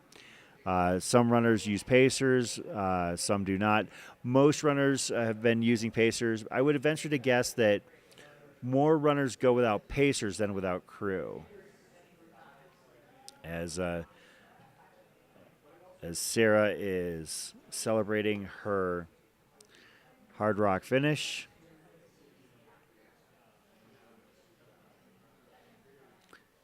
Yeah, Sarah Lavender Smith, having been a long-time writer in the trail and ultra running space.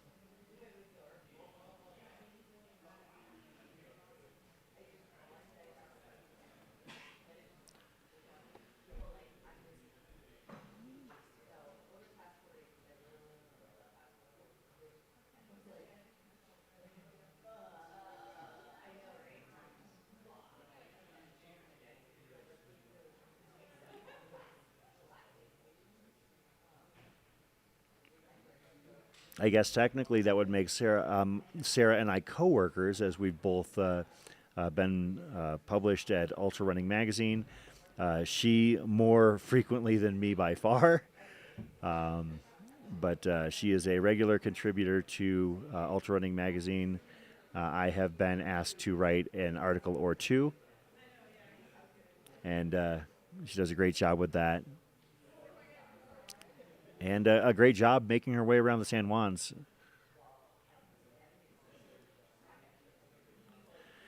Lots of love for Sarah in the chat. Love to see it. I assume that a lot of these people are fans, and maybe some of them are brand new and just inspired by what they're seeing here. And if that is you, the latter part, congratulations on finding us here. The trail and ultra running community is the best. I will stack it up against anything. I love the people involved. I love where this journey has taken me. I've gotten an opportunity to see amazing places, take part in amazing events, and meet amazing people. Not the least of which is my co-host, Andy Jones-Wilkins, who has come back from greeting in 2 of our recent finishers. Oh, man, it was fun to see my friends Matt Hawkins and Sarah Lavender Smith finish very close together. Matt from Tennessee and Sarah from just around the corner in Telluride. She's going to run home, right? Yeah. Just and I Sarah, mean, straight line is not that bad. It's only like 9 miles. Sarah with an old friend of mine from back in Virginia, Sophie Spidell, who paced her for the last several bits here. Just there's nothing. I don't know. There's when you see your friends finish, it's just special. And so Matt and Sarah finishing close together. Both of them waited. Like many people, the stories go on and on and on, years and years to get into the race. It was so much fun for me to see them both yesterday morning up on Little Giant, and now to kind of come full circle. It's if you haven't come out to Hardrock to see this, the finish line, it's incredible. So great to hear everybody in the chat congratulating Sarah again. As I've said it already, she's a fantastic writer. She's been a wonderful part of the sport for a long, long time. In fact, was a long time, separate from running, was a long time member of the Board of Trustees at her alma mater, the Thatcher School outside of Ohio, fantastic independent boarding school in California. So Sarah's just a great person, and as is Hawk, and kind of poetic to see him come in close to one another. Sarah did say she's a little bit wobbly, which is understandable at this point. So we're under 2 hours now. Apparently the Black Puffy crew has made its way into the studio. That's right. All right, our boss, Zach, is here, and Dan Ryan, the communications guy for Hardrock, have gotten themselves out of bed. Guess we got to start behaving now, Chris. Do we gotta?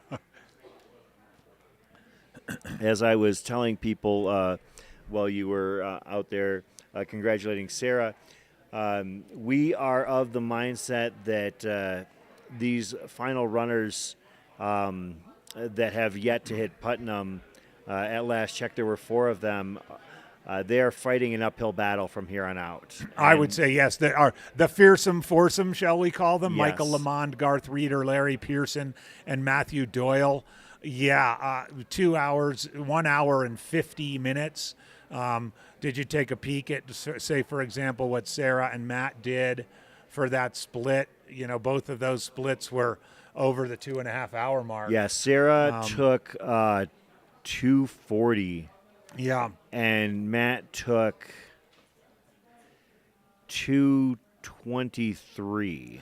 Yeah, and now of course, and if you look, we've got now the next group hit Putnam at 2:31, 2:35, 2:39, and we're now talking. So it'll be interesting. I'm guessing we're going to have a little bit of a gap here before really the golden hours, as it is likely to be here, starts to unfold. But we'll get a good idea. I will say that both Matt and Sarah were pretty shot.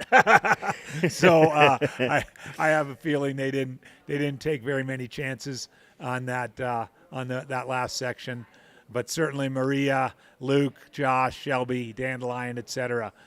Probably going to need to move a little bit more. Of course, they know what they're in for. They know that 6 o'clock is.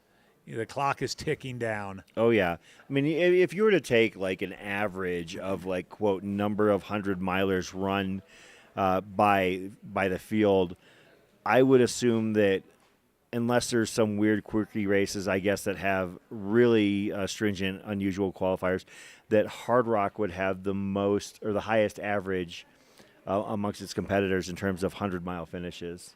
Oh, I would like agree. as a mean average. I would agree in terms of the number of mean finishes of the participants. Yeah, of 100-milers. Oh, right. Absolutely. Because they have to run so many of them to get in.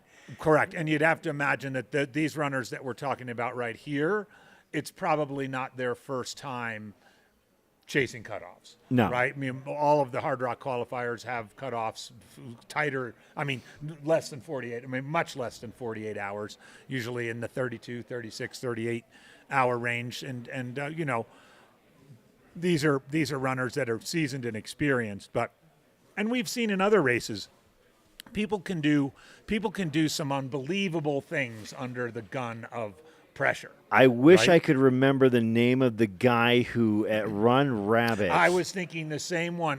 We were like, no way he's going to make it. He had 7 miles to go in under an hour and just screamed down the mountain. He did.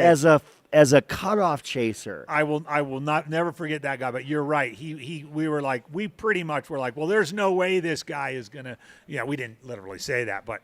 Wow, it was. I think we were. If we didn't say it, it was kind of implied with the way that we were handicapping these. But this runner, I'm going to see if I can find him. But he was in the tortoise race at Run Rabbit and was a very late golden hour finisher. While you do that, aid station Molly B, who's been incredible in the chat, is bidding goodbye to us. Molly, thank you so much. Come back on the chat anytime. We've loved having you on with us. Please unblock me. And she said she looked at everything. So did I. I didn't. I don't know. But anyway, Molly, thank you so much. Loved having you around, and we will see you on the next live stream. Yeah, I don't remember if it was. It could have been a guy named David, Allen, or Les, but like one of the three of them, like basically came screaming down the mountain at Run Rabbit, and somebody who I don't want to say the term written off, but we were just playing the mathematical analysis. Exactly. Like if you're looking at a golden hour finish for a 100-mile run and somebody has 7 miles to go and an hour to do it, you're not counting on them coming across the finish. Oh, yeah. You're hoping for them. But at the same time, this last runner came down the hill at like a 9:15, 8:45 pace, somewhere in that range, and we were both just blown away because when they came across the finish line, we were trying to figure out who they were, and when we saw it, it was like, oh, wait, what? Now, at the same time, one needs to have a realistic set of expectations, and while the section from Putnam to the finish is predominantly downhill, it is technical, very technical in places. And, let's face it, 95 high, hard mountain miles on your legs. You're not going to be breaking any records on there. But, we'll see. Stranger things have happened.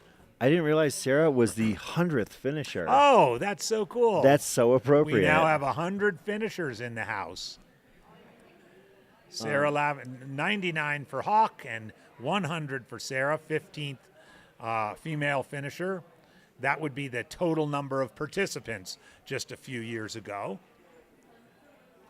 Happy to report we still have 1, 2, 3, 4, 5, 6 women still on the course, 7 women still out on the course. So we still have 18 runners on course at this point. As we mentioned, the 4 bringing up the rear are really making us nervous with regards to where they're at in relation to Putnam Aid. None of them have checked in there yet. There is no cutoff at Putnam, but effectively, those runners really probably should have hit Putnam about half an hour ago. Yeah, they all left.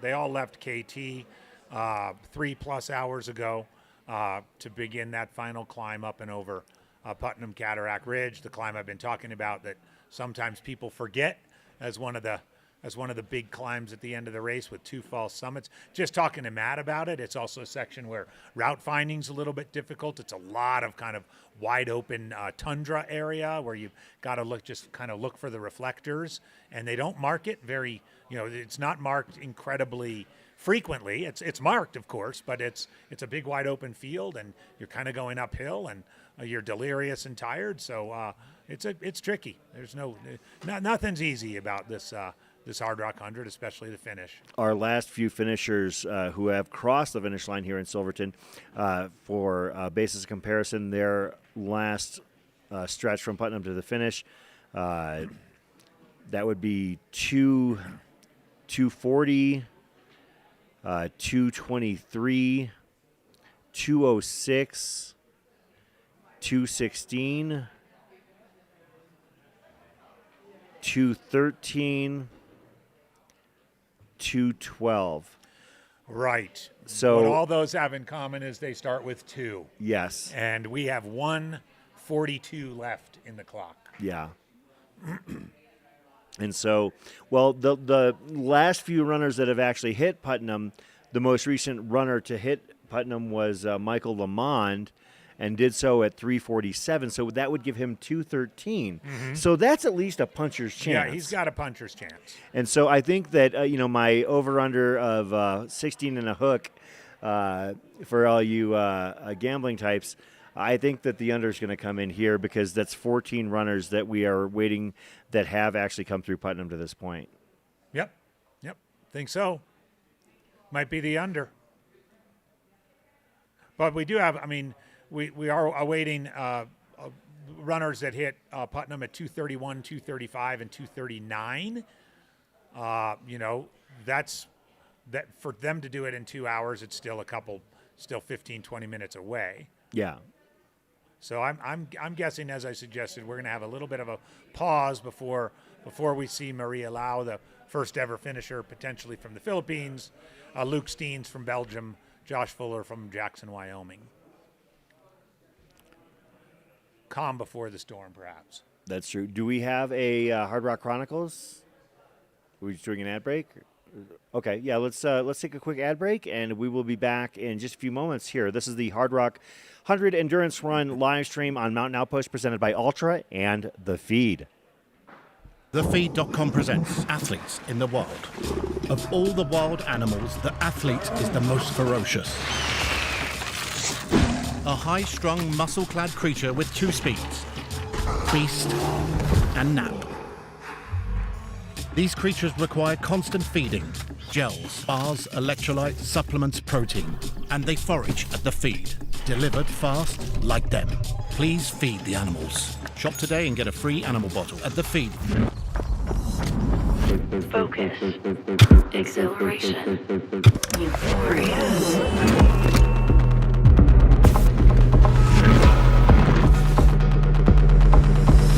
Running is dope.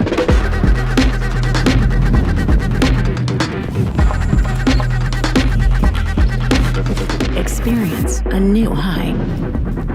Altra, stay out there.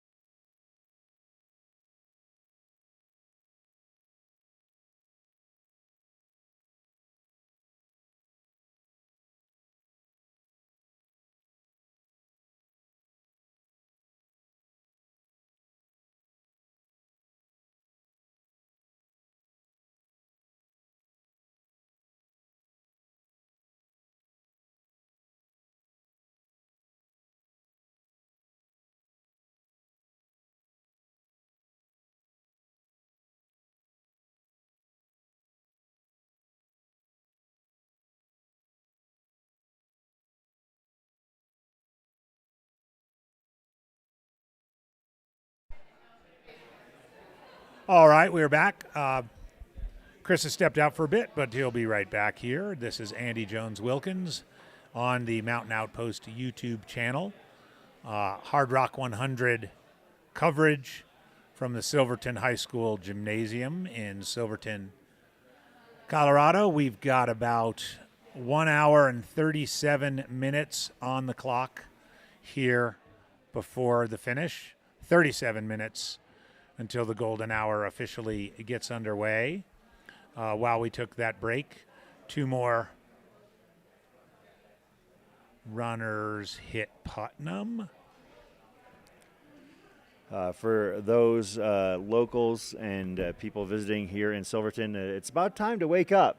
That's right. Get on up here and join the fun down here at the Silverton High School gym. I see the one, the only Shad Burkholz milling about as part of the Black Parka Club, probably getting ready to grab a camera and do some follow filming. Of course, Shad has been known to grab a camera and a gimbal and follow runners for, a few dozen miles in some instances to help bring the Mountain Outpost coverage to the audience. Yeah, when I did my jog up to Putnam yesterday, I ran into Shad on the way back, and he was getting posted up ready to see what was a pretty dramatic third, fourth, and fifth place women. Oh, yeah. Women finish with Katarina, Amber, and Stephanie Case. Really cool, and he was out there getting ready with the whole outfit on, and I suspect he's heading out there again and going to be doing some laps back and forth on the finishing straight here for the next hour or so. It's fun to get the follow cams out as we wind down.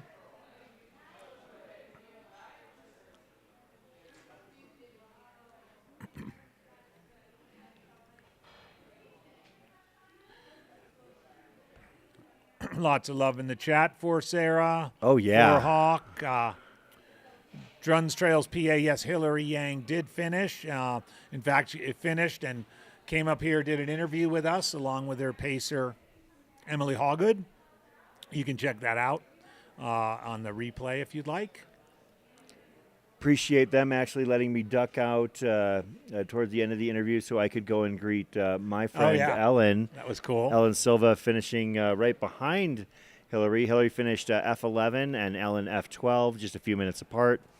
And it was so funny. I mean, I think that Hillary was the most quickly composed of our post-run interviews. We've had several runners come in. We had Chenko, we had Zach Miller.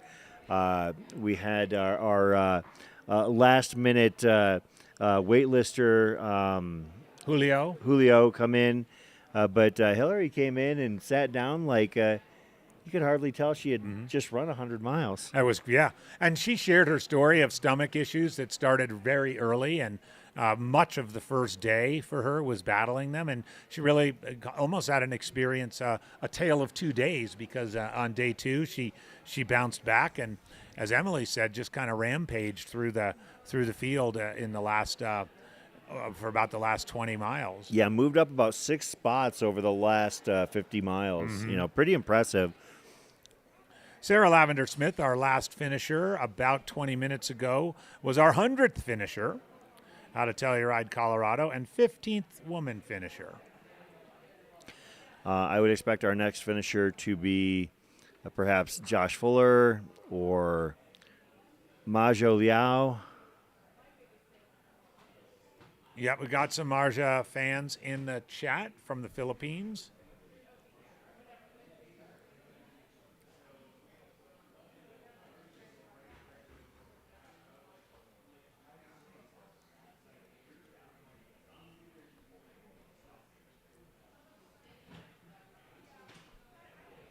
Thank you, Druns Trails PA, for the donation.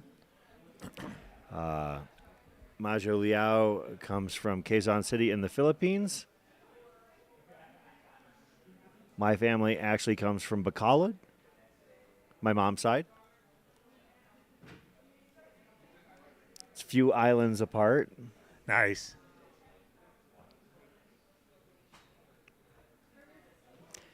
We've been calling Majo Liao Maria, but we will, it sounds like affectionately known as Majo. Majo, a 7-time winner of the Hardcore 100 in the Philippines, a Hardrock qualifier. I do wonder if the elevation maybe was a bit of uncharted territory for Might have her been. here. Might have been.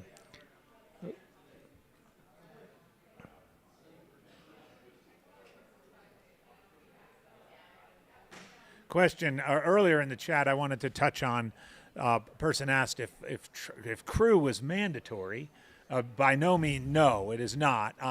However, many runners choose to have a crew and pacers because of the support and also I would argue too because of the opportunity to share the experience with friends and loved ones. It's as we've said repeatedly, it's for many people a once in a lifetime opportunity to run the Hardrock 100 and being able to share it with friends and loved ones is really important. So crew is by no means required. The aid stations at Hardrock are incredible. The on-course support is incredible.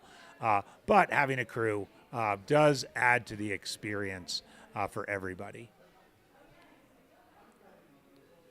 Majo attempting to become the first Pinoy finisher of the... That's pretty cool. Yeah, absolutely.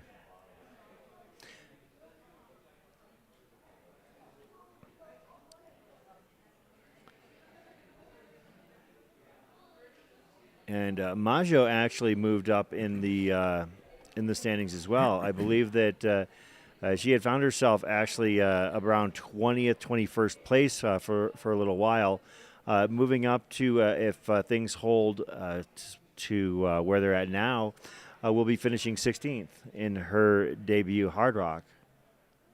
And still fairly young compared to the field, 35 years. Yeah. The average Hardrocker well into their 40s, so...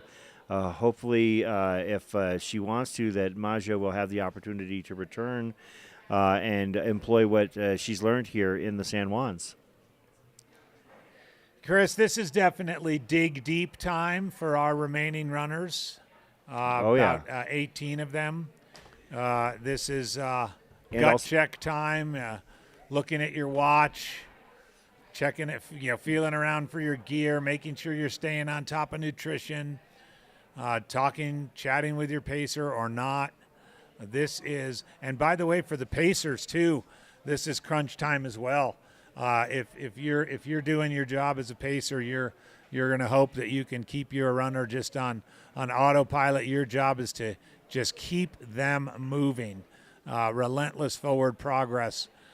Moving forward as slow as it may take, as slow as it may be. For example, navigating those rock gardens down from Putnam, you've just got to do it. Okay, so right now we're looking at potentially Josh Fuller, Majo Liao, Lucky Steens, Dandelion Deluvio Scott, Shelby Johnson, Kenneth Ebner, Tina Yuri, and those are the runners that are ahead of the Snail.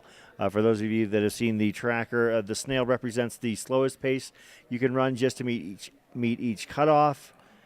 And Ilaria Lancia is showing basically just a hair behind the Snail. Hopefully she is able to pick up the pace. The good news for her is that things will get much less technical in about another mile. As looks like she is at about mile 97.6. Yep, she's got another mile of the rocky stuff before she ducks into the trees. And I can't mention enough, it switches on a dime. It goes from really rocky and technical to nice, smooth. It almost feels like you're in the Pacific Northwest type trails. Meanwhile, those runners that have actually passed Putnam, the final aid station, but are, quote, behind the Snail, are Ilaria Lancia, Simon Sandoval, Siobhan Pritchard, Terry Miller, Ann Angena, Michael Lamond. We'll see, and Nate Rhodes are the runners who have, although interestingly, Nate Rhodes, his GPS shows Putnam, but it hasn't pinged in an hour. Huh. Garth Reeder is not yet to Putnam. nor is Larry Pearson, Brian Schumann, or Matthew Doyle. Our sweeps have actually caught up to the latter three names on that list. So I think that we are probably looking at a situation where, maybe, everybody ahead of the snail, I'm confident in. Although that seems so. That snail is pretty aggressive because it's about 3 miles out, and it is. That'd be 30-minute miles. Yeah. It's probably just set on what the On an cutoff overall time pace. is. Okay. And yes, it's rough and technical up there, but it's not 30-minute mile technical. No. Like I would say once you get to the road, which still leaves you 2 miles to go, it's not technical at all. No. So fingers crossed. And that's 2 point. Every tenth counts at this point, and it's 2 points. When you cross that creek, it's 2.6 miles, right here to the high school.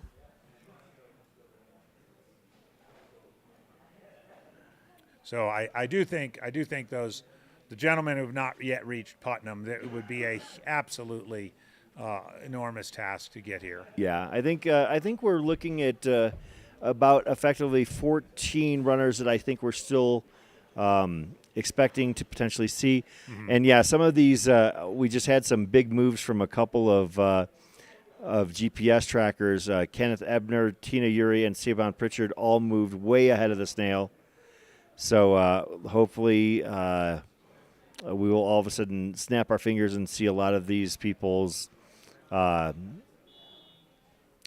trackers keep on moving. We're just ahead of the first stretches of daylight here in Silverton, Colorado. We got a finisher coming down Snowden.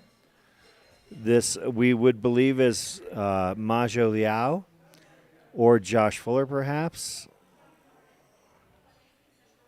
Yeah, I'm thinking it's probably Josh Fuller. It's been 30 minutes since Sarah's finished, so a little bit of a gap as we predicted. This will give us our first indication of a split from Putnam. Is the rock facing in an easterly direction? I think it's more of a. Let's see if it's up behind the building. It's facing north. It's I facing believe. north. Yeah. I guess looking at the map, it's northwest. So.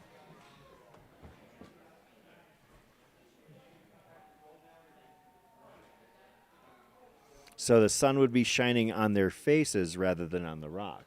Yeah, here they go. Coming down into the finish for the kiss. Going high right on the top of the rock.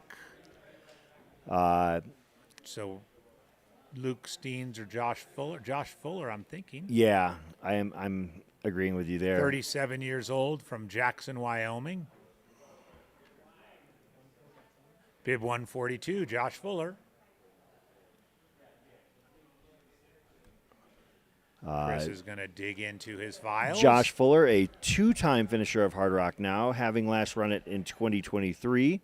Going to have to come back yet again to get in the same direction both times. Going to get that clockwise loop and become a true hard rocker. Has done some pretty gnarly stuff beyond his previous hard rock attempt. Wyoming Range 100, one of the Rocky Mountain Slam runs. Multiple runs out at Bighorn. I don't know this run, but I'm intrigued and terrified by it. The Silverton Ultra Dirty 100K. Oh, I've not heard of that. I mean, but it sounds rough. If it's in Silverton and it's 100K, I mean, the course record is held by Chris Marcinek, 11:44. So it must be pretty stout. John Ray ran an 11:51 in that run. So Alyssa Saint Laurent holds the women's record in a 13:09. The Ultra Dirty was run from, looks like, 2016 to 2023, or 22 perhaps.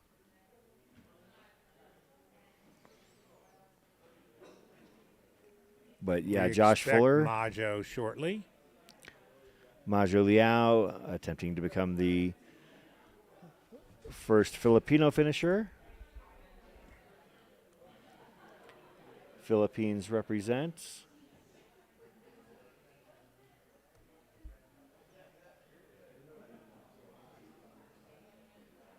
I have never been to the Philippines, but my mother is from Bacolod, or just outside of Bacolod.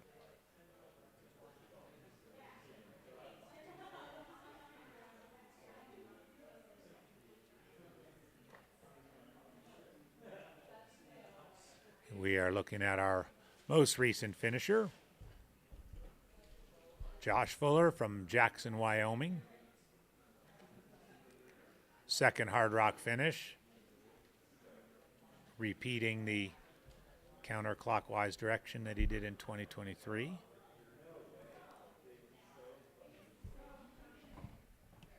.46:39 on the clock now.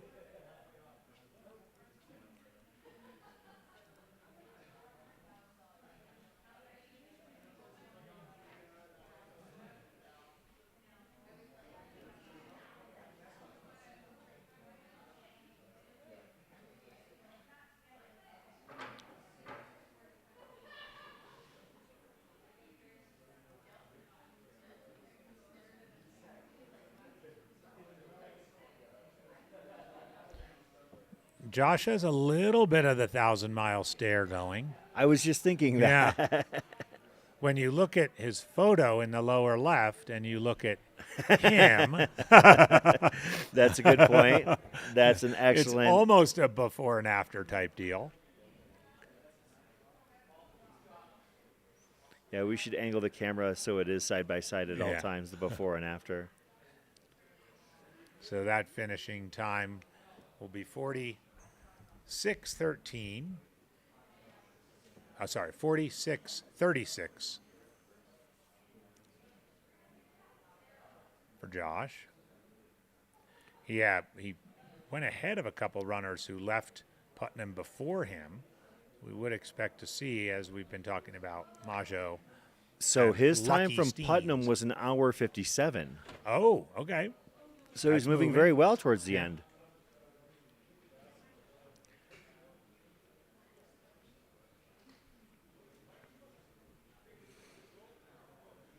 Yeah, as we mentioned, the very back of the pack, there were two runners that left about 2 minutes apart. Ann Angena and is it Angena or Angena, and Michael Lamond left at 3:45 and 3:47 respectively. Those runners need to basically run a 2-hour, 13-minute segment. Yep. From Putnam to the finish. As we mentioned, most of the recent runners have been running about a 2:15 to 2:20.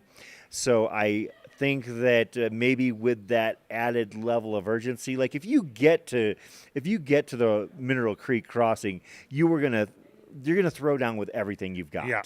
It might not be a ton, but it's going to be whatever you've got. Yeah. Yeah, it will be.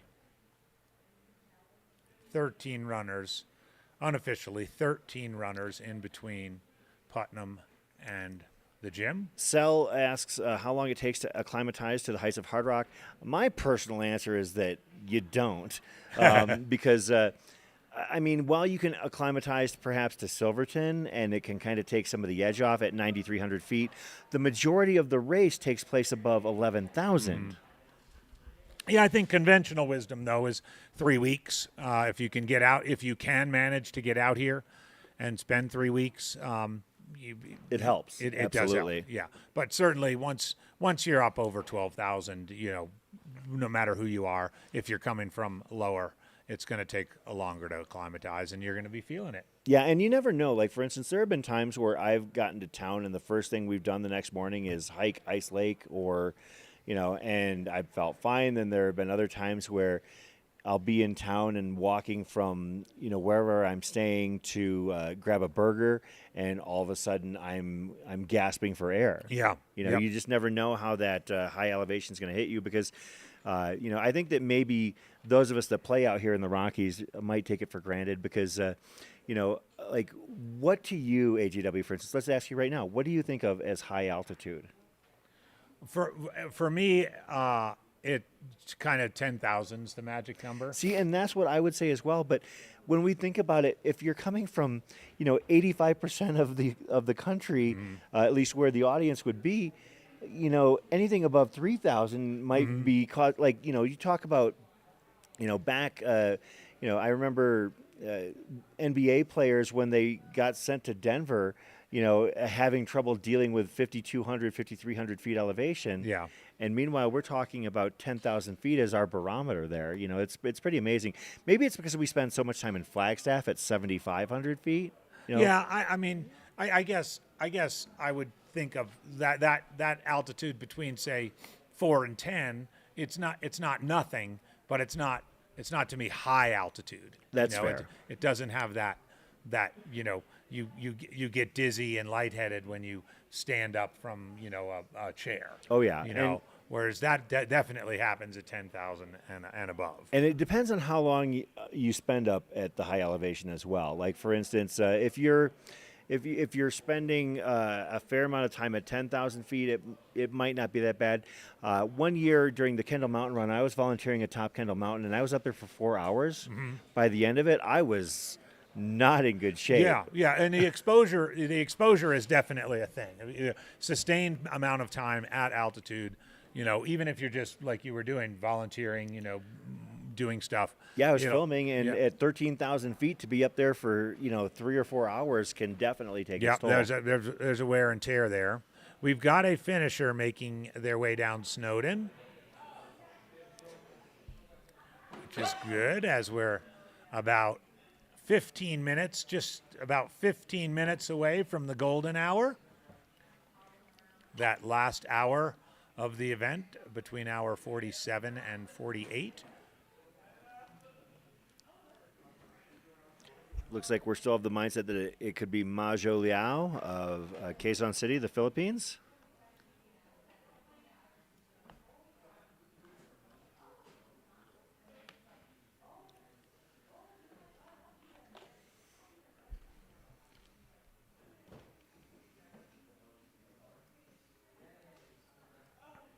Josh Fuller from Jackson, Wyoming, our most recent finisher. Here comes our next one. Could be Majo, would be the first ever Hard Rock finisher from the Philippines, island nation in Asia.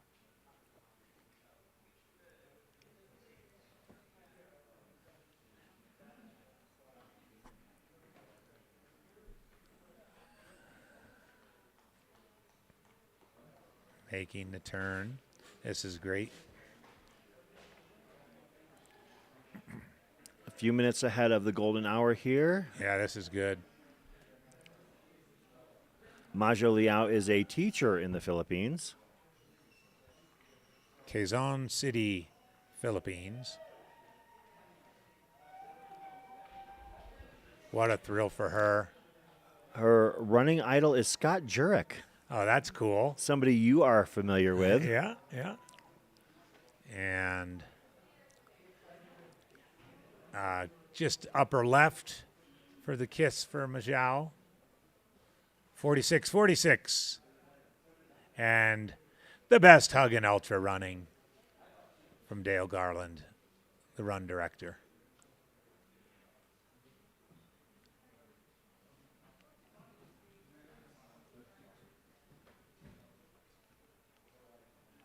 A few reassuring words from Dale.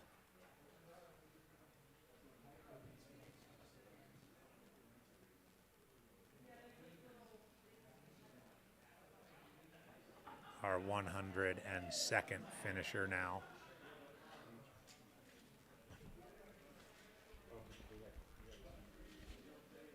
As I've said a couple of times already, these conversations are as much a part of the experience for each finisher. Just a few moments with the run director. He'll ask a couple of questions, share a couple of thoughts. Those words, they tend to resonate a little bit more than most after doing a lap of Hard Rock. Majo Liao, our F-16. Finishing in 46-47.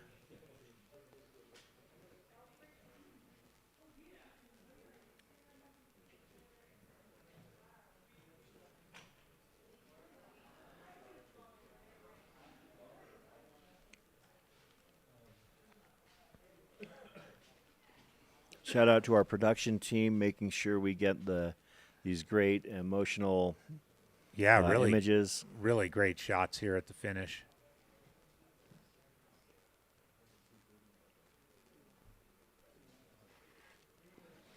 Well, we do have one of our fearsome foursome who's hit Putnam, Garth Reeder, at 4:45, an hour and 15 split. Yeah, that's from there front to of the Packer finish level is, right there. You'd have to run like somebody who is a sub 24 Yeah, type runner. yeah. Well, I guess Scott Jaime pointed it out when he and I were battling for fourth place in 2009. He did 1:10 and I did 1:14, and we finished 27 and 28 hours. So, yeah, that would be a big move by Garth Reeder, 63 years old from Los Alamos. Stranger things have happened, but that would be a big move. Lucky Steens would be potentially the next finisher from Belgium. Majo Liao taking some celebratory photos of herself with the rock. Marianne's asking about how cold it is. Upper 40s right now in Silverton. Yeah, and we're at Fahrenheit. 9,300 feet. I mean, maybe where they're exposed, they might have gotten cooler. Yeah. But I don't. I think it was a warmer year by comparison. I this think year. so too.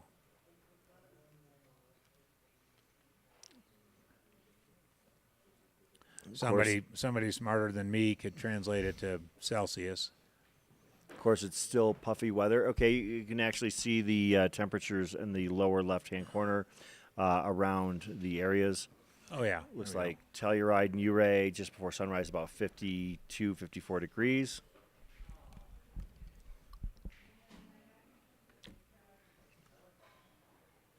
Of course, Silverton sits higher than Ouray and Telluride. Because San Juan County is the highest elevation county in the United States on average. That's a pretty cool distinction. And higher than the county that Leadville's in. That's right, yeah.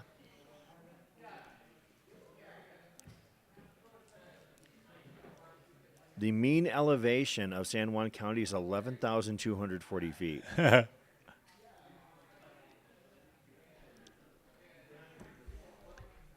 San Juan County is the highest county in the United States and also has the two highest elevation houses in the United States. Interesting. The Bonnie Bell above Animas Forks at 11,900 and an unnamed house above Picayune Gulch at 12,000 feet elevation. Well, if you want to sleep high and those houses are available for Airbnb, you could go ahead and sign up for them. I mean, it's not uncommon to be out on the trails and see tents set up at 12,000, Oh, yeah. 12,500. I mean, of course, the folks up at Kroger's Canteen make a whole weekend of it. Yeah.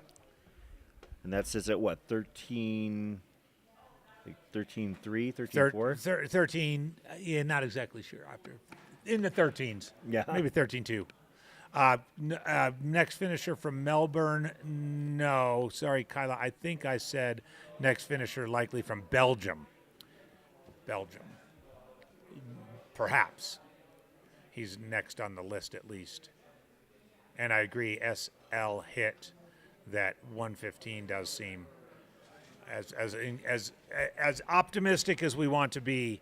115 from Putnam to the finish does seem impossible. There's some ankle-busting rock gardens in there that I would not want to take chances on, even on fresh legs. Yeah, I think our next few finishers that we'll be keeping an eye out for would be Lucky Steens, perhaps Dandelion Deluvio Scott, Shelby Johnson, Kenneth Ebner, Terry Miller, Siobhan Pritchard, Tina Uri. Siobhan, thank you. Simon Sandoval. And there's a wide gap between those runners and the snail. However, Who's the last one before the snail? Simon Simon Sandoval. Sandoval. Yeah. Okay. We do have two runners that are somewhat past Putnam in Michael Lamond and Anne Angena. But they are behind the snail. But they are behind the snail. But as we also mentioned, the snail is an overarching average pace. It is, yeah. And the last mile and a half is an opportunity for runners to be able to make something up other than that one climb on the the snail is just clipping along at the cutoff pace. So right now it's probably clipping along at 30-minute miles. Yeah, to the snail, vert isn't real. That's right. The snail is just a figment of AI. 5 minutes till we hit the golden hour, 6 minutes. Lilac Runner asking if it's true the highest point in the contiguous U.S. is Mount Whitney and Point of Badwater. The answer is yes and no. The highest point in the contiguous U.S. is indeed Mount Whitney, but that is not the actual endpoint of Badwater. The endpoint of Badwater is the Whitney Portal, which is basically the trailhead where Badwater is the finish. I think it sits at about 9,000 feet or something. 8,500, 9,000 feet. And now there are people who have been known to, after they finish Badwater, continue on if they can get a permit to and climb Mount Whitney. Whitney to complete the lowest to highest trip, which adds about, I believe, 11 miles each direction. The 22-mile round trip from the Whitney Portal to the summit of Mount Whitney, including the 99 switchbacks and another 5,000 feet of elevation gain, as if Badwater wasn't enough. But so the endpoint of Badwater is actually the Whitney Portal, but Mount Whitney is indeed the highest point in the contiguous U.S. SL Hit asking about finishers who come in beyond the 48-hour cutoff. We've seen this happen every year. And the finish line is not gone. The finish line stays up for a few more hours. Maybe they take some of the banners down. The rock is certainly there. Typically Dale sticks around and more volunteers. There's still people cheering, and they will collect the person's tracker. Obviously, that's important. The finishers we've seen after the 48-hour mark in the 2 years of covering it tend to not kiss the rock. They don't want to. I don't think they want to kiss the rock. They're not, but they will be recognized at the award ceremony as people who completed the distance, but not, of course, as official finishers. It's the same as an event such as Western States, where they do get a 100-mile medal, but they don't receive a buckle for finishing.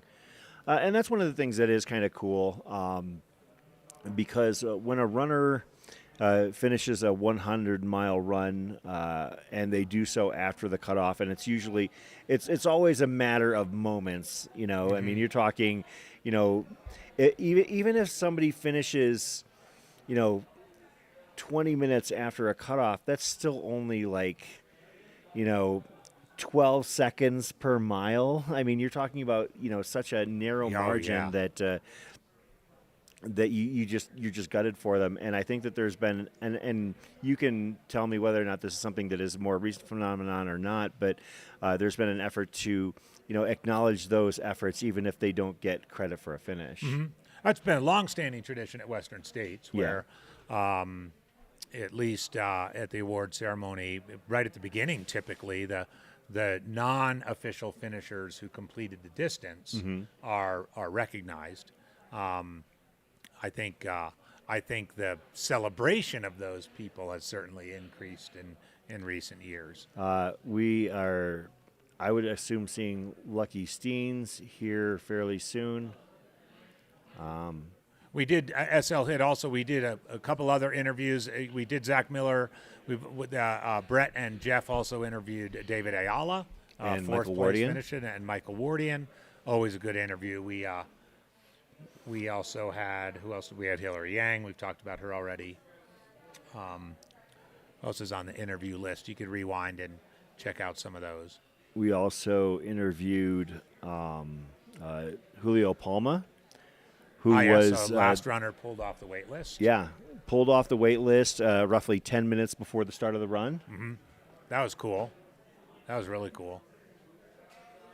I had extended an invite to my friend Ellen Silva, who finished 12th in the women's run. I think she might have decided that sleep might be the better path here. So that's a tough call. I don't blame her. No. Again, we'll be live streaming the award ceremony. It starts at 9 up at Memorial Park. And it's a wonderful ceremony. Well worth it if you have a little bit of time. Lasts about an hour and a half, 2 hours, and Dale presides over it. It's kind of he does it in graduation ceremony style. We are 1 minute away from the Golden start of the golden about to hour start. here. We have give or take, I believe, 13 runners that we're still expecting in. I'll verify that real quick. I'm counting 12, 13 if you count the 445 Garth Reeder, but 12 down to Michael Lamont. Yeah, I think that 12 would be right. So that is the Magnificent Dozen, or the Dirty Dozen. The Dirty Dozen. Thank you for tuning in to the Hardrock 100 Endurance Run live stream presented by Altra and The Feed. I am Chris Warden. Andy Jones-Wilkins. And the golden hour is effectively just underway right about now. Welcome, everybody, to the Hardrock 100 Golden Hour. It's such a big deal that Brett Hornig is up and at 'em here this morning. I missed it last time. Yeah. This time I don't. What were you doing? Just sleeping? Yeah. Yeah. Last day, yeah. Well, he's got a youngin' at home, so Yeah. I figure he probably takes the opportunity to sleep whenever he can. So, no shame in that game. None at all. None at all. Loved seeing Brett expose the kid to big-time racing out at Auburn and Olympic Valley a couple weeks ago. Got to get him started young. You got to start him young. Yeah. Lucky Steens, we think, coming down the Snowden Street. Oh, nice. Yeah, I don't think, SL, that this stretch of trail is necessarily that difficult. Like, once you get to Mineral Creek, it's not very technical, so I think that you're fine there. Maybe just coming out of Putnam, it is pretty arduous, but when you're talking about golden hour, unless you left Putnam some time ago, you're really not likely to be able to run the remainder in the time required. That is, they're bearing a flag. I am going to guess then in that case that we are looking at maybe someone perhaps waving a Belgian flag. Belgium, of course, home to some incredible FKT runners, and they seem to have a passion for the big backyard format as well. Lots of Belgians have set records in that bizarre format. That is the Belgian flag, bib number 107. Luke Steens, the first finisher in the golden hour. Up. We're not going to. Oh, there he goes. So to the left, fully to the left with the kiss. Luke Steens, if he weren't running ultra races, he'd be, quote, old, fat, and unhappy. Well, nobody wants to be old, fat, and unhappy. No. Life is too short. His running idol is somebody I'm not familiar with, Gideon Zadok. Going to have to do a quick little search on that. Someone in the chat probably knows who it is.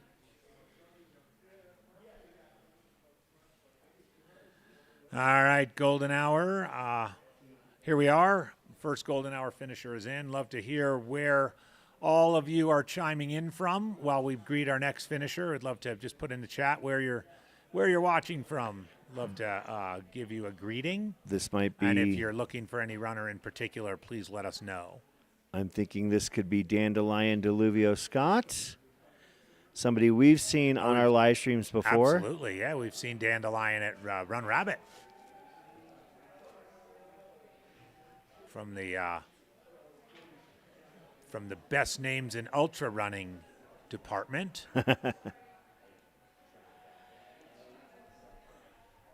Dandelion, congratulations. This is your first Hardrock. Going, right on the lips. Right on the lips. Right on the lips for Dandelion. I guess nobody told her that that's bad luck in the next lottery, but she doesn't care. From Lander, Wyoming. She might not want to be in the next lottery. Dandelion was a park ranger at Yellowstone once upon a time. Running idols include Mike McKnight, Killian Jornet, and Bryce Thatcher. Wanted to give a shout out to her amazing support crew, Damien, Luke, Andrew, and the folks at Ultra Aspire. Bryce Thatcher, by the way, the founder of Ultimate Direction and now the owner and president of Ultra Aspire. Been supporting runners and their hydration needs for a couple of decades. Bring back the bottle. Bring back the nipple bottle, Bryce. 47:03 officially for Dandelion. All right. Couple of greetings here. Albuquerque area. Somebody mentioned once would be enough. Did that mean in terms of running Hardrock? Because I don't know. I would assume that the preponderance of runners isn't satisfied with one. Now, maybe two. Yeah. Maybe two. Of course, the run is done in alternating directions. The way that things are set up right now, the odd years, such as 2025, are counterclockwise, and the even years are clockwise. And the race experience is vastly different depending on which direction you go. 100%. 100%. Albuquerque, Texas, Asheville, North Carolina, Mexico, Delaware County, Pennsylvania, Paris, France, Eastern PA, Slovakia, the Netherlands, Denmark, Scarborough, Maine.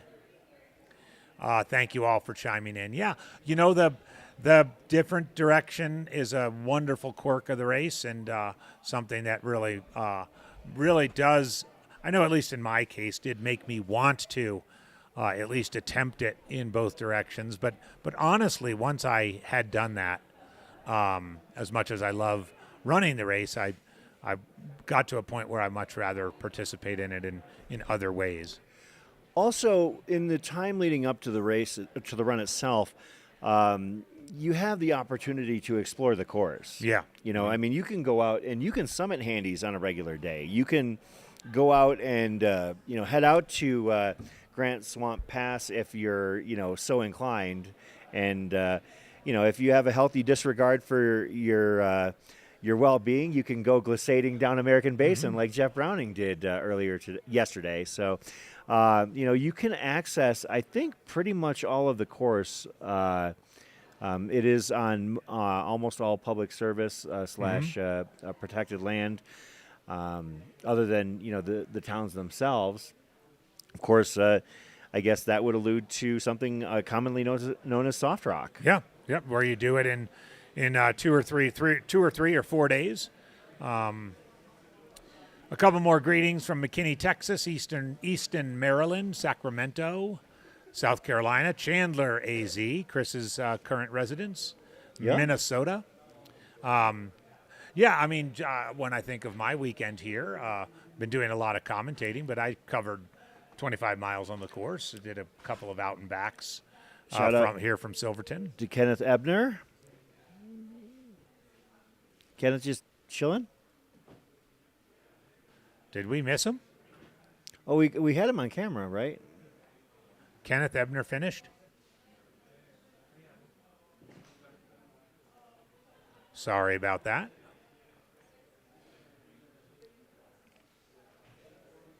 That was a 2:15 split. You did 2:15 from Putnam. We would expect Shelby Johnson shortly from Whispering Pines, North Carolina.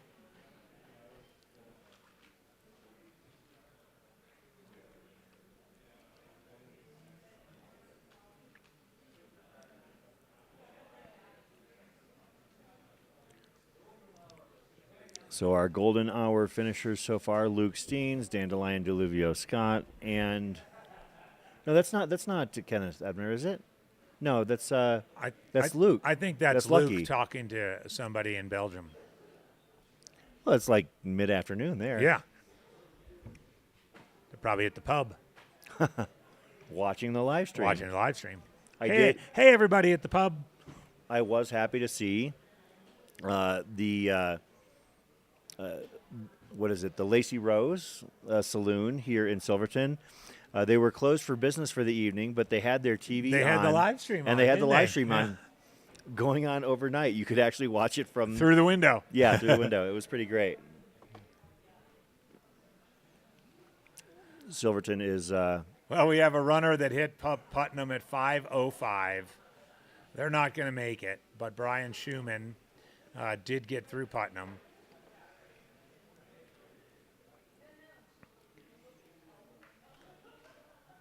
yeah, that run from Putnam would be an extremely tall order for even the fittest runners at this Yeah. point. You know, the Katie front, Scheid did it in 59 minutes. Fastest of the day. Faster than Ludo. you're right. Ludo did it in an hour 3.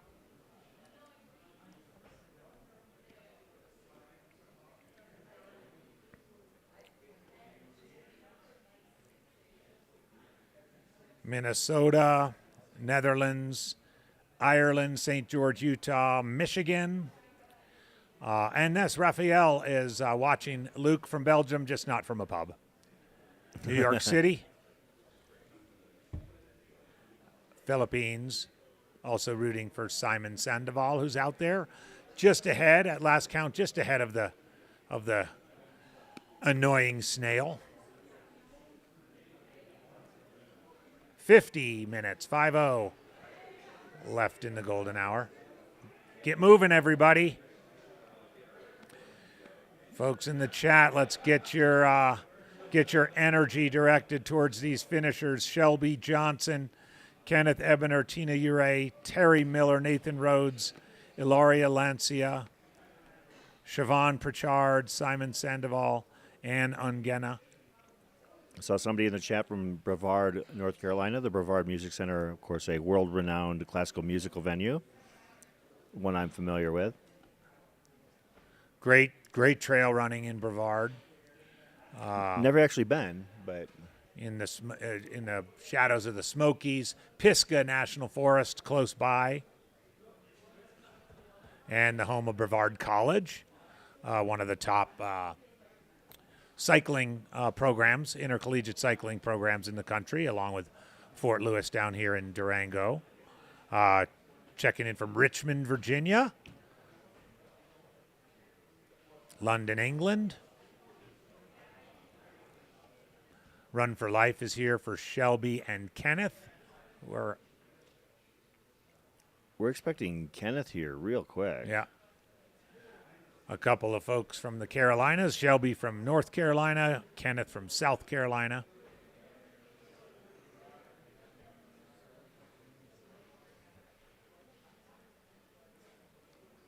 Oh, actually, Shelby and Kenneth are basically stepped together. I think. Well, no, maybe Shelby is a hair ahead of Kenneth at this point. I think we could see Shelby possibly coming down the street here. Pretty soon.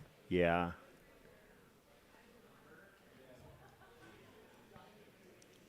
Texas Hill Country. Hopefully you're all doing well after the difficulty of those really, really brutal floods. So looking at the screen here, your main shot is the finish line cam. That is our excellent kiss angle cam. Yep. In the lower left, that is our camera looking out towards Snowden Street, which is the final main stretch of road before the runners take a quick right down 10th Street and head into the finisher chute. And the lower right, that is the gymnasium here in Silverton. It is Silverton High School where we are posted up. Mm-hmm. And the crews, the finished runners,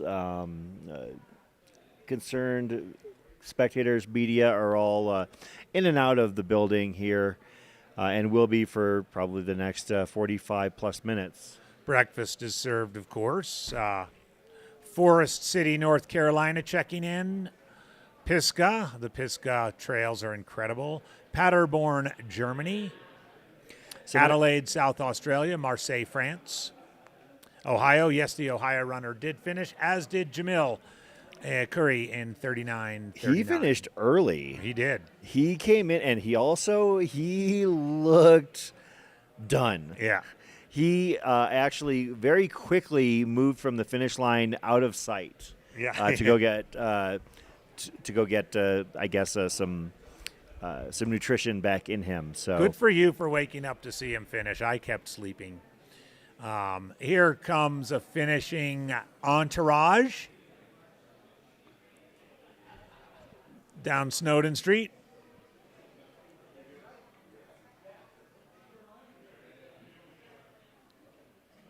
Somebody's asking what different ways someone can get one of the spots in Hardrock. You can be the previous year's winner. Yeah, or get picked in the lottery. Or you can pick the lottery. Or there are a couple of race director discretion, affectionately known as Dale's picks. Mm-hmm. To be a Dale's pick, you probably need to have done something like win a big race within the prior year. Yeah, most of the Dale's picks in recent years have been presented to elite runners. Yeah. Runners with a chance to win. Zach Miller, for example, was one of the Dale's picks this year. Yeah. Some of the recent Dale's picks include people like Tara Dower and Annie Hughes. Mm-hmm. So the answer really is simply to how to get in is to start your journey as quickly as possible. Start running qualifiers and okay, there's a runner behind this entourage as well. This entourage is walking. The single runner in the back looks like they're running. Could be, this is Shelby Johnson. Looks like with her family. The runner in the back looks like Solo in that yellow jacket. 45 minutes left on the clock in the golden hour here.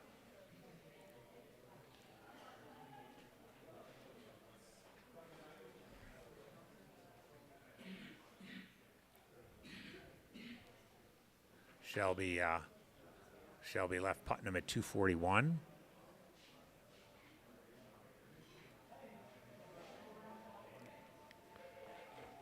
So I think we're basically focused on 7 final runners, and actually after Shelby finishes, it will be 6.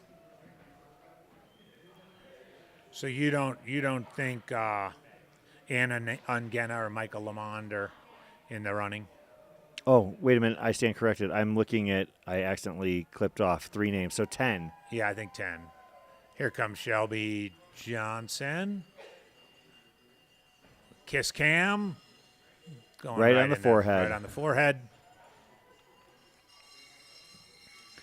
47-17-10. Nice job. Whispering Pines, North Carolina. Best hug in ultra running. That brings us to 3 golden hour finishers to this point. Lucky Steens, Dandelion Deluvio Scott, and Shelby Johnson.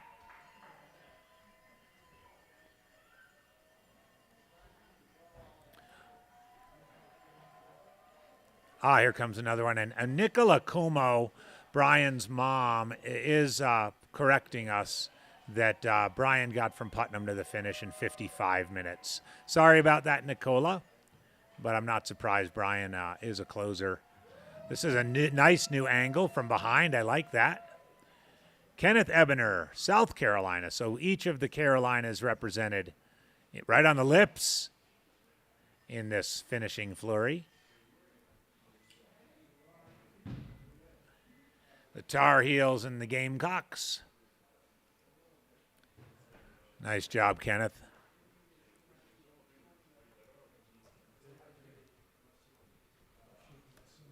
Kenneth Ebner with his first Hardrock completion.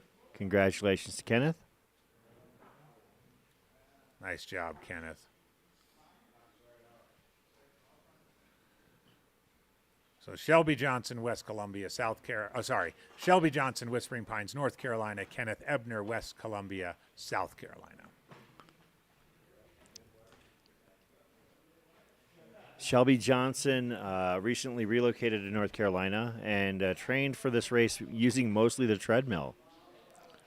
All right.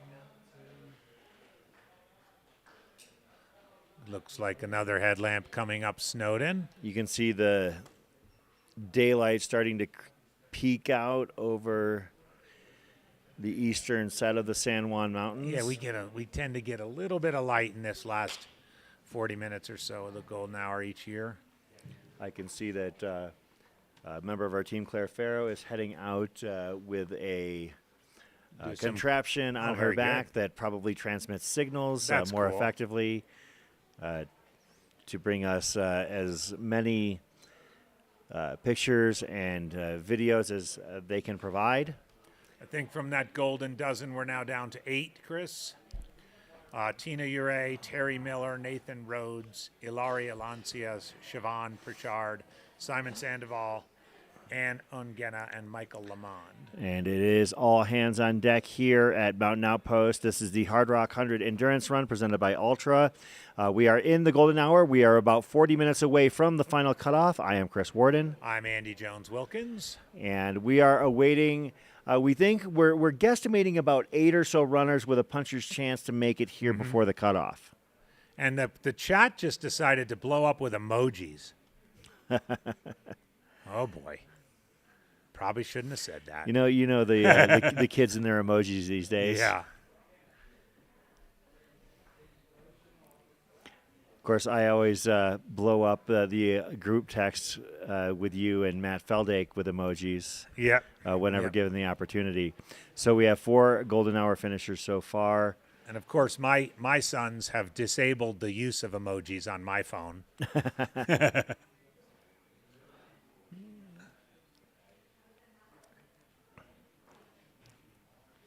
Golden hour.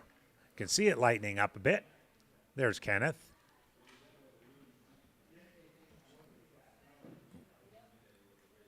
Columbia, West Columbia, South Carolina. So the 8 individuals we still think we might see here between now and the top of the hour. Tina Uri going for finish number 8, I believe. Terry Miller, Nathan Rhodes, Ilaria Lancia, Siobhan Pritchard, Simon Sandoval, Ann Ungena, and Michael Lamond. And if you're listening and watching, wake up your friends wherever they live. It's time to get on the live stream and enjoy this last 40 minutes of the golden hour. Well, some people are waking up. We did have we're having a bit of a bounce in our viewership. Thank you very much for everybody that is tuning in here. We know that no matter where you're at, if you're here in the United States, it is early. And it is Sunday, and we are keeping you from your long run. Yeah. Or maybe your shakeout run. But pour yourself a cup of coffee, enjoy the next 40 minutes, and then get out there for a run. I am enjoying my coffee. Because you probably need to train for that Hardrock qualifier you want to sign up for. I'm enjoying my coffee that was obtained from the finish line aid station.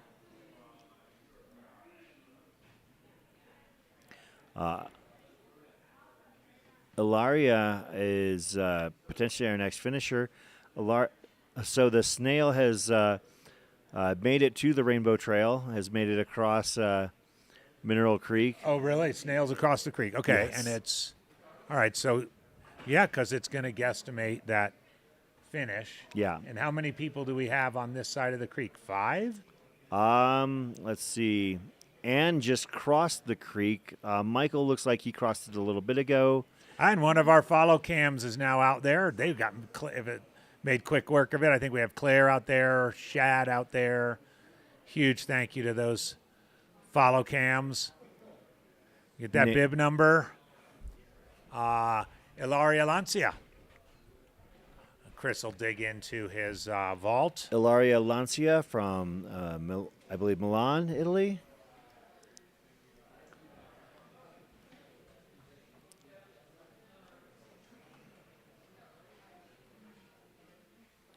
Bib number 161. Qualified through UTMB. If she weren't running ultras, she'd be a better wine taster. I don't know. I think that this gives you the excuse to become a great wine taster. Her running idol is maybe around the gym here somewhere, as a matter of fact. Emily Hawgood. Emily Hawgood. That's a cool running idol to have. Good to see you, Troy Blackman, coming in from Georgia. Troy was out here for the trail work weekend last weekend. Coffee, live stream, then run. Sounds like a good Sunday, Troy. I'm going coffee, a short run, award ceremony, drive down to see granddaughter. I'm going coffee, sleep, avoid kids' desire to go and climb a mountain, sleep some more. But Ilaria Lancia heading into the finisher's chute, out of the darkness and into the light. I see what you did there.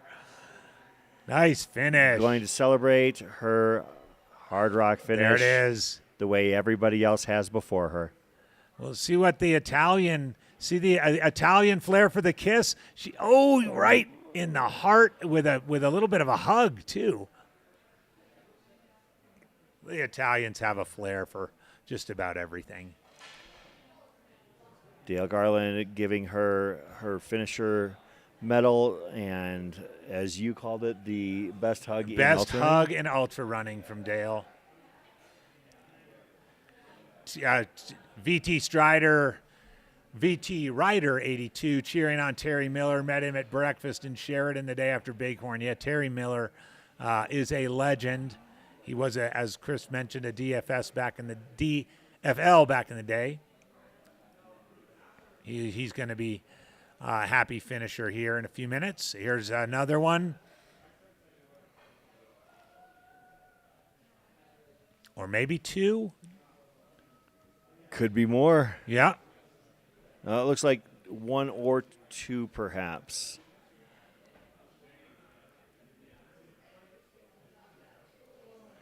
You want to go first? You go first. Okay, you go first.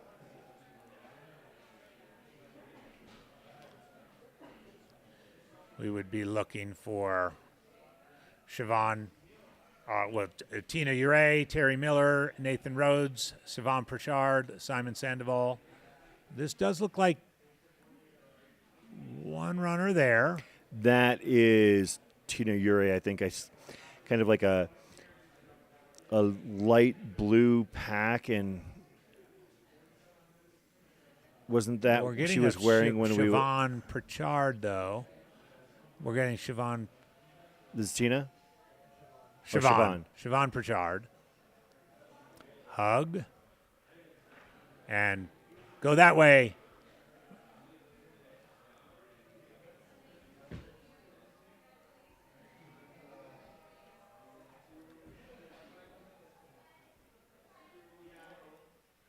Steamboat Springs. We've talked about that already. We'll be out there in a couple of months for Run Rabbit. Great endurance town, outdoor mecca.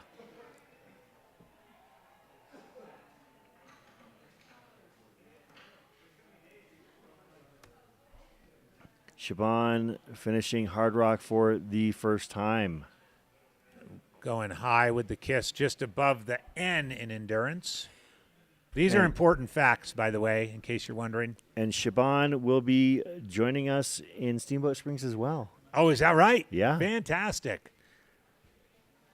Seems to be a regular at Run Rabbit, having run it the previous few years.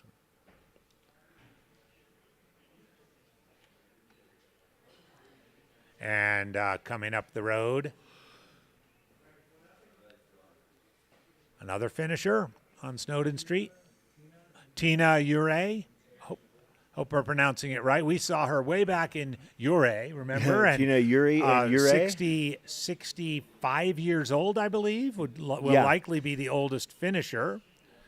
She spent a good 40 minutes or so there collecting herself, and it was impressive to see. Mount Shasta, California. And it looks like a runner right behind her, too, and another just made the turn.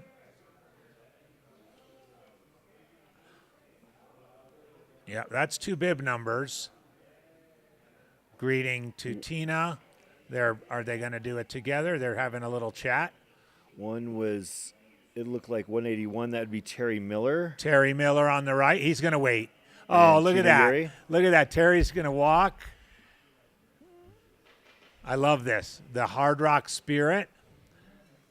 Giving Tina the Tina's opportunity. going to have her moment.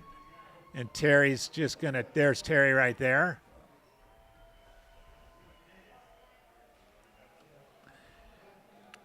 Tina and Terry. Terry, 53 years old from Lakewood, but this is Tina Ure, our oldest finisher from Mount Shasta, California. You got to kiss. You got to kiss. She's coughing. She doesn't want to get, there we go. Doesn't want to get germs on the rock. And Terry Miller, 47-29. Tina with her 8th finish here. Tina And with finish number 8. How many for Terry? Terry, this is number 2. Right on. Terry was DFL in 2021, so both of his runs have come in the same direction. So we know we'll be seeing him back here in the years to come. Terry going to have to turn it around real quick because Wyoming Range awaits him. Right on. On August 8th. Do we have another? We're looking up the road here. And then Simon Sandoval, or it could be Simone Sandoval coming in at 47:30. We're halfway through the golden hour, and 3 have come through real quick. Simon Sandoval of Squamish.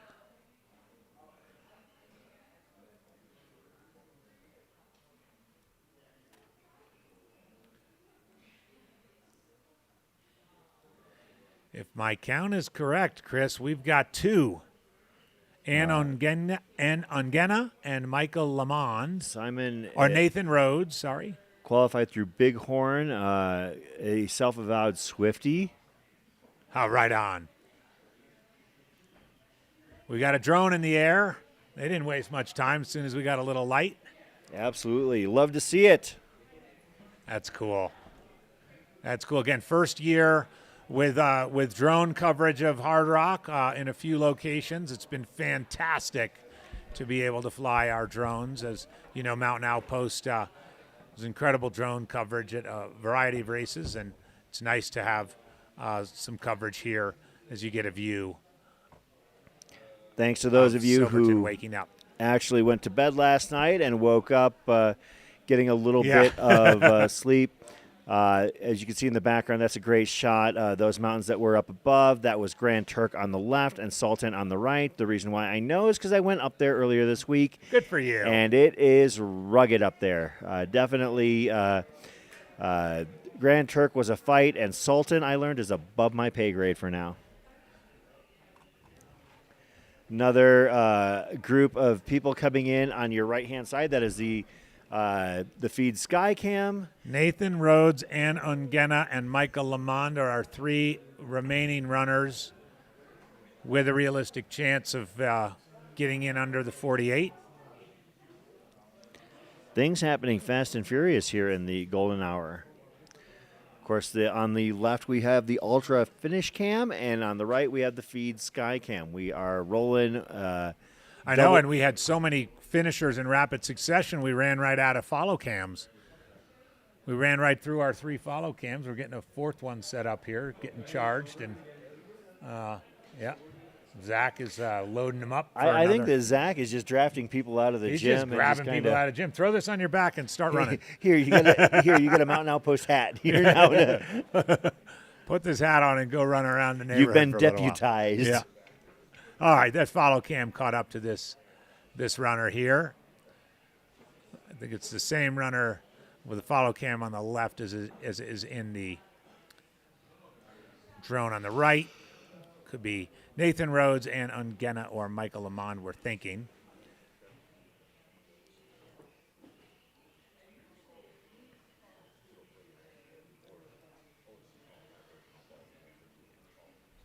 Thank you all for joining us. Great to have so many of you on the live stream for this great celebration.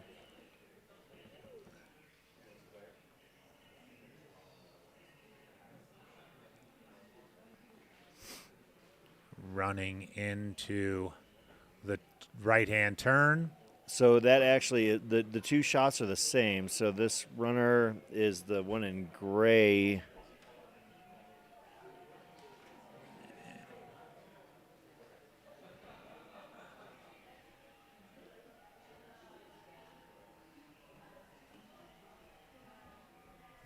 All right, Nathan Rhodes, Rhodes. Asheville, North Carolina. Making it 47-34. Nathan Rhodes Hardrock finish. qualified through Northburn in New Zealand. That's pretty cool. If he weren't running ultras, he'd be drinking a lot more coffee and beer. No, that is the reason That's why the reason you run. You run ultras. Nathan Rhodes from Asheville, getting it done. His running idol is his wife, Vina. 2:08 from Putnam, just for reference. Got in 2:08 from Putnam. Having his chat with Dale. Nathan is trying to raise money for G5 Trail Collective in Western North Carolina as the area recovers from Helene.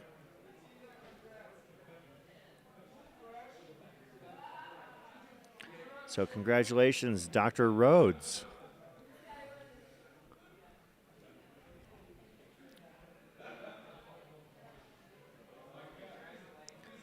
We are down to a couple people remaining. Yeah, I think realistically, even though a couple have left Putnam,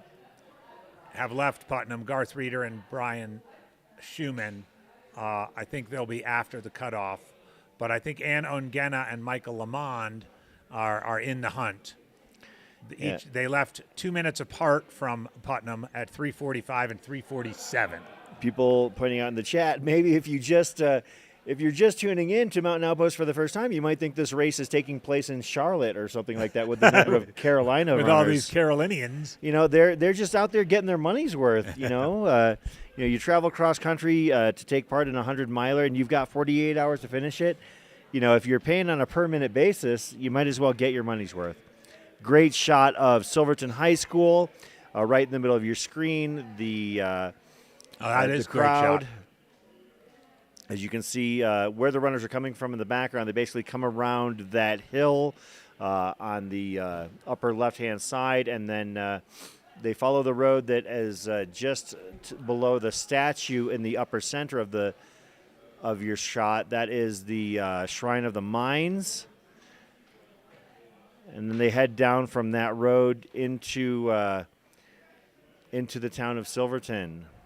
23 minutes. Our runners are probably grinding on that road climb up to Shrine of the Mines. It's not a very kind little road.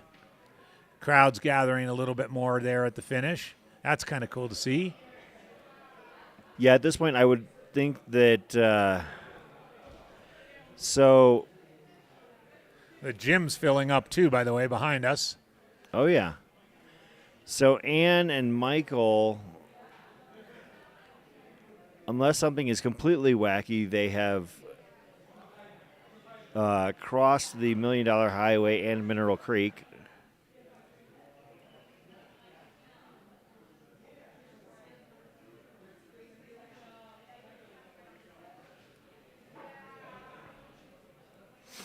Somebody asking if they think training at high elevation like Mount Mitchell prepares you somewhat for Hardrock. I mean, some elevation's better than none. Yeah, it can't hurt, Yeah. but Mount Mitchell at 6,600, 6,700, it's definitely, I love this. We're on for takeoff.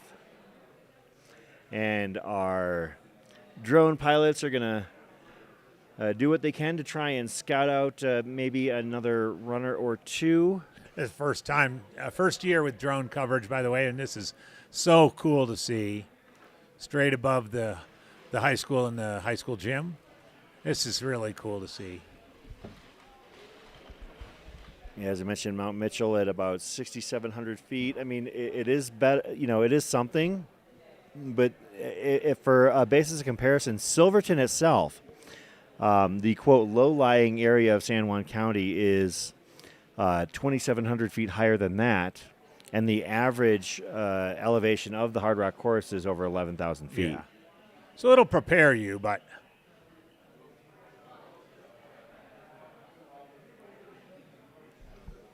there you got a good shot of the trail that comes down from Shrine of the Mines. It's real short.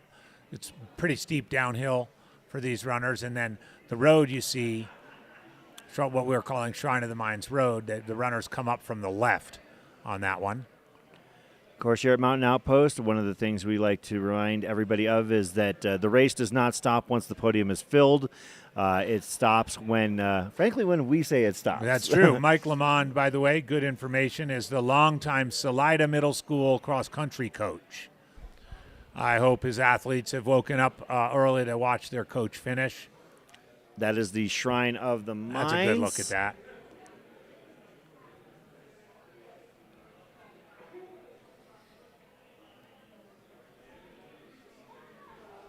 So the runners are going to run just below that and make a right-hand turn onto the single-track trail. It is an excellent overlook for the town of Silverton from cool. there.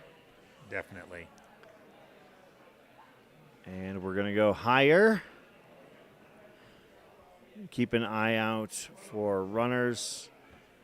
It's like we're kind of going to get a panoramic view. And Michael Lamond, let's get our energy going towards Ann and Michael, as they are no doubt grinding as day has dawned here at Silverton. Our drone is turning back around, looking back down towards town and up towards Kennel Mountain.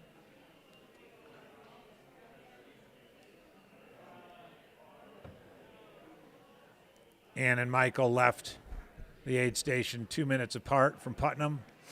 Their trackers have not updated very recently. Ann's last updated when she hit the $1 Million Highway, but that was 22 minutes ago. Mm-hmm. So I would think that she is somewhere on that road, Shrine of the Mines road, but we didn't see her. And Michael Lamond was not quite yet to, but he was only about 300 meters, maybe 400 meters short of Mineral Creek and the $1 Million Highway, and that was 31 minutes ago. Yeah. So I'm thinking we've got to see these folks come up soon. I'm really, really rooting for these people. 20-minute miles, given that, 20-minute miles would do it. Yeah. You see some, just down there at the bottom of the screen, you see some folks jogging out, undoubtedly getting out there to give some words of encouragement. Oh, here we go. We have a runner coming down the single track. I am thinking that is Michael Lamond. Michael We will confirm. Lamond, longtime Salida, Colorado middle school cross-country coach.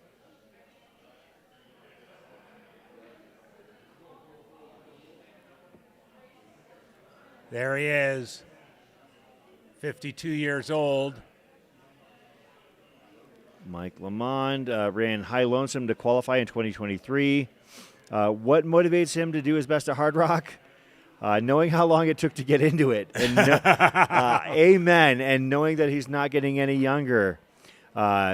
He didn't start running until he was 40. He was always an athlete. He was always an athlete, but never ran track or cross country. If he wasn't running ultras, he'd be playing sports with his boys. Benjamin Van Bernd in the chat is cheering on his mom, Anne. Oh, Benjamin, we're all cheering on your mom.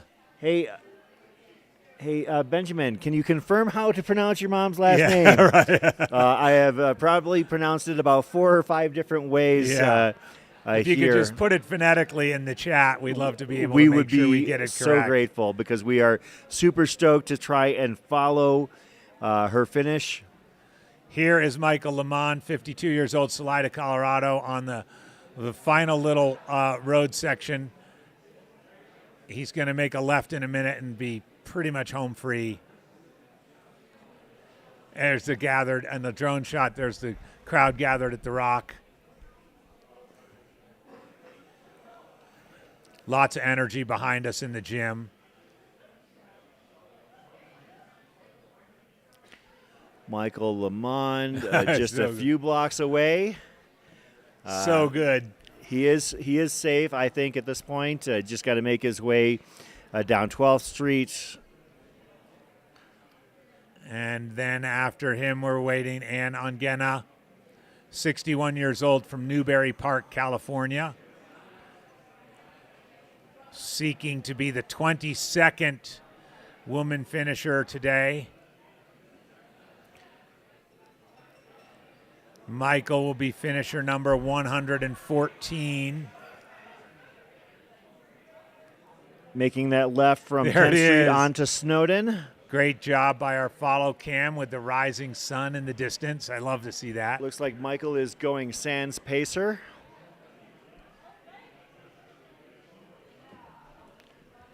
We got the name from Benjamin. Thank you very much, Angina. Angina, Ann Angina. Thank you, Thank you, Benjamin. We appreciate you. We are pushing for your mom, Angina.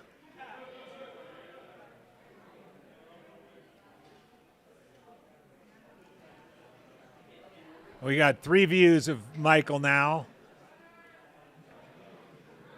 And we're getting the gym emptied out, hopefully, to cheer in Michael. Let's hope these front of the Packers don't get jealous at the number of camera angles that Michael's getting here.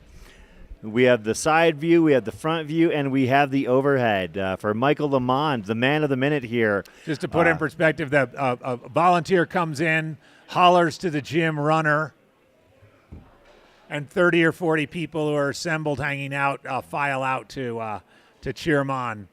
Yeah, this triple screen is really cool. Michael Lamond.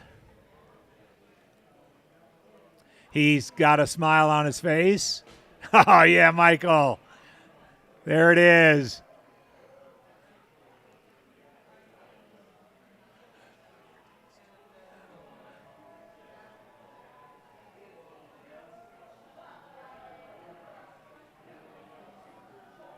And away. All right. You're there, Michael. Michael Lamont, Salida, Colorado. Longtime middle school cross country coach. 47, 46, 30. All of a sudden, a lot more photographers out there, Chris. Well, there's actually sunshine, so they can see what they're shooting. And Ann Angina is our last runner out there seeking to get under that cutoff.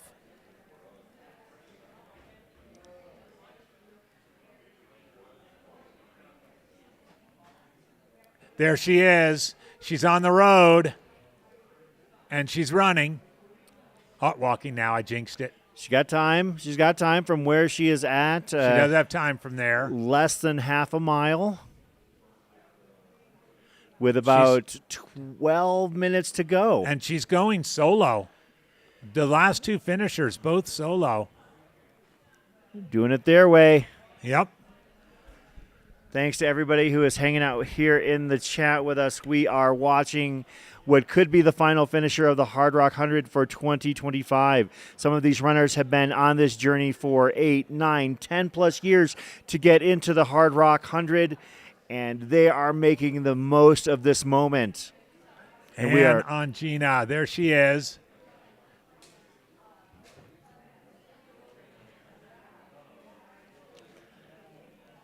Yep. She's running. She's running towards the right-hand turn on Shrine of the Mines Road.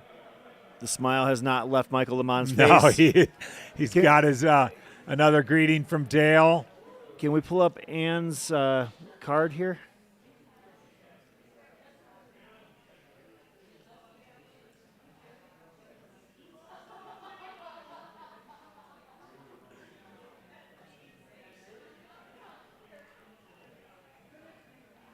Anne Angina, 61 years old. Impressive. She's kind of run walking. From Newbury Park, California, qualified through UTMB last year. What motivated her to do the best at Hardrock? It took her more than a decade to be a lottery winner, so now is her first try ever, and at age 61, it might be her last. Oh, man. So she knows she needs to succeed. All right. Here we go, Anne. She was never involved in sports until her early 40s, busy raising a family of 5 children, brought together with her hardworking husband. It wasn't until they moved 20 years ago from Belgium to California that she started getting out in the trails while they were in school.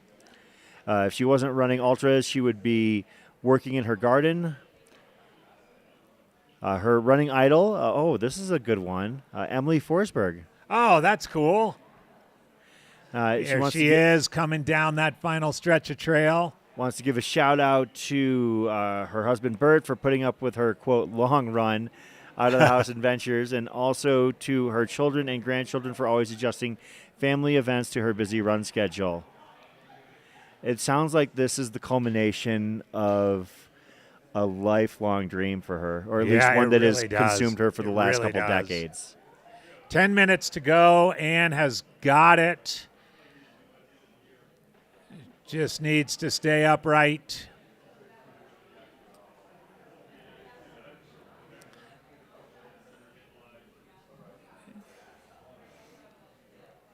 She's jumping onto the road.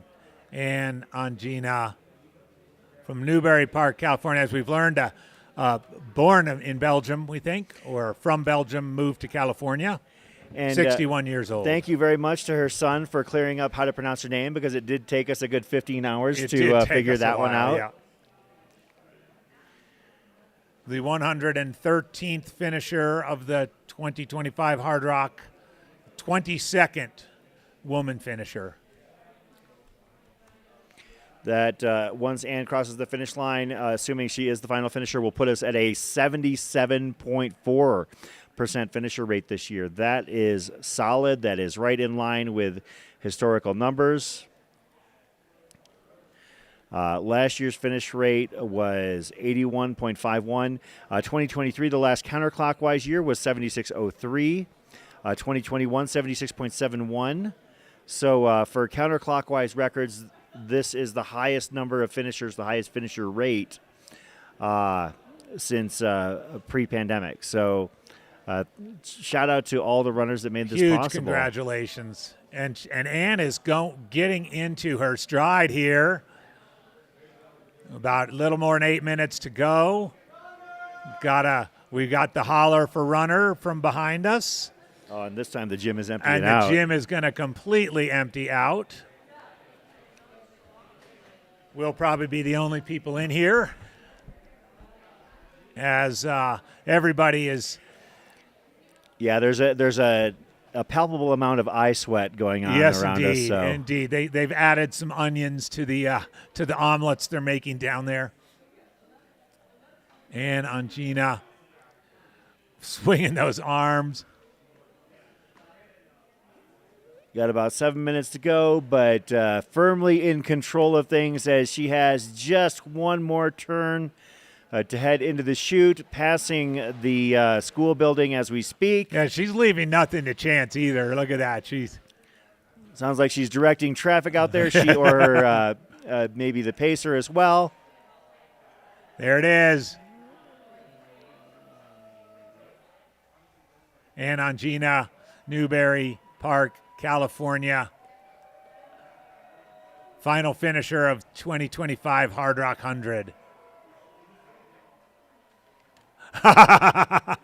To hell with the poles. Tosses the poles. Needs those hands. Kisses the rock. 47.53.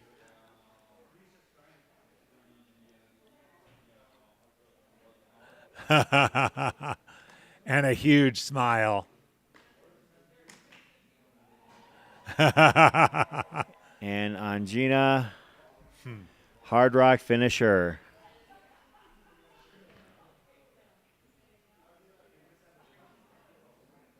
The moment is yours.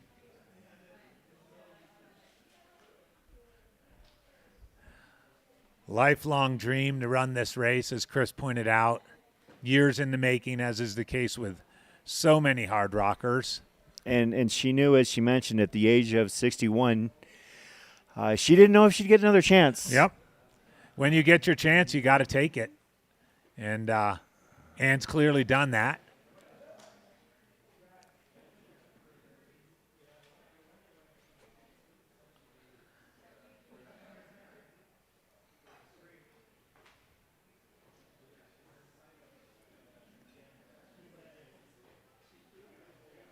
And She's going to go for a sec. She went in for a second kiss. She's allowed. There's no rule against double kissing. And our 22nd finisher in the women's side.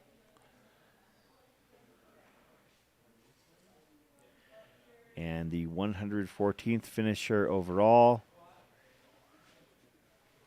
As we mentioned, there are still 4 runners still technically out on course, but they're not within range of being able to get here between now and the top of the hour. I got an interesting stat for you, Chris. Ann represents the 9th runner 60 years of age and over to finish Hardrock this year. 9 runners 60 years of age and older. That's a testament to those folks who are a little bit older out there. Yeah, absolutely. That's very impressive. It's a race that plays into the strength sometimes of those who are maybe a little bit more experienced at running and at life. And in tandem with the fact that it is, somewhat, you have to be patient to get into this run. Yep. Ann's answering some questions. They're being greeted. They're having their moment.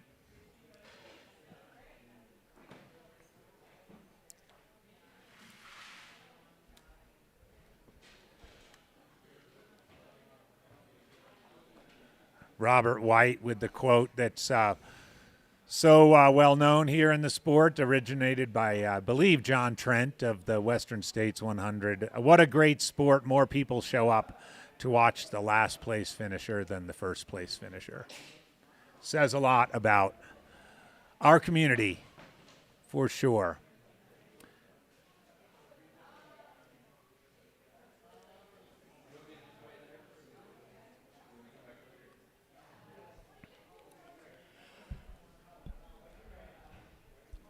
Of course, the clock has not stopped moving. We are not at the final 48-hour mark yet. We do have runners still on course.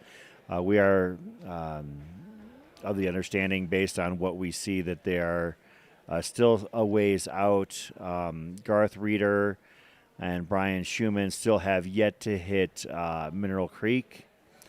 They are on their way from Putnam with pacer or sweepers behind them, but Ann on Gina, our final official finisher.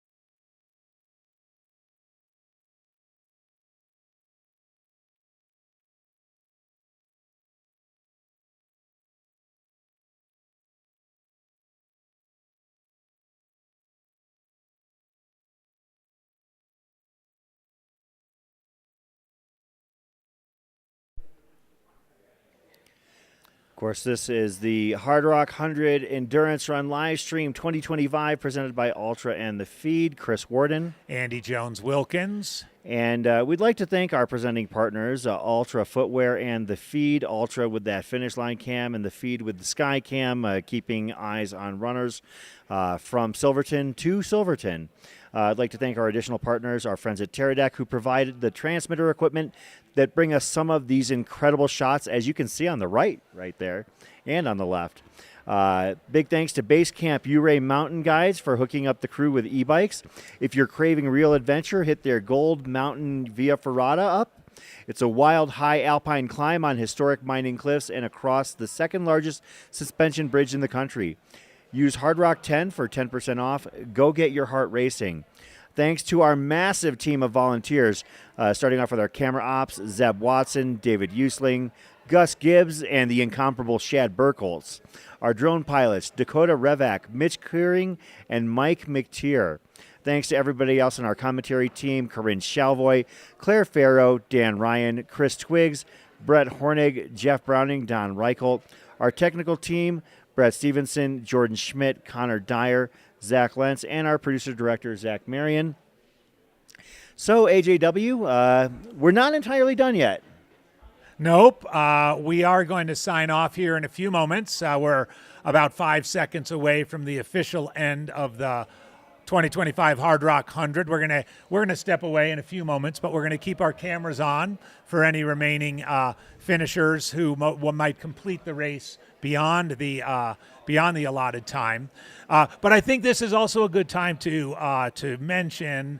I forget where we were, but it was probably somewhere in Phoenix where we were doing some live streams. Obviously, a lot of Aravipa live streams, but we began to have the conversation about live streaming Hardrock with Jamil Curry, who finished the race, by the way, a few hours ago in a time of 39:39, and through a lot of hard work and tremendous amount of energy and time working with the Hardrock organization, made it come to fruition 3 years ago at the 2023 race, and here at year 3, finishing up the 2025 race. I mean, Jamil, I'm sure he's sleeping right now, but oh no, maybe not. He's probably watching this. He's probably working. He's right. But what an incredible accomplishment in 3 short years. And Chris, I love being side by side with you. And so here's to another year of live stream coverage. We'll see you all again in a couple of months at our next race. And I'm going to turn it over to you, Chris, to close things down. Of course, we are going to be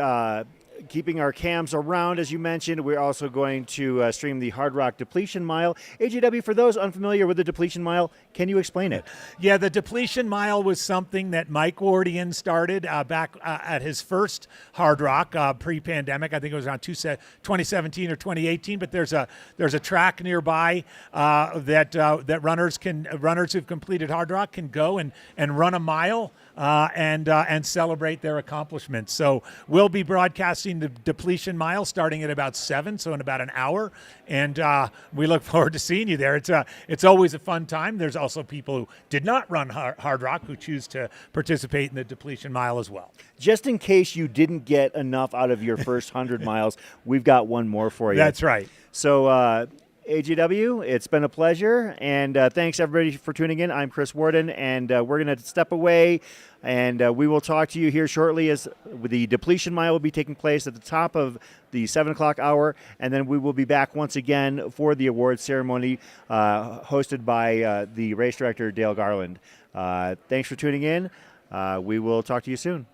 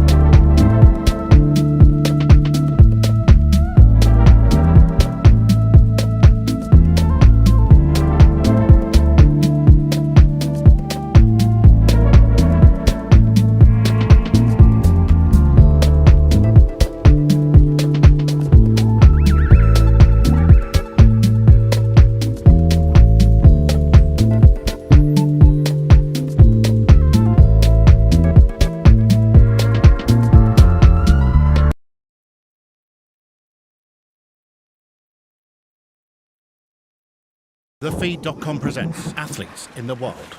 Of all the wild animals, the athlete is the most ferocious. A high-strung, muscle-clad creature with two speeds, feast and nap. These creatures require constant feeding, gels, bars, electrolytes, supplements, protein, and they forage at the feed, delivered fast like them. Please feed the animals. Shop today and get a free animal bottle at thefeed.com. Focus. Exhilaration. Euphoria.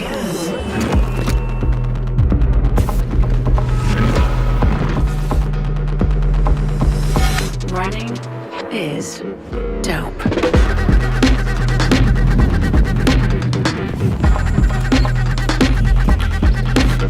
Experience a new high. Altra, stay out there.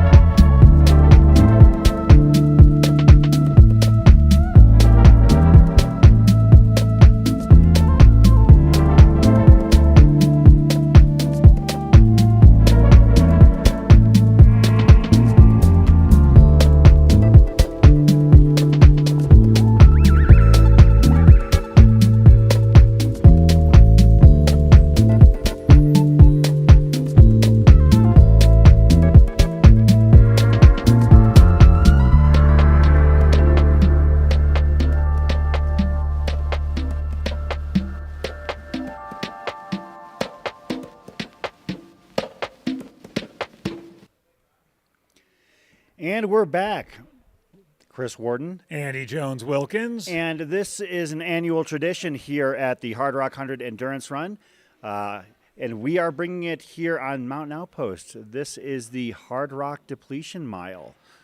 Yep, you can see here on the screen on the actually both screens down low on the ground. It looks like Maggie Gooderl interviewing Mike Wardian, the founder and inventor of the Depletion Mile. Cool. We've got some folks on the ground, and there's the we're going to track, try to and you get can see started the in like assembled 2 minutes or crowd so. on the I right. can't thank you all enough for coming. This is something that I love to do. I think it kickstarts your recovery. So good. But I'm so glad that so many people have showed Wonder up if today. Jamil's there. The first 10 people that finish in Tevas get a code for some free Tevas. So you have like 1 minute to get them on. Sweet. But right. besides that, good luck. If you're not familiar, it's 4 laps around the track. Don't cut the course by the rocks. And let's see if we can set a new record. I think like Jeff Rome has the post hard rock record of 5:12. I think he outkicked me around the edge. So I'm going to try to go sub 6. Anyone else wants to come along for that? Let's go. Oh, yeah. Sorry. Wardian's going to try to go sub tailwind. 6. Bags over by Tara. Yeah, super official. All right, this is the line to start, and we're going to do it in 1 minute. Kyle's going to challenge your 512. 1 minute until the Depletion Mile starts. All right, Connor, I would. Can you explain the Depletion Mile in 30 seconds? Yeah, real quick. This is something Mike Wardian came up with after his first Hard Rock finish in 2018. We did it a couple years at Western States too, where we'd run a mile after the completion of the race, and this is a large group, and so the idea is to just take advantage of the fact that you're depleted and go out there and hammer a mile. I think I see Matt Daniels in the yellow shirt there, and he is a sub 4 minute miler from back in the day. But yeah, that's in short, that's the actual, and they're off, and that's a big crowd for the Depletion Mile. See if we can identify some of the runners who participated this weekend in the Hard Rock 100. This is so great. They are off. We've got the feed sky cam overhead. We've got a runner on the infield cranking it out to keep up with the leader here, taking it out hot on lap 1. And then we have a few kind of bringing up the rear there on the lower right. So this is the start to Sherman lap. We'll use the Hard Rock course as a metaphor. So they're on their way to Sherman now.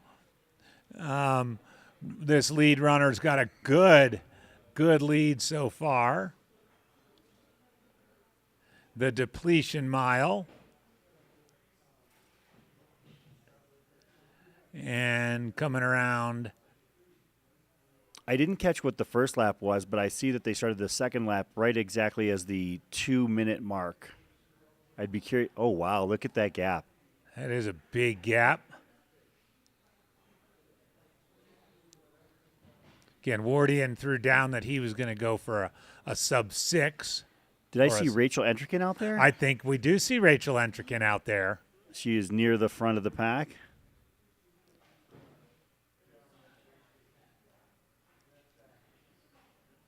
Big lead. See if the piano comes on or not. Lap and a half, so 600 meters in. Not many tracks at 9,300 feet in the United States.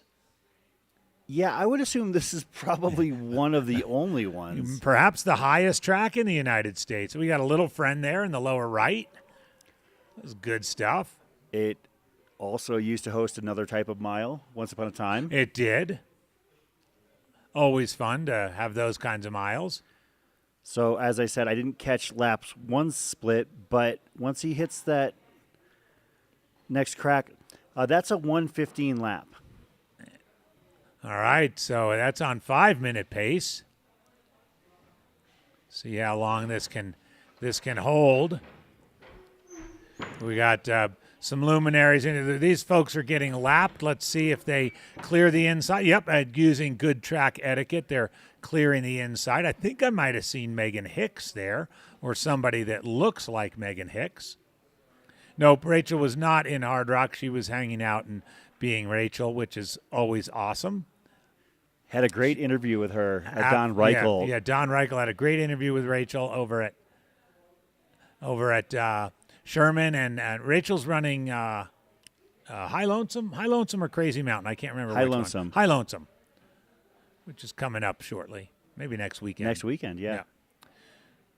This runner plowing through more of the field as he rolls into lap 3, hits the 1,200 meter mark. There's a couple of hikers. Wardian admonishing people not to cut the course, which is easy to do there with that, what probably once was a another 1:15 lap there. This guy's moving, and he's going to weave through some traffic now. Thank you, Minnesota Tom. Yep, Rachel's interview was toward the end of the first stream. But you can watch the whole thing again to find out. Yeah, you can watch the whole thing for sure. It was nonetheless, it was a great interview. I don't think Rachel has ever given a bad interview. I would be inclined to agree. Yeah. Of the 80 some odd podcast guests I've had, she is by far my favorite. I couldn't tell anybody who was actually participating. That's Rachel there in the lower left, I believe. Wait, no, it's not. No, it's not. But I think it's Maggie Goodall who just went out of the lower right.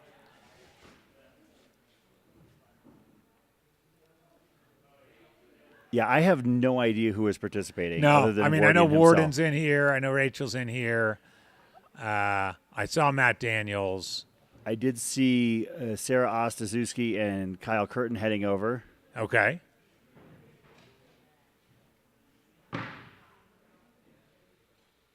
I think we should stick to the ultras and the 100 Yeah, milers. yeah. Our bag is definitely not the track mile. and field. We got a finisher. We might go down for an interview here. So that was about so it was 49:00:55. We thought the race in Arkansas went fast. So that's about a 5:05, 5:10. Mountain Outpost is giving it a 4:57.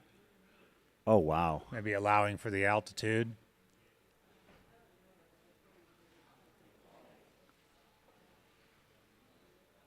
Oh, some high fives there by the Peanut Gallery.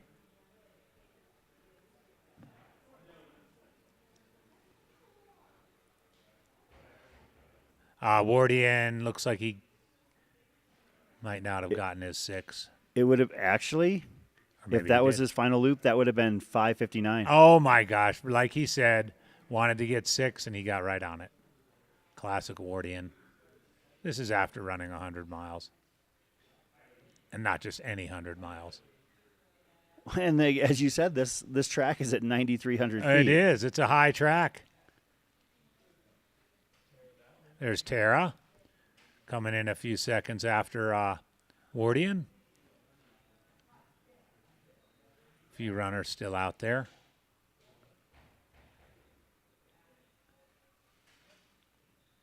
So I didn't. We would have seen Jamil. So I think Jamil is sitting this one out.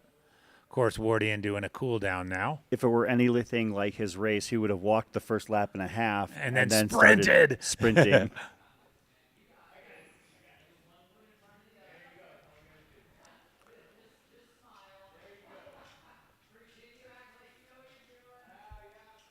Very good. Very good coverage of the depletion mile. Shout out to the feed Sky Cam. And I guess that our trackside cam would be the Ultra finish line cam. Ultra finish line cam.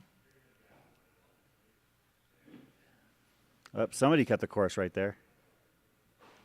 Saw that. It's going to cost you. Got to give Wardian a donut.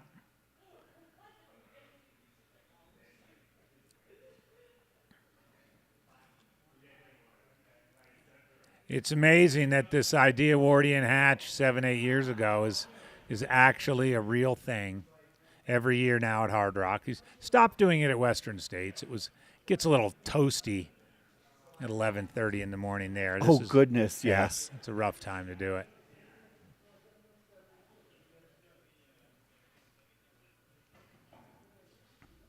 But who doesn't love running a mile at 9,300 feet? Yeah. Dan Ryan raises his hand. Well, several of these people ran I'm going to raise 100 my of hand them. too. They just didn't do so at I Zone pretty- 4. Yeah, I pretty much don't like running a straight up mile, period. I did have a couple of years where Thornley and I did a challenge at Hayward Field in Oregon to run a sub 5. And I think he was baiting me. I did a 5:14 and then a 5:07, never made 5. Here's Browning with a guest. Bronco Billy, what you got?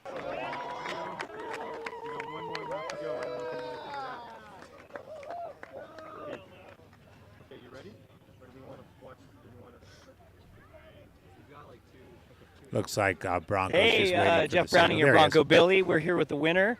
What's your name? My name is David Gleisner. Yeah, David. Ran the fastest mile this morning. And what was your time? Did you get it? 4:58.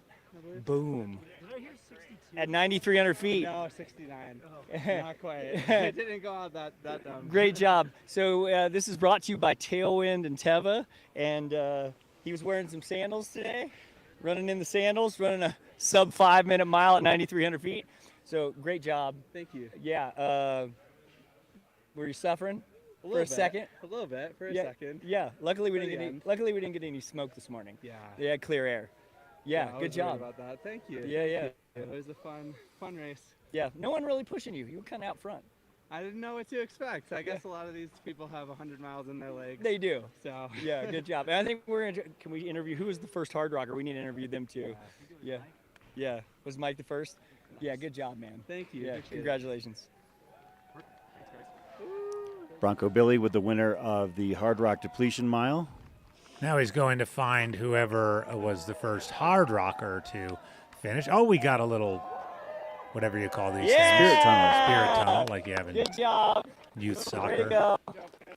And at the end of Cocodona, at the end of Cocodona. whether it be 1 or 250 miles. Get your spirit tunnel. I think Browning's going to seek out whoever was the first hard rocker to do the mile, and I'm almost certain it was Mike. We've got a Depletion Mile cool down lap going apparently. Yeah. Nothing's going to stop Mike from his cool down. There he is. Shame they couldn't get Horton out here for this. Actually, that would be kind of fun. You grab some of those legends like Trujillo and Horton. Yeah. That are always around. Blake Wood, Kirk App. Bring them down here for this mile.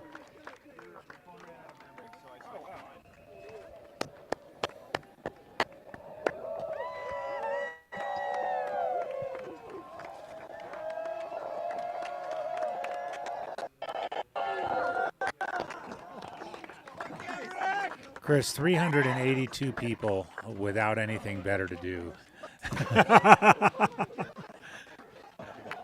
I've got another interview, it looks like. Maybe our oldest finisher. No, I used to be able to go on 5. That's great job. Great job. All right. The finish line cam set up looking like the end of one of the big hundreds. 3 cameras. All kind of bunched together, trying to get that shot.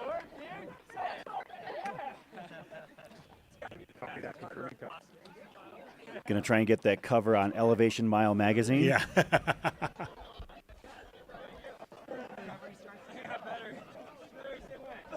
Lots of fist bumps going on. Lots of enthusiasm for 7:13 in the morning. Apparently Mike's getting ready for the awards now.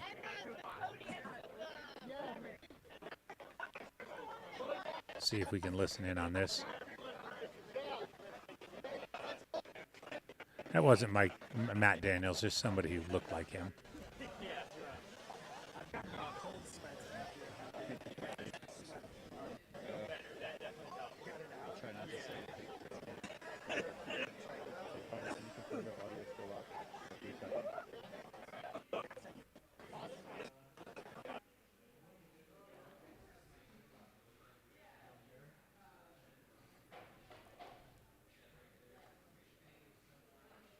Here's Tara. Equally shitty. I was forced to run faster. Yeah, all right, everyone behind us. Everyone behind us. Oh, picture time. Everyone that ran or wants to be in the picture. Thanks for being out there. Yeah, you're welcome. Discriminate. I did see Claire Farrow down there. Everyone's included. Come on. Come on, man. You want to win? Come on, Jim. I didn't run. I'm not getting bitches. I just cheered.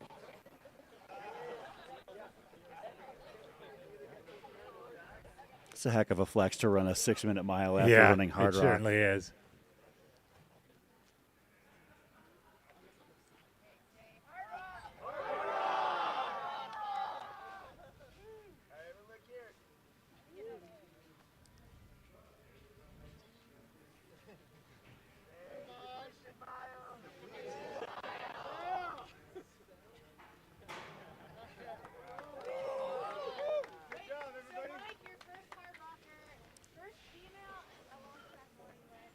I can't say I did as much homework for the depletion mile as I No. did for Hardrock. I do know Maggie does marketing for Tailwind, so she's the one talking right there. She's a hard rocker and a Cocodona finisher, one of the first years, maybe the second year.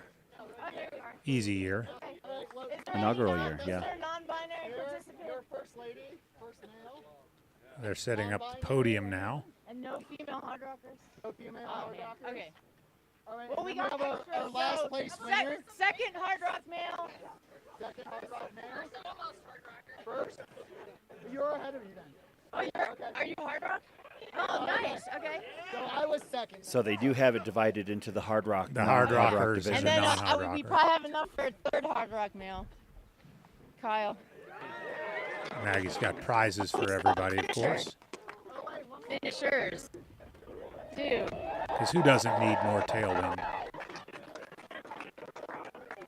Some of them had 100 miles worth. Nice. Okay, DFL and then youngest finisher. We'll probably have a prize for him too. And oldest. Yeah. I don't know. I know. Okay, come over if you think you want a prize. This is real official. Not a trick question. Let's see, what else did we do? Oh, yeah, the travel talk. Oh, here. Oh, yeah. Hey guys, hold on a sec. If you have one of those little white ticket codes for some Tevas, come over here. We just want to get your picture. That would be awesome. Okay, do we have 10 people? All right, let's just rally over here. This way. Oh shit, we have a lot of them. I guess we have 10. Oh, sorry, I don't need this anymore. Hot mic, hot mic. Right. Dude, I love this. All right.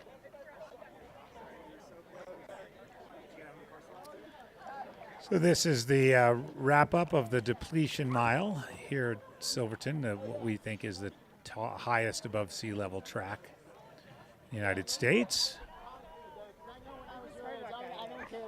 A fun tradition started by Mike Wardian during his first Hardrock back in 2018, I believe.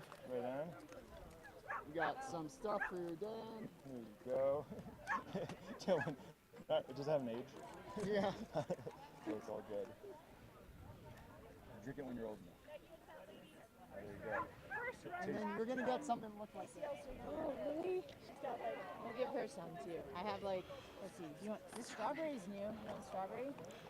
We got your strawberry. Okay. Oh, no, this is a new formulation too. Yeah, and then these are samples. Anyone can take these, but where's this Hardrock guy? Other Hardrock guy. They're right there. I'll give him chocolate. Check it out.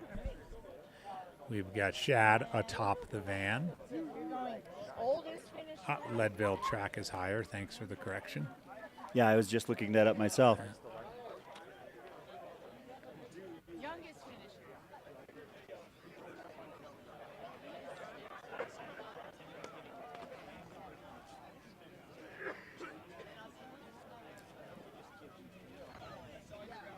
There's a pair of the Tevas that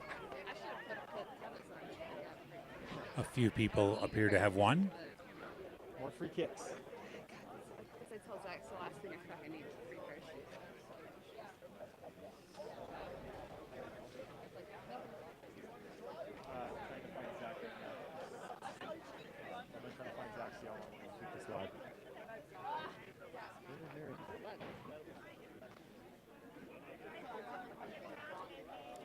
All right.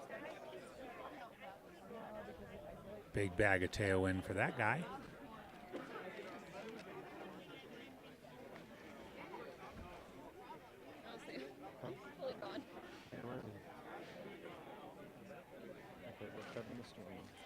So Mike Wardian ran Hardrock, then volunteered in the gym as cooking the breakfast, and now is overseeing the depletion mile. Is he going to help with breakdown and moving the rock down the street? Who or knows? He might. We're going to wrap it up here from the depletion mile, and I'll let Chris take the honors, but we will be back with the award ceremony at around 9 o'clock. All right. Once again, I want to give our propers special thanks to our presenting sponsors, Altra Footwear and The Feed. Additional partners, our friends at Teradek, who provide the transmitter equipment that bring us some of the shots that we have provided this weekend. Big thanks to Basecamp Ouray Mountain Guides for hooking the crew up with e-bikes. If you're craving real adventure, hit up their Gold Mountain Via Ferrata, a wild high alpine climb on historic mining cliffs and across the second longest suspension bridge in the country. Use Hardrock 10 for 10% off. Go get your heart racing. Thanks to our team members. We had a massive team of volunteers. We couldn't have done it without you. Thanks to our camera ops, Zeb Watson, David Usling, Gus Gibbs, and Shad Burkholz. Our drone pilots, Dakota Revac, Mitch Queering, Mike McTeer. Our commentary team, Corinne Shalvoy, Claire Farrow, Dan Ryan, Chris Twiggs, Brett Hornig, Jeff Browning, and Don Reichelt. Our Chronicles creator, Tony Hill. Our technical team, Brett Stevenson, Jordan Schmidt, Connor Dyer, Zach Lentz. Our producer, director, Zach Marion. And it wasn't in the propers, but special thanks to Jamil Curry for thinking that this would all work. Because I think he has been given proof of concept over the years that we have covered these events. And with that, my partner, Andy Jones-Wilkins, any final thoughts for Hardrock 2025? Once again, Chris, it was fantastic sharing the commentary booth with you for upwards to about 20 hours. And I look forward to the next time already. Cheers, everyone. Awesome.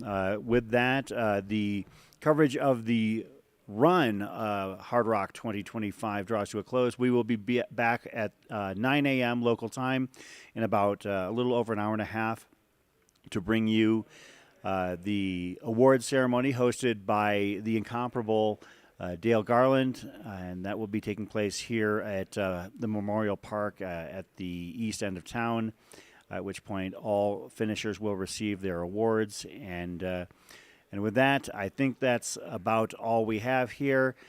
For the rest of our team here at Mountain Outpost, I am Chris Warden. Thanks for tuning in, and we will see you next time here on Mountain Outpost.